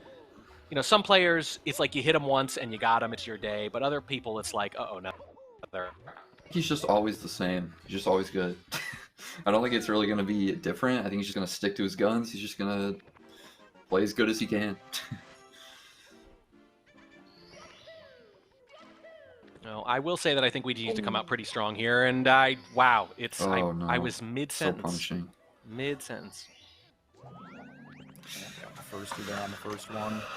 Recovered it though, you know. That's sometimes when you have to do it from a burn, it's just weird. It's easy to get on a chain of mistakes. Ouija not getting on the box. Speaking of, couple little bops there. Again, I mean both mistakes, just a few seconds. But you're right. Like when you hit the lava, there's like a semi-random element. Like where are you going to end up? Are you going to be able to recover quickly? It went about as well as it could have for Ouija there. Definitely. You can make up some good time on Ouija here. That maybe an equal time mistake that they made there. Looks like about a little bit. Looks like about 15-second difference, which is definitely manageable from Ouija. We've been seeing equal time mistakes throughout the day, and it's been actually kind of wild. Yeah, everyone keeps making mistakes. Like they do this like the same amount of time loss, and like sometimes the same moment and back to back, and it's been crazy. Ouija. Excellent Toad Star there from Ouija. Yeah. Great Toad Star. Goes. Slowly walking up. Nice. And he gets the text. That's wonderful. That's good. Good stuff. Okay, Ouija, is he going to get bad RNG? So Ouija got bad RNG on the boulders. Time save from the boulders. Much nicer rolling rocks there. That was a really good rocks. Those rocks were rolling. Nice. They were rolling around. They were rocking and rolling. So we getting a mid and or roll. a mid 10-3x HMC exit. It's like low mid 15 Yeah. pace. Pretty good run. I mean, honestly, it's nuts to see how well he's running right now and be like, oh, on his world record run, he was a He's minute. rubbing all the what the- walls. Did he just? He's rubbing all the walls. We're getting the backup Mips grab. Oh, this is... Oh, another wall rub on Ouija's side, man. Giving I love his love the castle. walls. I was gonna say, yeah, getting a little friendly. Huge time save there for Ouija. It's looking pretty tight. I mean, I think Suigi looking a little uncharacteristically Oh, human. Suigi. Of course, the clip is perfect, of course, but Love seeing that. Looks Ouija so cool. matches it. Yeah, I know. When it happens instantly like that, it just so satisfying. Chip! Suigi chip clipping from the side view. Is he the only one who does that? Oh, I no! Oh, Ouija misses it. Oh, no, the Oh. A-press. It was not there. Just when Simply- he was right behind Suigi. Honestly, just breathing down his neck, basically, the pace. The pain. As soon as it got close, it kind of. What's up, Trey? Talk to me. What were you going to say? Oh, sorry. I was gonna say, when you do chip, what camera do you do? Are you like I side camera just- or straight on? I use normal camera. I tried the side view thing, and I understand why they use it, but I personally don't. I don't like it. I I love think side most view. people do. I didn't think about many people do it. I feel like, I mean, maybe I'm just thinking I do more 120 star, and I feel like that's never the case. But I don't know. Yeah, I think it's nice. It seems rare. It seems rare. I think it's but- just me, Tag, and Suigi. I can't think of anyone else. Interesting. Well, I just like it. Helps with like timing. Also, it's just like I don't know. That's how I learned it. Well, I mean, I think that's the real answer, right? If you Yeah. learn it a certain way, unless it's way better or way worse, the way you learned it is the way you do it. Yeah, for sure. It's a good ultimate by Suigi. Oh, no. Oh, nice backup from Ouija. Oh Didn't man. get that yet. Yeah, but like we're getting into the late game here. Like a second here, a second there. He's got no more time. He's got so few places he can make this up now. But, I mean, you know what's coming up next. What it Yeah. all comes down to. Although, I have seen Suigi just constantly get the instant BLJs. It seems like at the high level, it doesn't really come down to BLJs. I don't know if that's even true, because it seems like they just always get them. Yeah, with We were BLJs, talking about that earlier, yeah. But Slip had a little trouble with them. But I mean, you're right. For the most part, it's not even a thing anymore. It used to be the thing, like the whole run comes down to it every time, and no run really matters until you get past them or whatever. But you're right. Like in the top 5 to 10 in the world now, I feel like it's mostly not a thing. when like top runner really much variation other than like 10 or so seconds compared to like I mean lower level runners, it like sometimes it can be like 40 to a minute. But I think that's just boils down to like how much we grind it, how much they grind it. Just yeah. I just Suigi's like just clockwork. he's just so Wow. good oh, you did that on purpose, right? for sure. Yeah. We're watching Suigi. Oh god, It's just, And it's it's just- disgusting. It's automatic. It's automatic. he's It's just so good. disgusting. Oh, Ouija getting pretty good ones too. He always gets air there, which is interesting.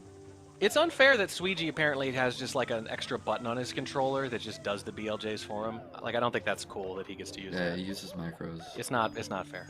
Huge leak, huge drama. This is news to me. The Suigi turbo button Wait, you revealed didn't know live. he There we go. didn't know he had a turbo? I controller? can't wait for the Carl Jobst video about this. Cheater exposed. It's a good We good can laugh bits. Getting a little Manamo cycle. The ultimate long 2x jump. pace. Pass long jump from Ouija. Might be able to make it up here. We'll see. Suigi, you know, he's on the throws. Yeah. Anything can happen. I've seen people die here before. He's This got. Suigi ain't people. I'm Misses- thinking. Oh my gosh! What? Limp. He's limp. I mean, you That don't even was expect limp. you don't even expect a miss to look like that. He's still got some margin though. Maybe he can maybe. Yeah. Final throw for Here we game go. one. Another. Oh, Oh, I think he's gonna boy. miss 2 more. Yeah. He's still Maybe got just time. 1 more.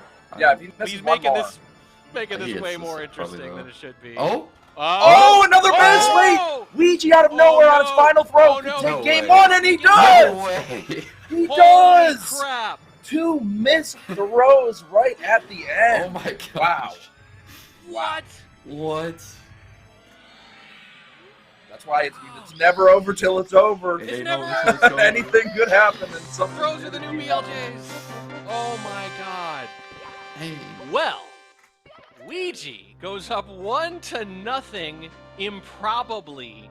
It took, what, 3 misses from Sweegie? 3 misses. It was a limp throw, which was basically a miss because you hit the bomb closer to the bomb, then you got to go further to re-catch him, and then 2 missed throws on the final throw. That was wow. Wow. Yeah, Hey. Ouija had a crazy bits. He murdered his bits. It was And it ended up really close. Like, he needed all 3 of those missed throws, so if he'd been just kind of pretty good there in bits, it wouldn't have been enough. Yeah, that was insane. it's Ouija here going into the practice room right now, really quick, just to do these throws, lock them in. Yep. Sweetie, Boy, he's one of the best. Yeah, I would too. That's pretty bad. Honestly, even if he'd won anyway after missing 2 or 3, I still would. Yeah, he'd want some reps. But the fact that it literally cost him round 1. Look, I'm not saying there are a ton of universes win this, but in all the multiverse where he loses, this is how it starts. It's with Ouija sneaking one in that first one, playing from ahead, playing with confidence. Definitely cannot count Ouija out at all. I mean, the man is insane.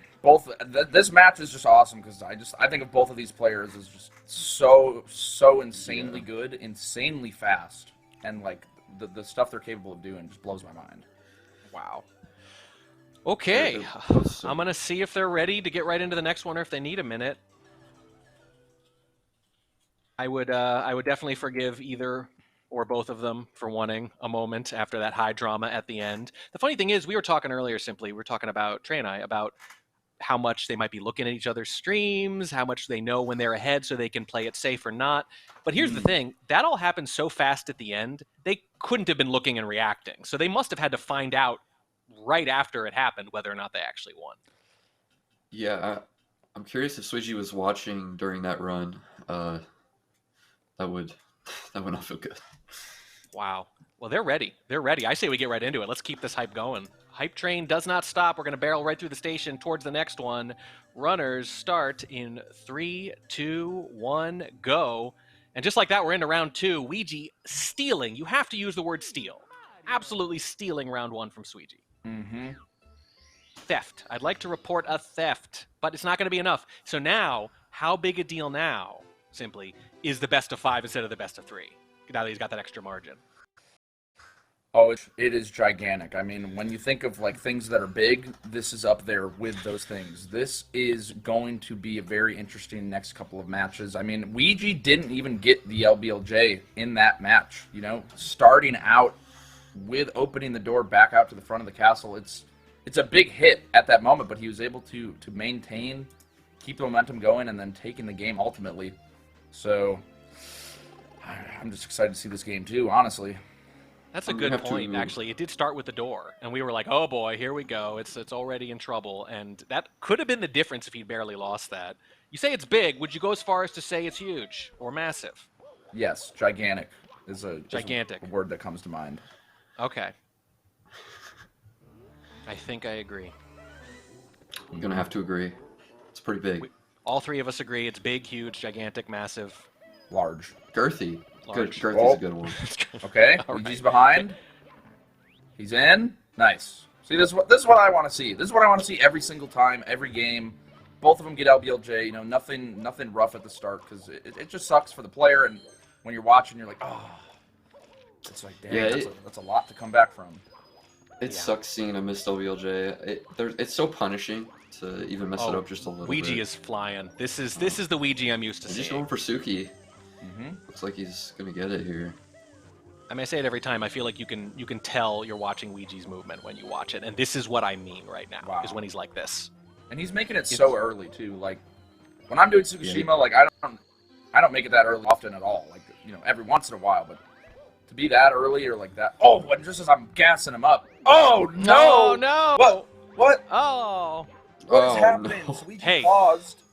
I'm so confused. Okay, well they both finished at the same time. Well, It all evens great. out. But that cracked movement that we were seeing, he just gave it right back. Like he was flying in the early game there. Yeah, that's a strange one too. You don't see players go under the ball. But he must have been, going for the first tee and he just didn't get it, so he just ended up below. I mean, it's Wow, the downside. that's of moving insane. that way. Oh, it's so good. Let's see, can they get the same text boxes too? Suiji gaining time on the text boxes. Oh yeah, there we So go. these text boxes were sick. Yeah, move that white frame. It's- Suiji is like 10 frames ahead. Give him the white frame. Holy! Oh, There my. we go. I love it. But he is winning. He is winning. Is he going to blow this lead, this 10-frame lead? Oh, the menu. Maybe not even 10. Jeez. The scary thing I think about playing against Ouija, if I'm in Suiji's, zone of what he's saying, where he's disciplined and he's sticking with the consistent stuff, is Yeah. assuming that they're both hitting everything, Ouija's just going to be saving more time. He's going for salt cannonless. He's going for fly guyless. Has Suiji gone for like salt or fly guyless, No. stuff like that? He's been like really sticking to what he wanted to do. Like I talked to him like kind of before the game, and he said like he's going to stick with, the texture setup, Zaya, Shig, all that. He's just going to change because, I mean, salt's inconsistent. So I mean, I don't know. Yeah, no, going for salt in a race that's some wild stuff, in my opinion. Yeah, I agree. I mean, Ouija was trying it first blush, he's right? doing it. But He's once doing the it. back, Oh, but once the that's backup really was bad. gone, and it's not even look like much of a. Okay, That's he's the just real gonna get test. it done. I can't believe he went for that backup. That was crazy. Yeah, what is that? It's like he's walking off intentionally and then just holding back. Is that like a Yeah, I think that's what known he did. backup? I've never done it before, so I don't know. I do like the side flip wall kick thing.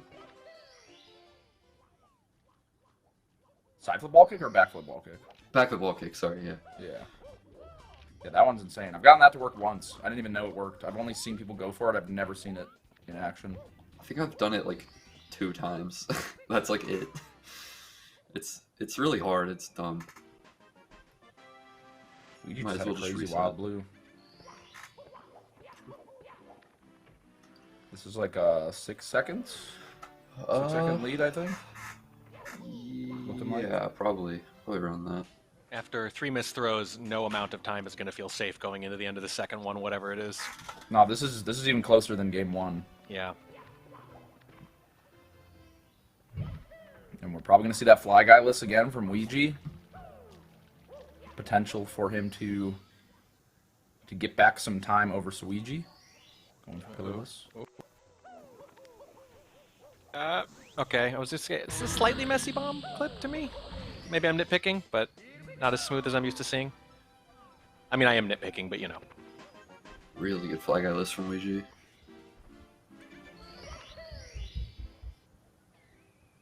This is what you want to see. This is the high level stuff, man. I like Yeah, punch, counter punch. I don't want anyone falling down. Just throwing punches. Ouija Suiji sticking with not going for fly guy list, which I think is probably smart. He went for the speed single jump too, and just barely missed it. Yeah. A little bit of time lost there, and we're gonna see. Oh no! Ouija Oh, no, exploring. no, He's exploring. Oh! Whoa! That's Yeah. Trey, we saw that earlier in the Yeah, I second was talking match. about that earlier. How that Do you remember? angle, The you backup, mess that he angle saved up, it it's last really time. hard. He saved it last time, and we were Yeah. shocked, like, oh wow, that could have cost him the whole thing. And he ended up barely winning, so like it was the difference. But this time, you totally called it, Trey. Like it's tough to do. Did it once, maybe a little bit of luck there because like who's practicing that? And second time gets him. that was Brutal. really unfortunate when you end up on that side. Okay, the bonk with Suiji. Oh, I hate that bonk, man. That hurts. It just ruins your whole segment, man. Oh. Nobody's pulling too far ahead though. Not yet. I mean, look, it's a death, but as far as deaths go, like they could have been worse. Yeah, I mean, it's definitely not over for him, but Suiji's, like, how consistent he's been playing, I don't know. Something like last run with the throws could happen again, so you never know. But the strategy you mentioned of like deliberately not always going for the toughest thing, like it's looking smarter to me. Yeah, I agree. I think that is, like, the best way to race, but, I mean, some people do it differently, and Yeah. I mean, it can pay off sometimes, like Ouija in the last game. So Yeah. it's hard to Clean say. lava boost. No issues there. Beautiful. I was really good. We saw a lot of issues with that in the bronze match in particular. Oh yeah, slipping GTM. I mean, like I said, you've never made your last mistake in a given section, no matter how simple it is. I know that's not one of the simpler ones, but like, you've always got another screw up coming if you keep racing. So it just doesn't have to be today. Ouija with bully. Good bully from Good. Ouija. Yep. No issues. Good from Suiji too. Nice. Oh, and we're definitely not synced because they just happen to be doing this star at this time. Basically a whole star ahead, however you want to count that, but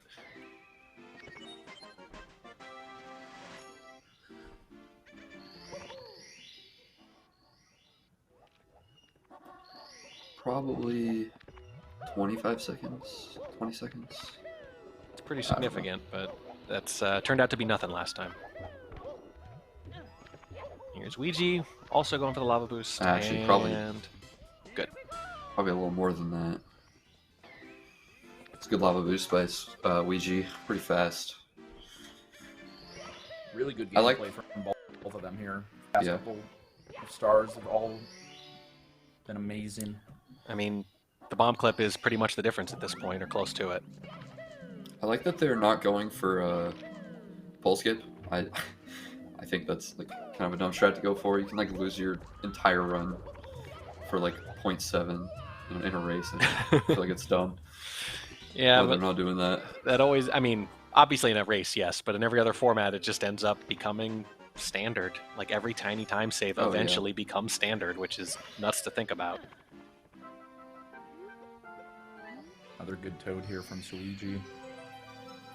Haven't seen him mess that one up yet. Let's see if it happens. There's still many games to be played in this best of 5. Many punches lot to of be money. thrown. Mm-hmm. You know, Toad, you can actually lose a lot of time. I didn't even realize until Suiji made me practice it. He How like so? forced me at gunpoint. He was like, "Trey, you must practice this. You're losing like 0.2 every time." Oh, like the topping as soon as you can. Basically. Yeah. And like getting a good long jump. Yeah, he held me at gunpoint, but I'm glad he did it. Now I'm faster at it. Sometimes you have to be held at gunpoint before you realize things. It's true. You need to have a friend like that. It says a lot about the mindset. Like, dude, you're losing 0.2 every time. Yeah, it was like that, but with like a gun to my head. Just okay. Sorry. Suiji not doing like the single star emergency exit, which is pretty smart. That trick is so hard. It looks so cool. Cool. Have you messed with it at all, Simply? No, I've never tried doing it, but I honestly, when I saw it, I was like, that looks super cool, but I feel like that could be pretty consistent, so I guess I'm surprised to see them not going for it. It for sure can. I've like been considering it, just because it really isn't that bad. It's just the first frame speed kick. You have to get it. There it is. You did. He got it. Nice. That was sick. Still behind, but he's chipping away at it.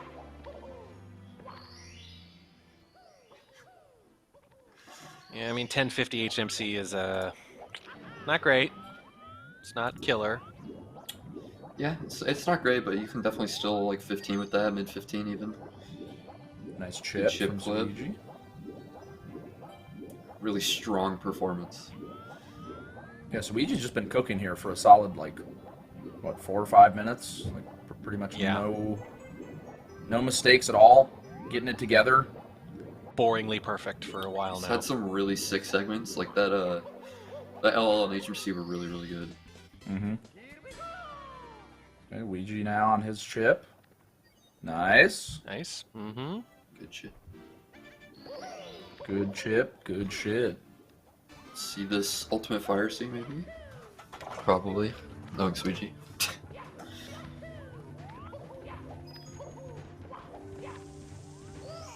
There it is. Clean. Oh. Oh, and Ouija falls farther behind. Oh, and Suiji is just capitalizing, just to have that happen alongside this fire sea. It's like, yeah, starting to pull That was away. scary from Suiji. Well, that's the thing. Like, if you do it perfectly, it always is like right on the edge. It's always a little scary. Yeah. That's how you know it's good too. Is Well, that I it was looks just like talking it's about to about fight apart. His camera, when he was doing the lag reduction, he Oh, almost yeah, didn't yeah. change his camera all the way and almost ran into the lava, but he was good. It seems like he uses atypical camera angles in a lot of places. Yeah. Oh, Oh, wait. we What kind of Did star not is- make the turn. Second attempt, no. Third time's the charm. But at this point, the lead's just getting bigger. We're gonna need 3 missed throws again, perhaps. Yeah, and for some reason I'm getting the feeling that I don't know if we're gonna see that from Suiji. He's just seeming so locked in Yeah. at the And moment. this run from Suiji, I mean, with good BLJs, which he's probably going to get, it's 14 pace, which is pretty sick. Yeah. Has there been a 14 in the No, not yet. event today? 15, What's the 17 best time? from Suiji? 15-17? Yeah. I think so, yeah. I'm gonna join you on that limb and say probably not 3 missed throws again. Mm-hmm. He practiced them. Yeah, he did. Exactly. That's the only reason I'm saying it won't happen again is because he did those little practice throws and they went pretty well. Wow, that is not normal. But Yeah. he's still always going to get them. That's the thing about right. Suiji. Like, what we just saw is a, quote, bad BLJ from Suiji, right? Yeah. Which is nuts. Like, oh, I didn't catch... These are interesting BLJs. This one's still 14. I don't think he's going to go for Test Long Jump, though. I feel like that'd be dumb. I don't think he needs to. No, he needs like a 15, or... Oh, is he going to do Test Long Jump? He wants the 14. He wants Oh, man. That's a bit of a flex. Okay, because, it. like, Surprised he did that. He's got some margin, to be sure, but I'm still a little surprised. He can't afford to go down 2-0. Yeah, I mean, if he died there, he would have been alright, but it would would've been a have really game sucked again. if he lost. Yeah. Oh, he's doing Ultimate Ending, too. Oh, man. Dude. Oh, the backup. That's pretty Riding good. around. That could've Pretty been a lot good. worse. Almost fell Yes. down. The reflexes on that, excellent. I think he's showing off a little, to be honest. The last couple minutes. Ooh. Still on pace here to beat the best time of today, 15-17. Could get like a 15-05? Oh, and Ouija falling. Oh, and that's gonna do it. Suiji's gonna even this. We have the Suiji's- equalizer, and it he's might on, be like, with a 03 lot of time pace. to spare. Oh, yeah, 03, 04. What an answer. That was Wow. great. Well, he says, Hold okay, I on. gave that first one away, but don't forget, this is what I normally do. Yeah, that's quite the clap back in game 2. 15-04. Got a little clap back of my own. Little round of applause for #1 in the world, Suiji, evening it up at 1-all, saying, no, wouldn't matter if I did, because the rest of my run was so unhinged, it doesn't matter. Just shy of a 40. Wow. Okay. Very nice. That's why he's Suiji. I'd love to see a 14. That'd be dope. We came Hope they we drop came one. so close there. So close. It's gonna be a match. Yeah, 1-1. Maybe go to 1-1. game, Okay. or maybe we can go to game 5. That'd be awesome. Yeah, they're taking Suiji wants a couple minutes. We're gonna give them a couple minutes. They've earned it. They've been racing all day. They've been sprinting all day. Wow, that was that's what they call a statement. That was a statement run right there. That was Very good run. incredible. Very, very. I mean, it was just.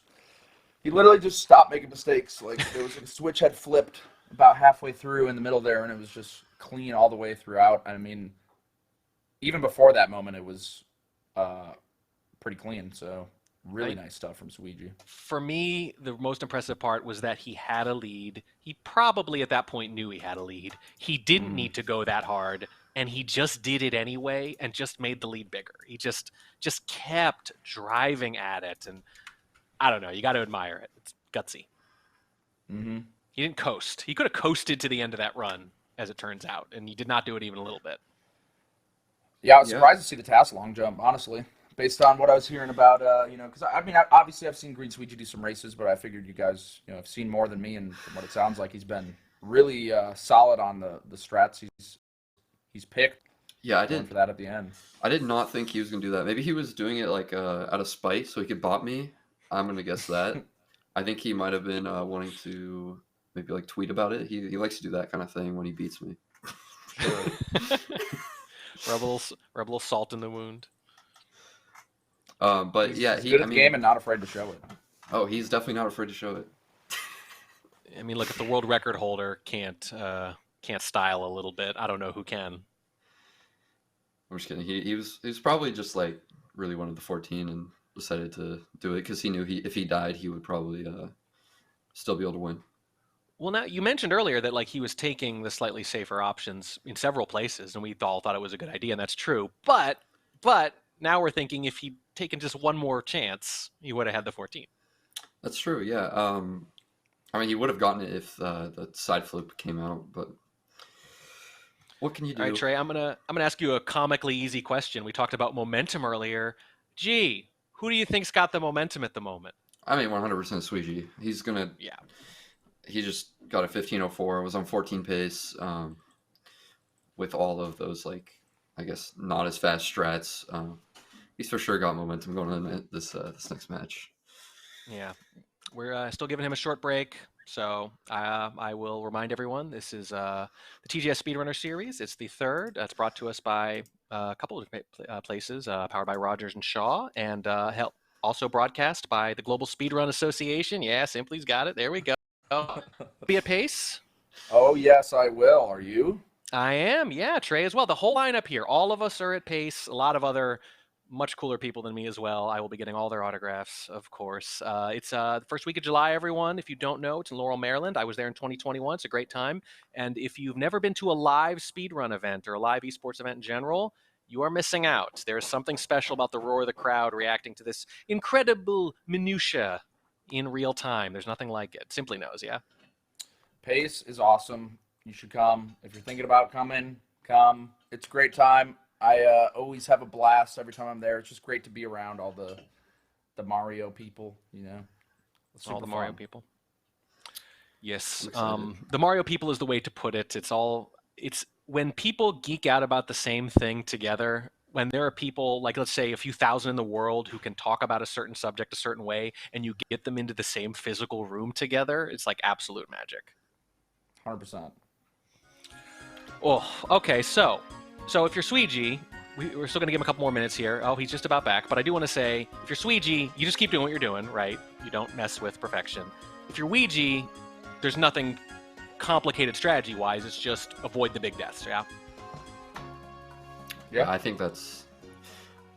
Like he knows what he needs to do. He's probably thinking right now, yeah. Yeah, I mean, it's an execution thing. It's not a strategy thing, for sure. All right. Green Suiji coming in just a second here, and we will count them in. Let me see. The first time I did it the second, and Trey, I'm pretty sure that means it's your turn. All right. They ready? They are. All right, 3, 2, 1, go. All right. All right. If this were a best of 3, we would call this the rubber match, but it is not. But it'll definitely be a big deal because whoever loses this one is going to have to win the next 2. It is a best of 5 for those who are joining late. Ouija takes the first one after 3 Suiji Bowser throw misses, uncharacteristically. Suiji comes back with a statement. I think it was 15:04, 3, something like that, right? One of those two. Yeah, 15:04. 15:04, won by, I don't know, something like a minute in the end, and just kept and was pulling away more as the match went on, and now has a chance to take a commanding lead. We are not offering predictions. We know that these two runners are too good to be able to predict anything with confidence, but so far the name of the game has been consistency. Suiji has had it. Ouija has been up and down. His rounds have been incredibly dramatic, but he has won enough of them to keep going. But can he put a whole run together to keep pace with Suiji is, I think, the big question. Yeah. I mean, yeah. He showed it once. He did it once, so... He's going to have to do it, I think, 2 more times. Ouija's got a big lead here right now. Already in the castle, so Ouija's still floating there. Having a good look at Peach. Yeah, I don't know if this is some kind of flex or something like that, but Ouija with a beautiful LBLJ. Super fast. Yeah, once it pops back up all at once, we're going to see if they're... When we see what rate the bits are at. So would you probably close his Google tab or something? Oh, rookie mistake. Closing Rookie a tab during a run. think that's what he was saying he did earlier. Getting Suki, wow. Yeah, he's showing his consistency right now with Suki. This is 3 in a row. All He been always- so good. He gets there so early, and he can like jump off the platform so fast. So impressive. There's the firsties. That's 242 pace. We don't know what Sweegee's doing, but we know Ouija's off to a strong start. Yeah. Obviously, he can't be too far ahead of this. There's not that much to save. I mean, he's definitely behind if he's doing Zaya like he has been. Doesn't mean he can't come back, though. I'm interested to see if if Ouija does Salt here on a 242. I think this is 242. Nah, wait. I mean, like, the branching paths from the various Salt stuff and Cannon stuff has been kind of interesting to watch because it's been slightly different almost every time. Yeah, it is interesting. I mean, it's kind of like a flowchart, right? If X happens, then Y. If Y fails, X back up, then do Z next time because backup doesn't exist anymore. There's like an algorithm for it. Go for Salt. I'm gonna say yes. I think he will too. I think he will. I kind of wish that he wouldn't. I feel like the Yeah. Salt so far it's 0 for 4. I agree. Like that. And he's not. Oh, he's going for texture. All right, Nice. I think it's the right choice. I like that decision. I completely agree. Neil. I was like, he said, "Will he go for it?" And that was an important distinction for me because if he said "should," I'd be like, "No." Nice. Both of them getting it. But I mean, like, how much is he thinking about that 1504 and thinking, "I'm not going to win unless I can put up a sick time"? I mean, he's probably thinking about that a lot, but he knows that he could get a 14 with texture, I think. Yeah. And like he doesn't need to do all this like inconsistent stuff. And I mean, Sweegee's not doing it either, so Yeah. that's probably going to give him like a better chance than like maybe going for Saltwood, even if it'd be better pace, I guess. I don't know. I mean, it's pretty boringly efficient start from both players, but I mean, just to be clear, like that's kind of the problem is that when you're really good, it is kind of boring. Like greatness is kind of boring. Is it? I can be, yeah, because like sometimes the first few minutes just feel automatic, and it's like, okay, you know, the real choke points haven't even hit yet. Like, I know we've seen people mess this up, but like right now it's just like, okay, well, they're within a couple of seconds, no one's making any mistakes. They don't make many mistakes. I mean, we don't like mistakes, but they are exciting. Yeah, I know what you're talking about. Yeah. Especially like any more consistent things, like there really isn't much to talk about because most like top runners, if they like go down in difficulty in a strat, they're gonna be able to do it almost 100% of the time. Also, it's just hypnotic sometimes, the movement. Yeah, and the movement is entertaining. 100%. Yes, I love watching movement. That was a really good plus. There we go. Slithering right in there. Well, look, after messing it up kind of twice and only backing it up once, I mean, it's not nothing. Good plus from Sweegie too. Is it a Fly Guyless time? I hope.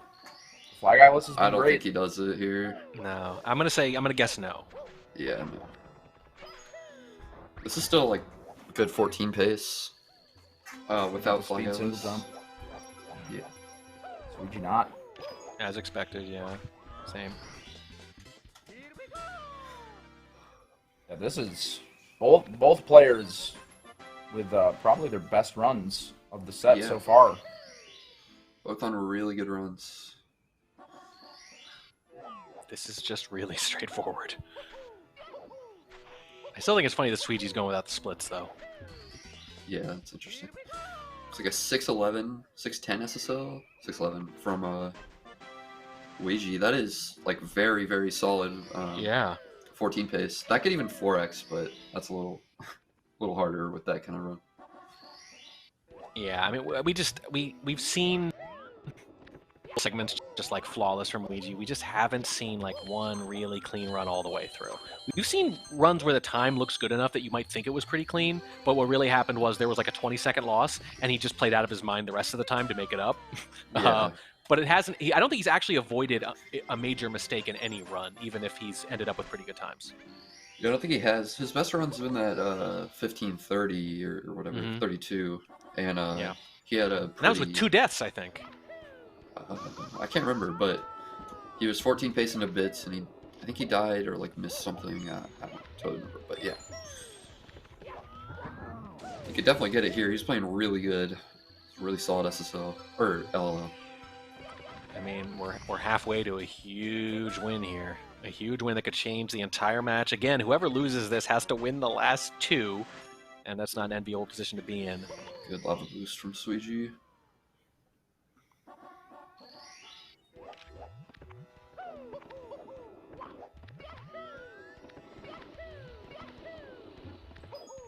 The rhythm of the stars here feels like a tennis match or something. Like Luigi's doing his hit right now, and we can look over to Suigi and see how his went.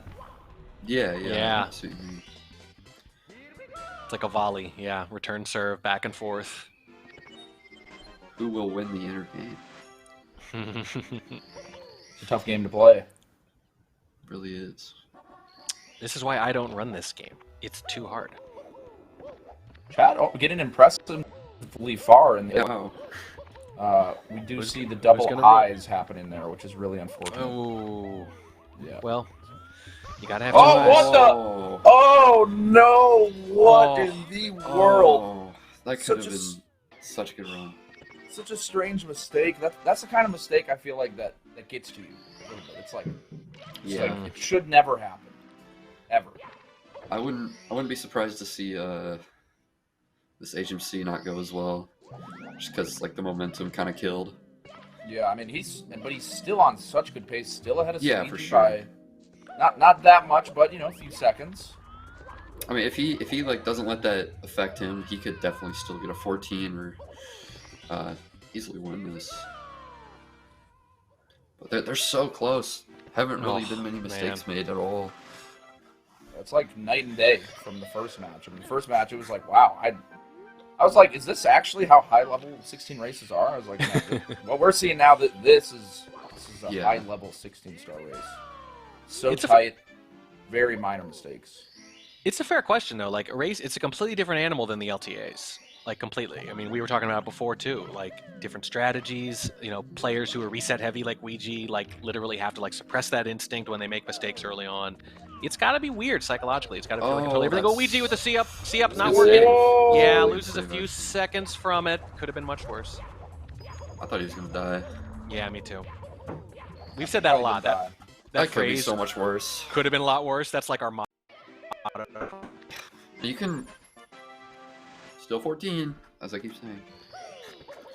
But Suigi's ahead now. His consistency has just been like he was behind because of strats, and now he's just playing more consistent and getting everything just a little bit more consistent than Luigi. Oh, there we go. There's a mistake. There you go. If you have slower strats, you make it up in execution. Like, that is Suigi's game, is superior execution. Luigi got the lead back there just on that rolling Yeah. rocks, but not by much. See how the About mix 2 flips go. seconds. This is, not only is this close, again, I'm just gonna keep repeating myself. The loser has to win the last 2. This is a pivotal match. You can't say it's a must-win because it's not. It's a best of 5. But you're really putting yourself in a very tough position if you lose this one right here. This is a big, big round. Both really good MIPS, or how do you even say MIPS plural? MIPSes. Mipses, clipses, Meeps. ellipses, You turned it into Chipses. E's. Meeps. ellipses. It's a bag of Mips. Luigi's still about 2 seconds ahead, keeping his lead. Ah, Nice, it's good double chips. Double tip. Oh my god. See, this is what I wanted to see in game 1 when they were both like about this close. I mean, this is even closer than game 1 was at that point. Oh man. Jeez. But I'm Look at starting this. I'm starting to get a little nervous. I'm not gonna lie. I don't know what's gonna happen here. I'm Front fighting sub. some crazy gameplay. Well, it's crazy because you're nervous for no one in particular, right? It's not even like Yeah, I'm no. nervous for And just nervous. It's too close. One little thing.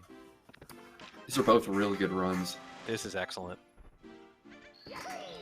1132 DDD from Suigi. They're both on 14 pace. I could see it happening. You put it perfectly simply. Like, this is what you hoped you were seeing today with a race like this. It's just ridiculous high-level play. Here we go. Fire C has been really good. Little slow there. There's That the could be lead. it.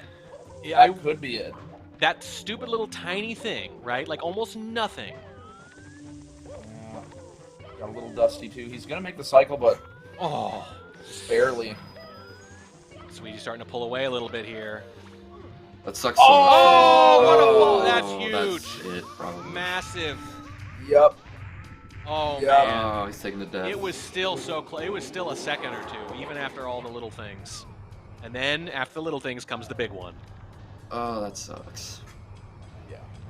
All right, we're back into missed throw territory. Multiple missed throws. That kind of at mistake least.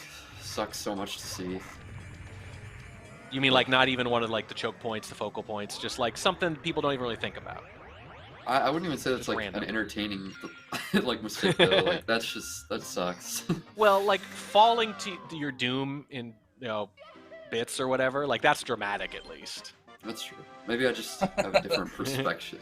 Because at least then it's like, because you see the whole fall all the way down, and it's like, no, right? Whereas here it's just like, you bopped your head and then fell in some lava, and then after you weren't going to recover. It's not very dramatic. It's just unfortunate. Yeah, really unfortunate. I actually, when I saw him initially do that camera change, I feel like I haven't seen it before, so it's wondering how hard it is to maintain that. Luigi, will he give us the classic? Close. Yep, close enough. It's crazy that seeing that looks like that's like my dream BLJ, Yeah. and that's just like not it for him at all. Like that, Yeah. seconds behind his ideal. Right. That's I've seen Suigi get so mad over just air there. bro. You're giving up 0.2 seconds every time. Well, that loses like 3, I think. That's what I'm saying though. If he's mad about 0.2 seconds, imagine how mad he is about BLJs that Oh, don't catch yeah. instantly. Let's go I mean, 14. Actually, That's I the don't attitude remember you got to more, have, I guess. but It was 14 pace. This is It at least was. like 15:00, 15:01. He might do ultimate ending here to maybe get the 14 still. I mean, No, he's not. he flexed last time a little bit. Oh, the Goomba. Are we gonna? Yeah. Oh, the it could Goomba. still do it. Oh. Okay. I mean, Oh. we're still he might go looking for at some another. crazy throws. Oh boy. Oh. Oh Dude, boy. I just instinctively dried my hands off.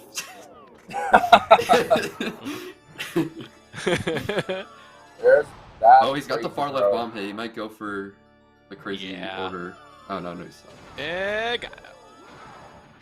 Throws. Oh, Oh, my God. Ah.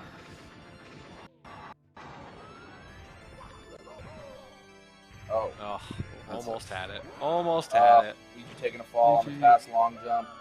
Done. There it is. He's got it, and it's going to be another low 15. It's a 1x. That's two in a row for Suigi though in that general range. Wow. Very nice. Very nice. And Suigi is going to go up 2-1 in this best of 5. And yeah, I'll do the math for you. That means he is on tournament point, basically. One more round and it is all over. Luigi needs to win the last 2 to salvage this. Did manage to steal that first one. And when I emphasize steal, it took 3 missed Bowser throws if you're joining us late. But Suigi has not made even one mistake as big as those 3 that he made there in the 2 rounds since combined for just over half an hour.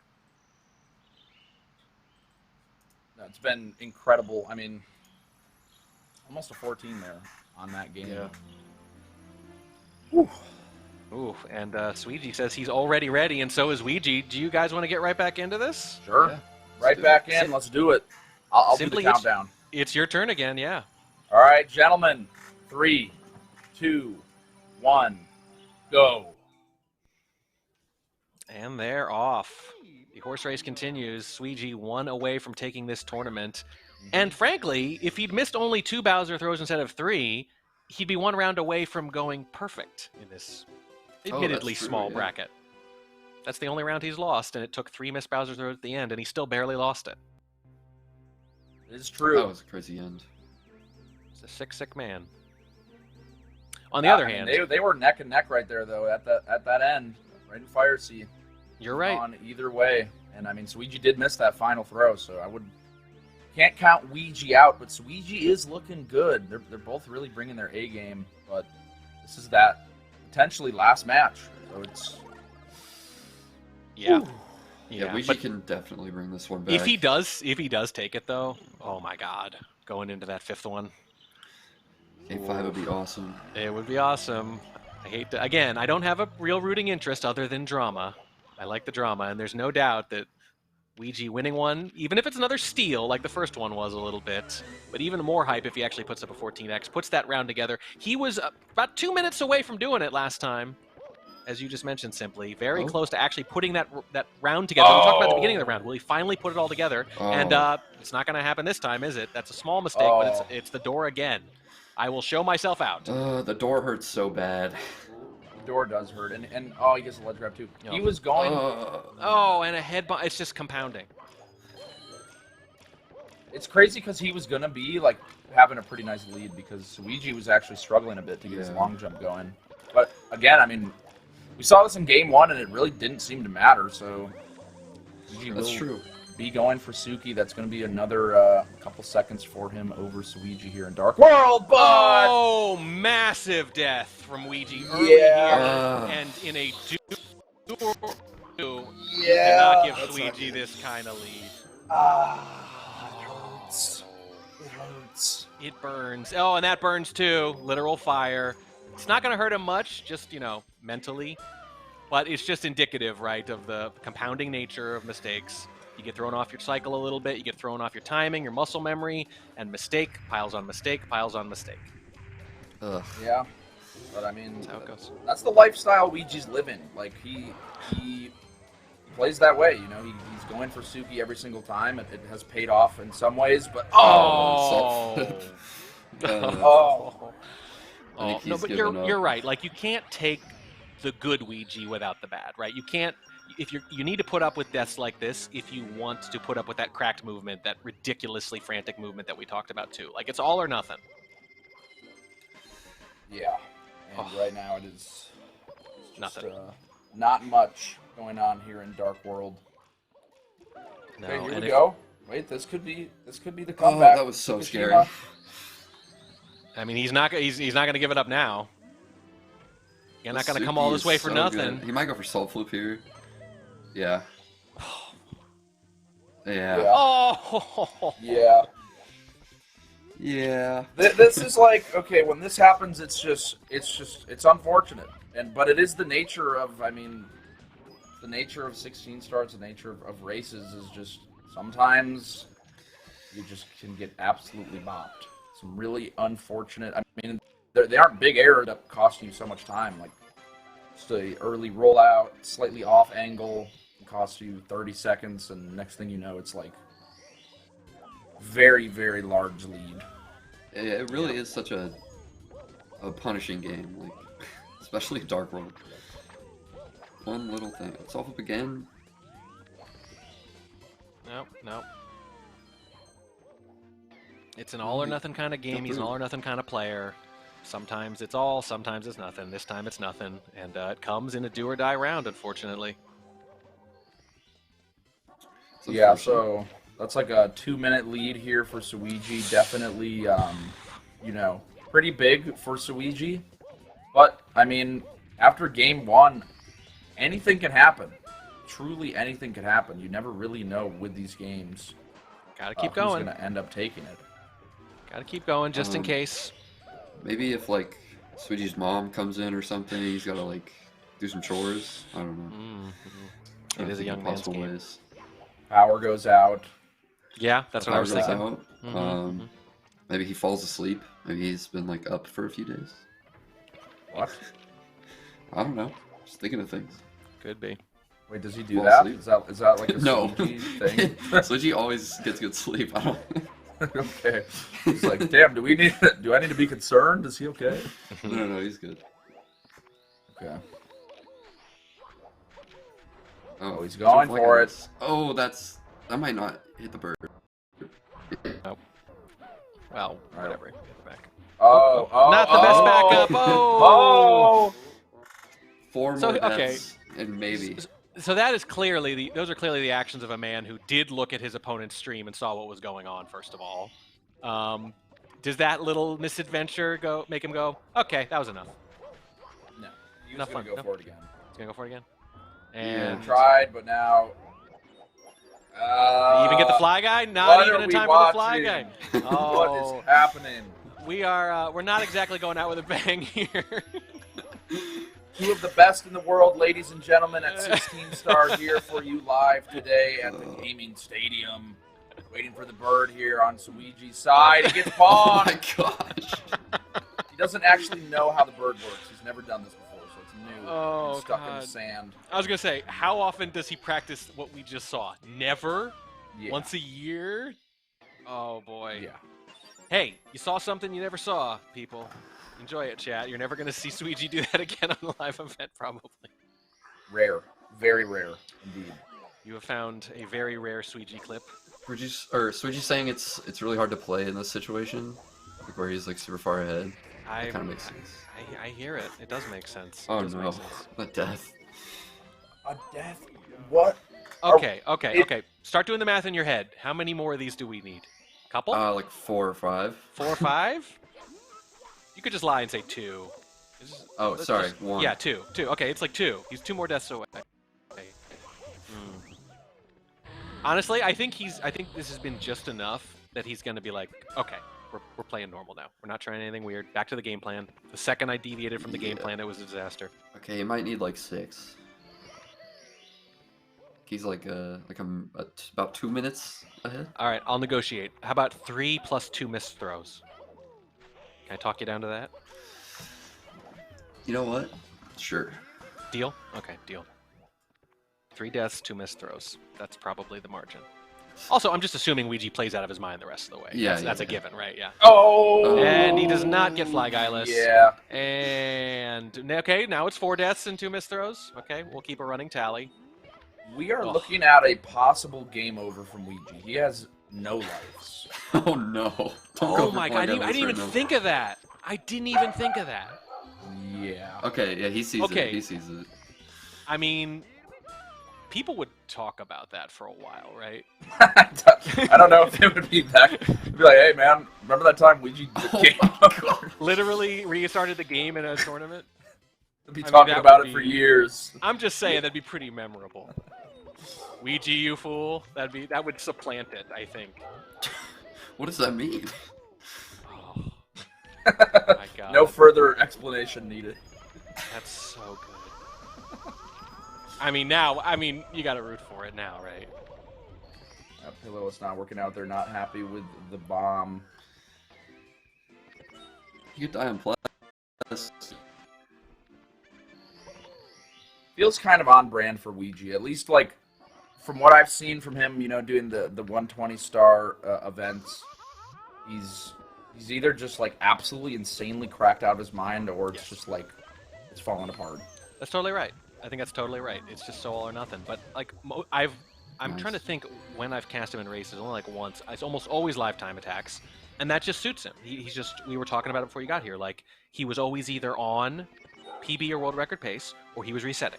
Like, I'm barely exaggerating. That was almost always true. If he hadn't reset, it's because he was going great, and if he made one tiny mistake, he would just start over. That doesn't work here. That's true, yeah.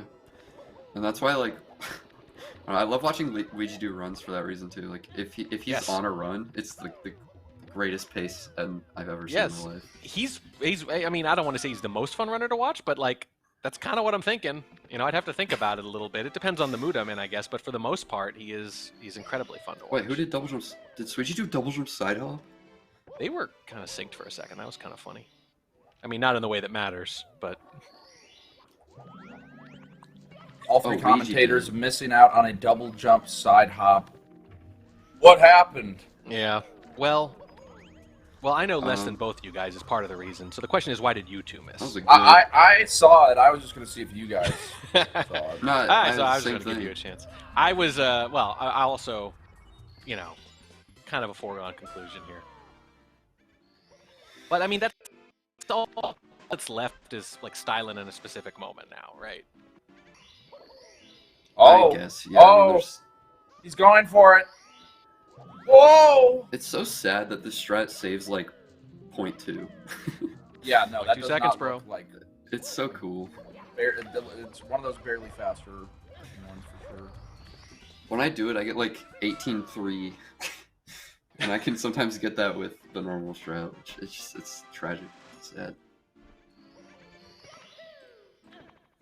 A lot of tragedy today. That and it could have been worse have been the things we've said over and over again. It's a tragedy, and it could have been worse. But mostly, up until this last round, they've been dueling tragedies. The tragedies have come on both sides equally, which equals excitement. It's only when all the tragedies are stacked on one side that it's less exciting. True. I wish they were closer. I do too. But we can still marvel at Sweegee's just like ridiculous times and consistency. Yeah, this 11:30 HMC, you know, 16 pretty pace. nutty. You got this. Pretty nutty. 16. It's going to be 3 minutes behind WR pace. Something like that. Oh. Oh, Sweegee, a little burned. Oh! Oh, and the rabbit evades him What is even happening? Oh, man? what happened to Luigi's by a string? hair. We are running There we around with go. chickens with our heads cut off. Got when I played Super Mario as a kid. Like, all over the place with that little guy. That's still impressive if that's you as a kid, honestly. That's Yeah, that was good. better than I was, to be perfect. That rabbit drove me freaking nuts. I was so mad at that guy. Yes, we're just giving me what I wanted. Lose the bunny, that'd be funny. Okay. Just kidding. Imagine he had The rabbit whip gave out me an fits SBLJ. the first few times. whip out SBLJ and then get banned for Yeah, forever. using the forbidden tech. Forbidden tech. The BLJ button.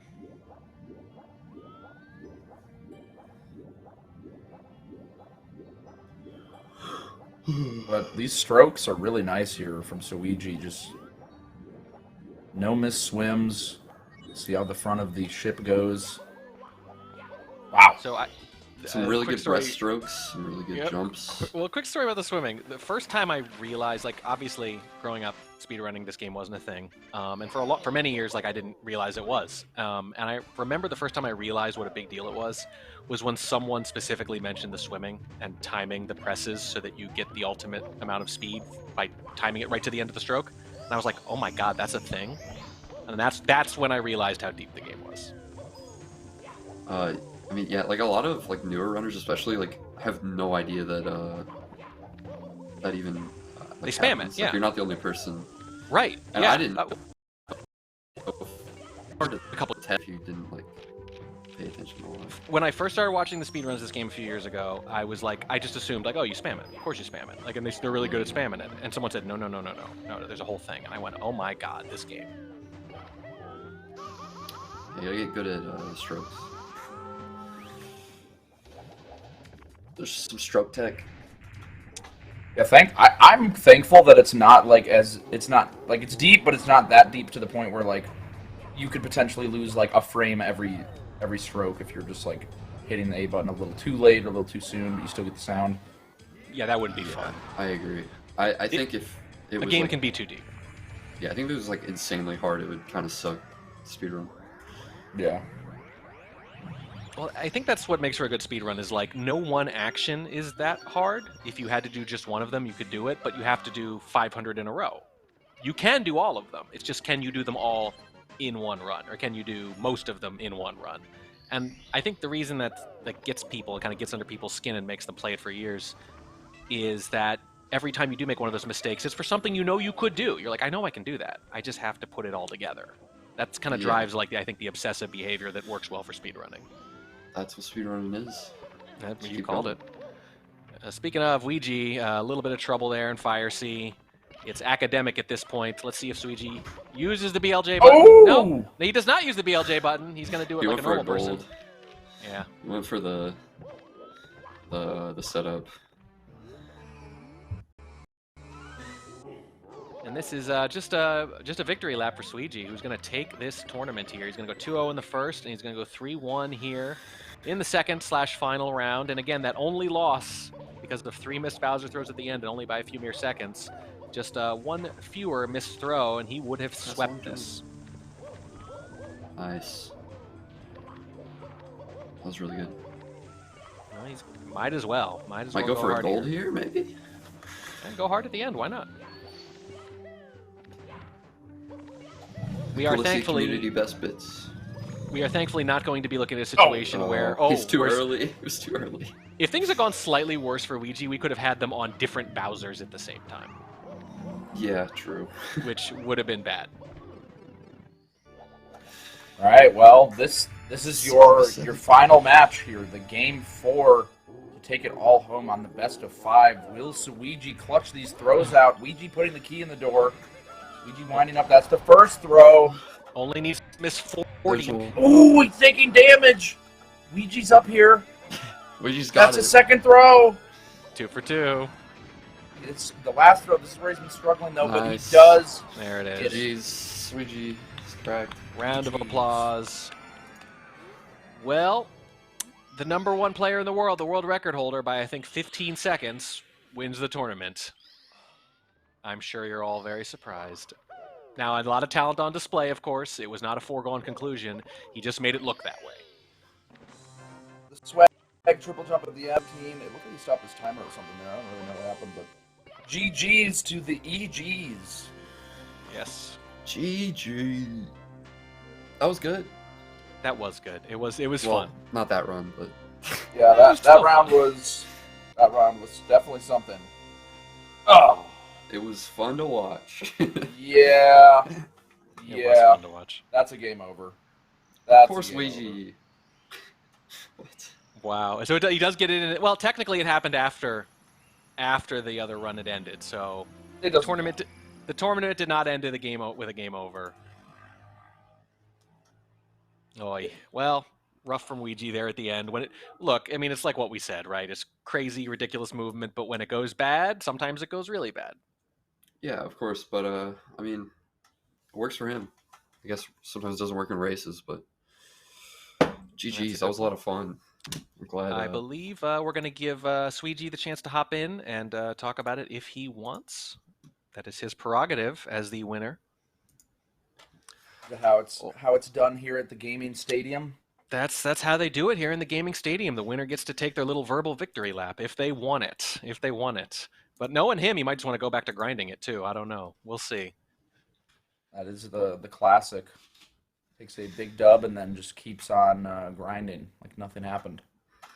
Yep. We'll give him a minute to decide. I think he was doing some 120 practice the other day, which is kind of fun. Yeah, I'm excited to see that. It seems like he's taking his time, still messing around with 0 star, which is awesome. I think that's going to be an insane record to see unfold. Seems pretty determined for it. Gonna be 16, like the 615. Gonna be dope. Mm-hmm. All right, Sweetie going to be joining us in just a minute. I've done enough talking today. I'm sure I'll ask at least one question, but if you guys want to pepper him with questions and ask him about the I'll ask him some the stuff. Fly Guy star and Mips and all the little circles he was running around the various animals. Sure. Yeah, you guys have been going all day, huh? Yeah. A lot of energy. I got the cough drop sitting right here. Yeah. What's up, Sweegie? Hi. So, congrats, man. That noise you're making, though, you sound like you're not too satisfied. What's on your mind?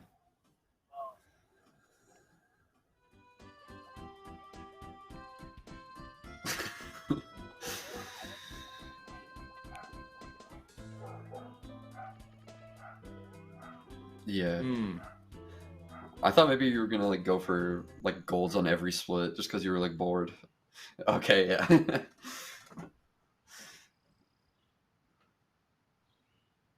Oh wait, they can't hear him. Yeah, I think you might be muted on vMix. Perhaps. Yes. Yeah, you, Suji. Yeah. That's what I think that's okay. Yeah, switch device.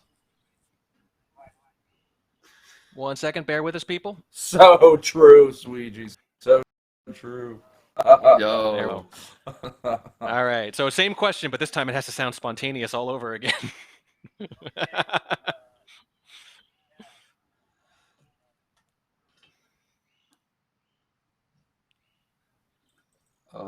Well, I don't even remember what else he said.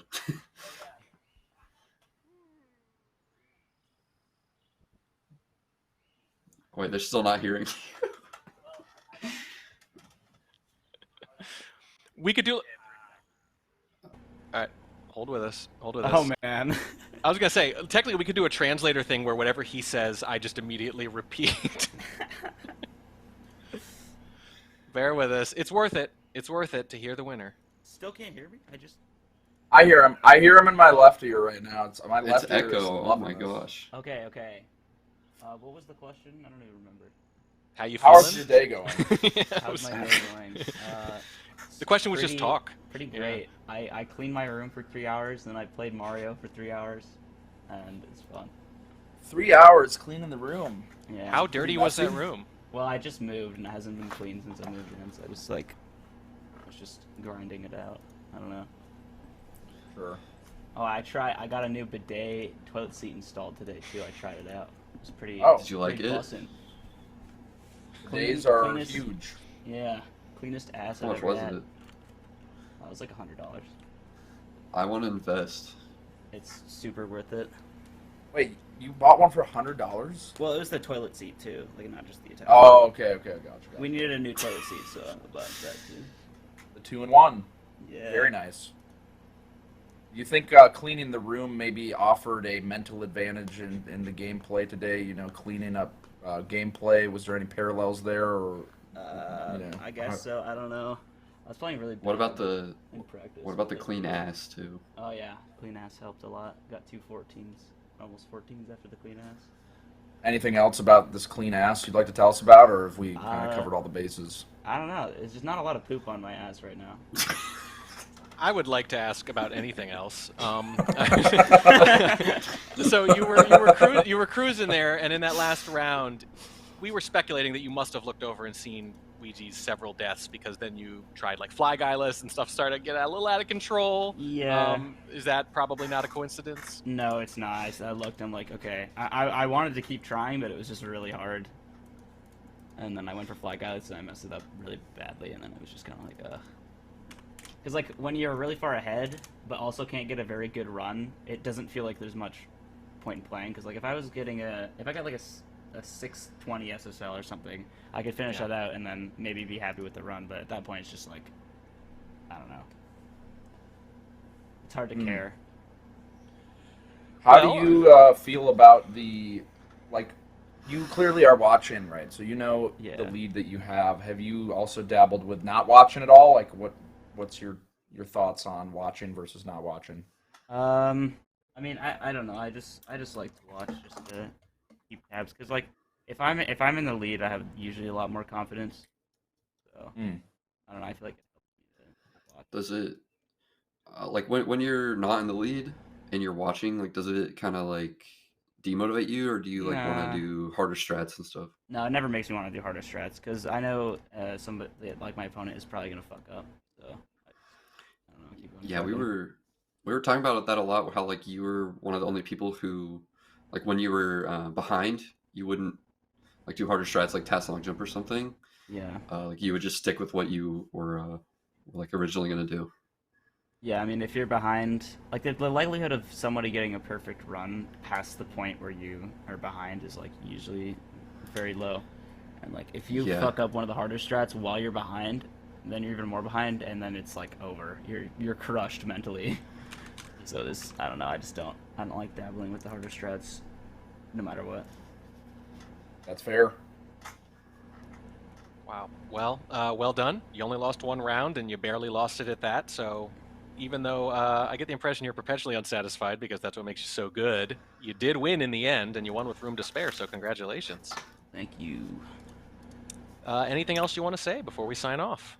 No. It's enough. All right. Back to the grind.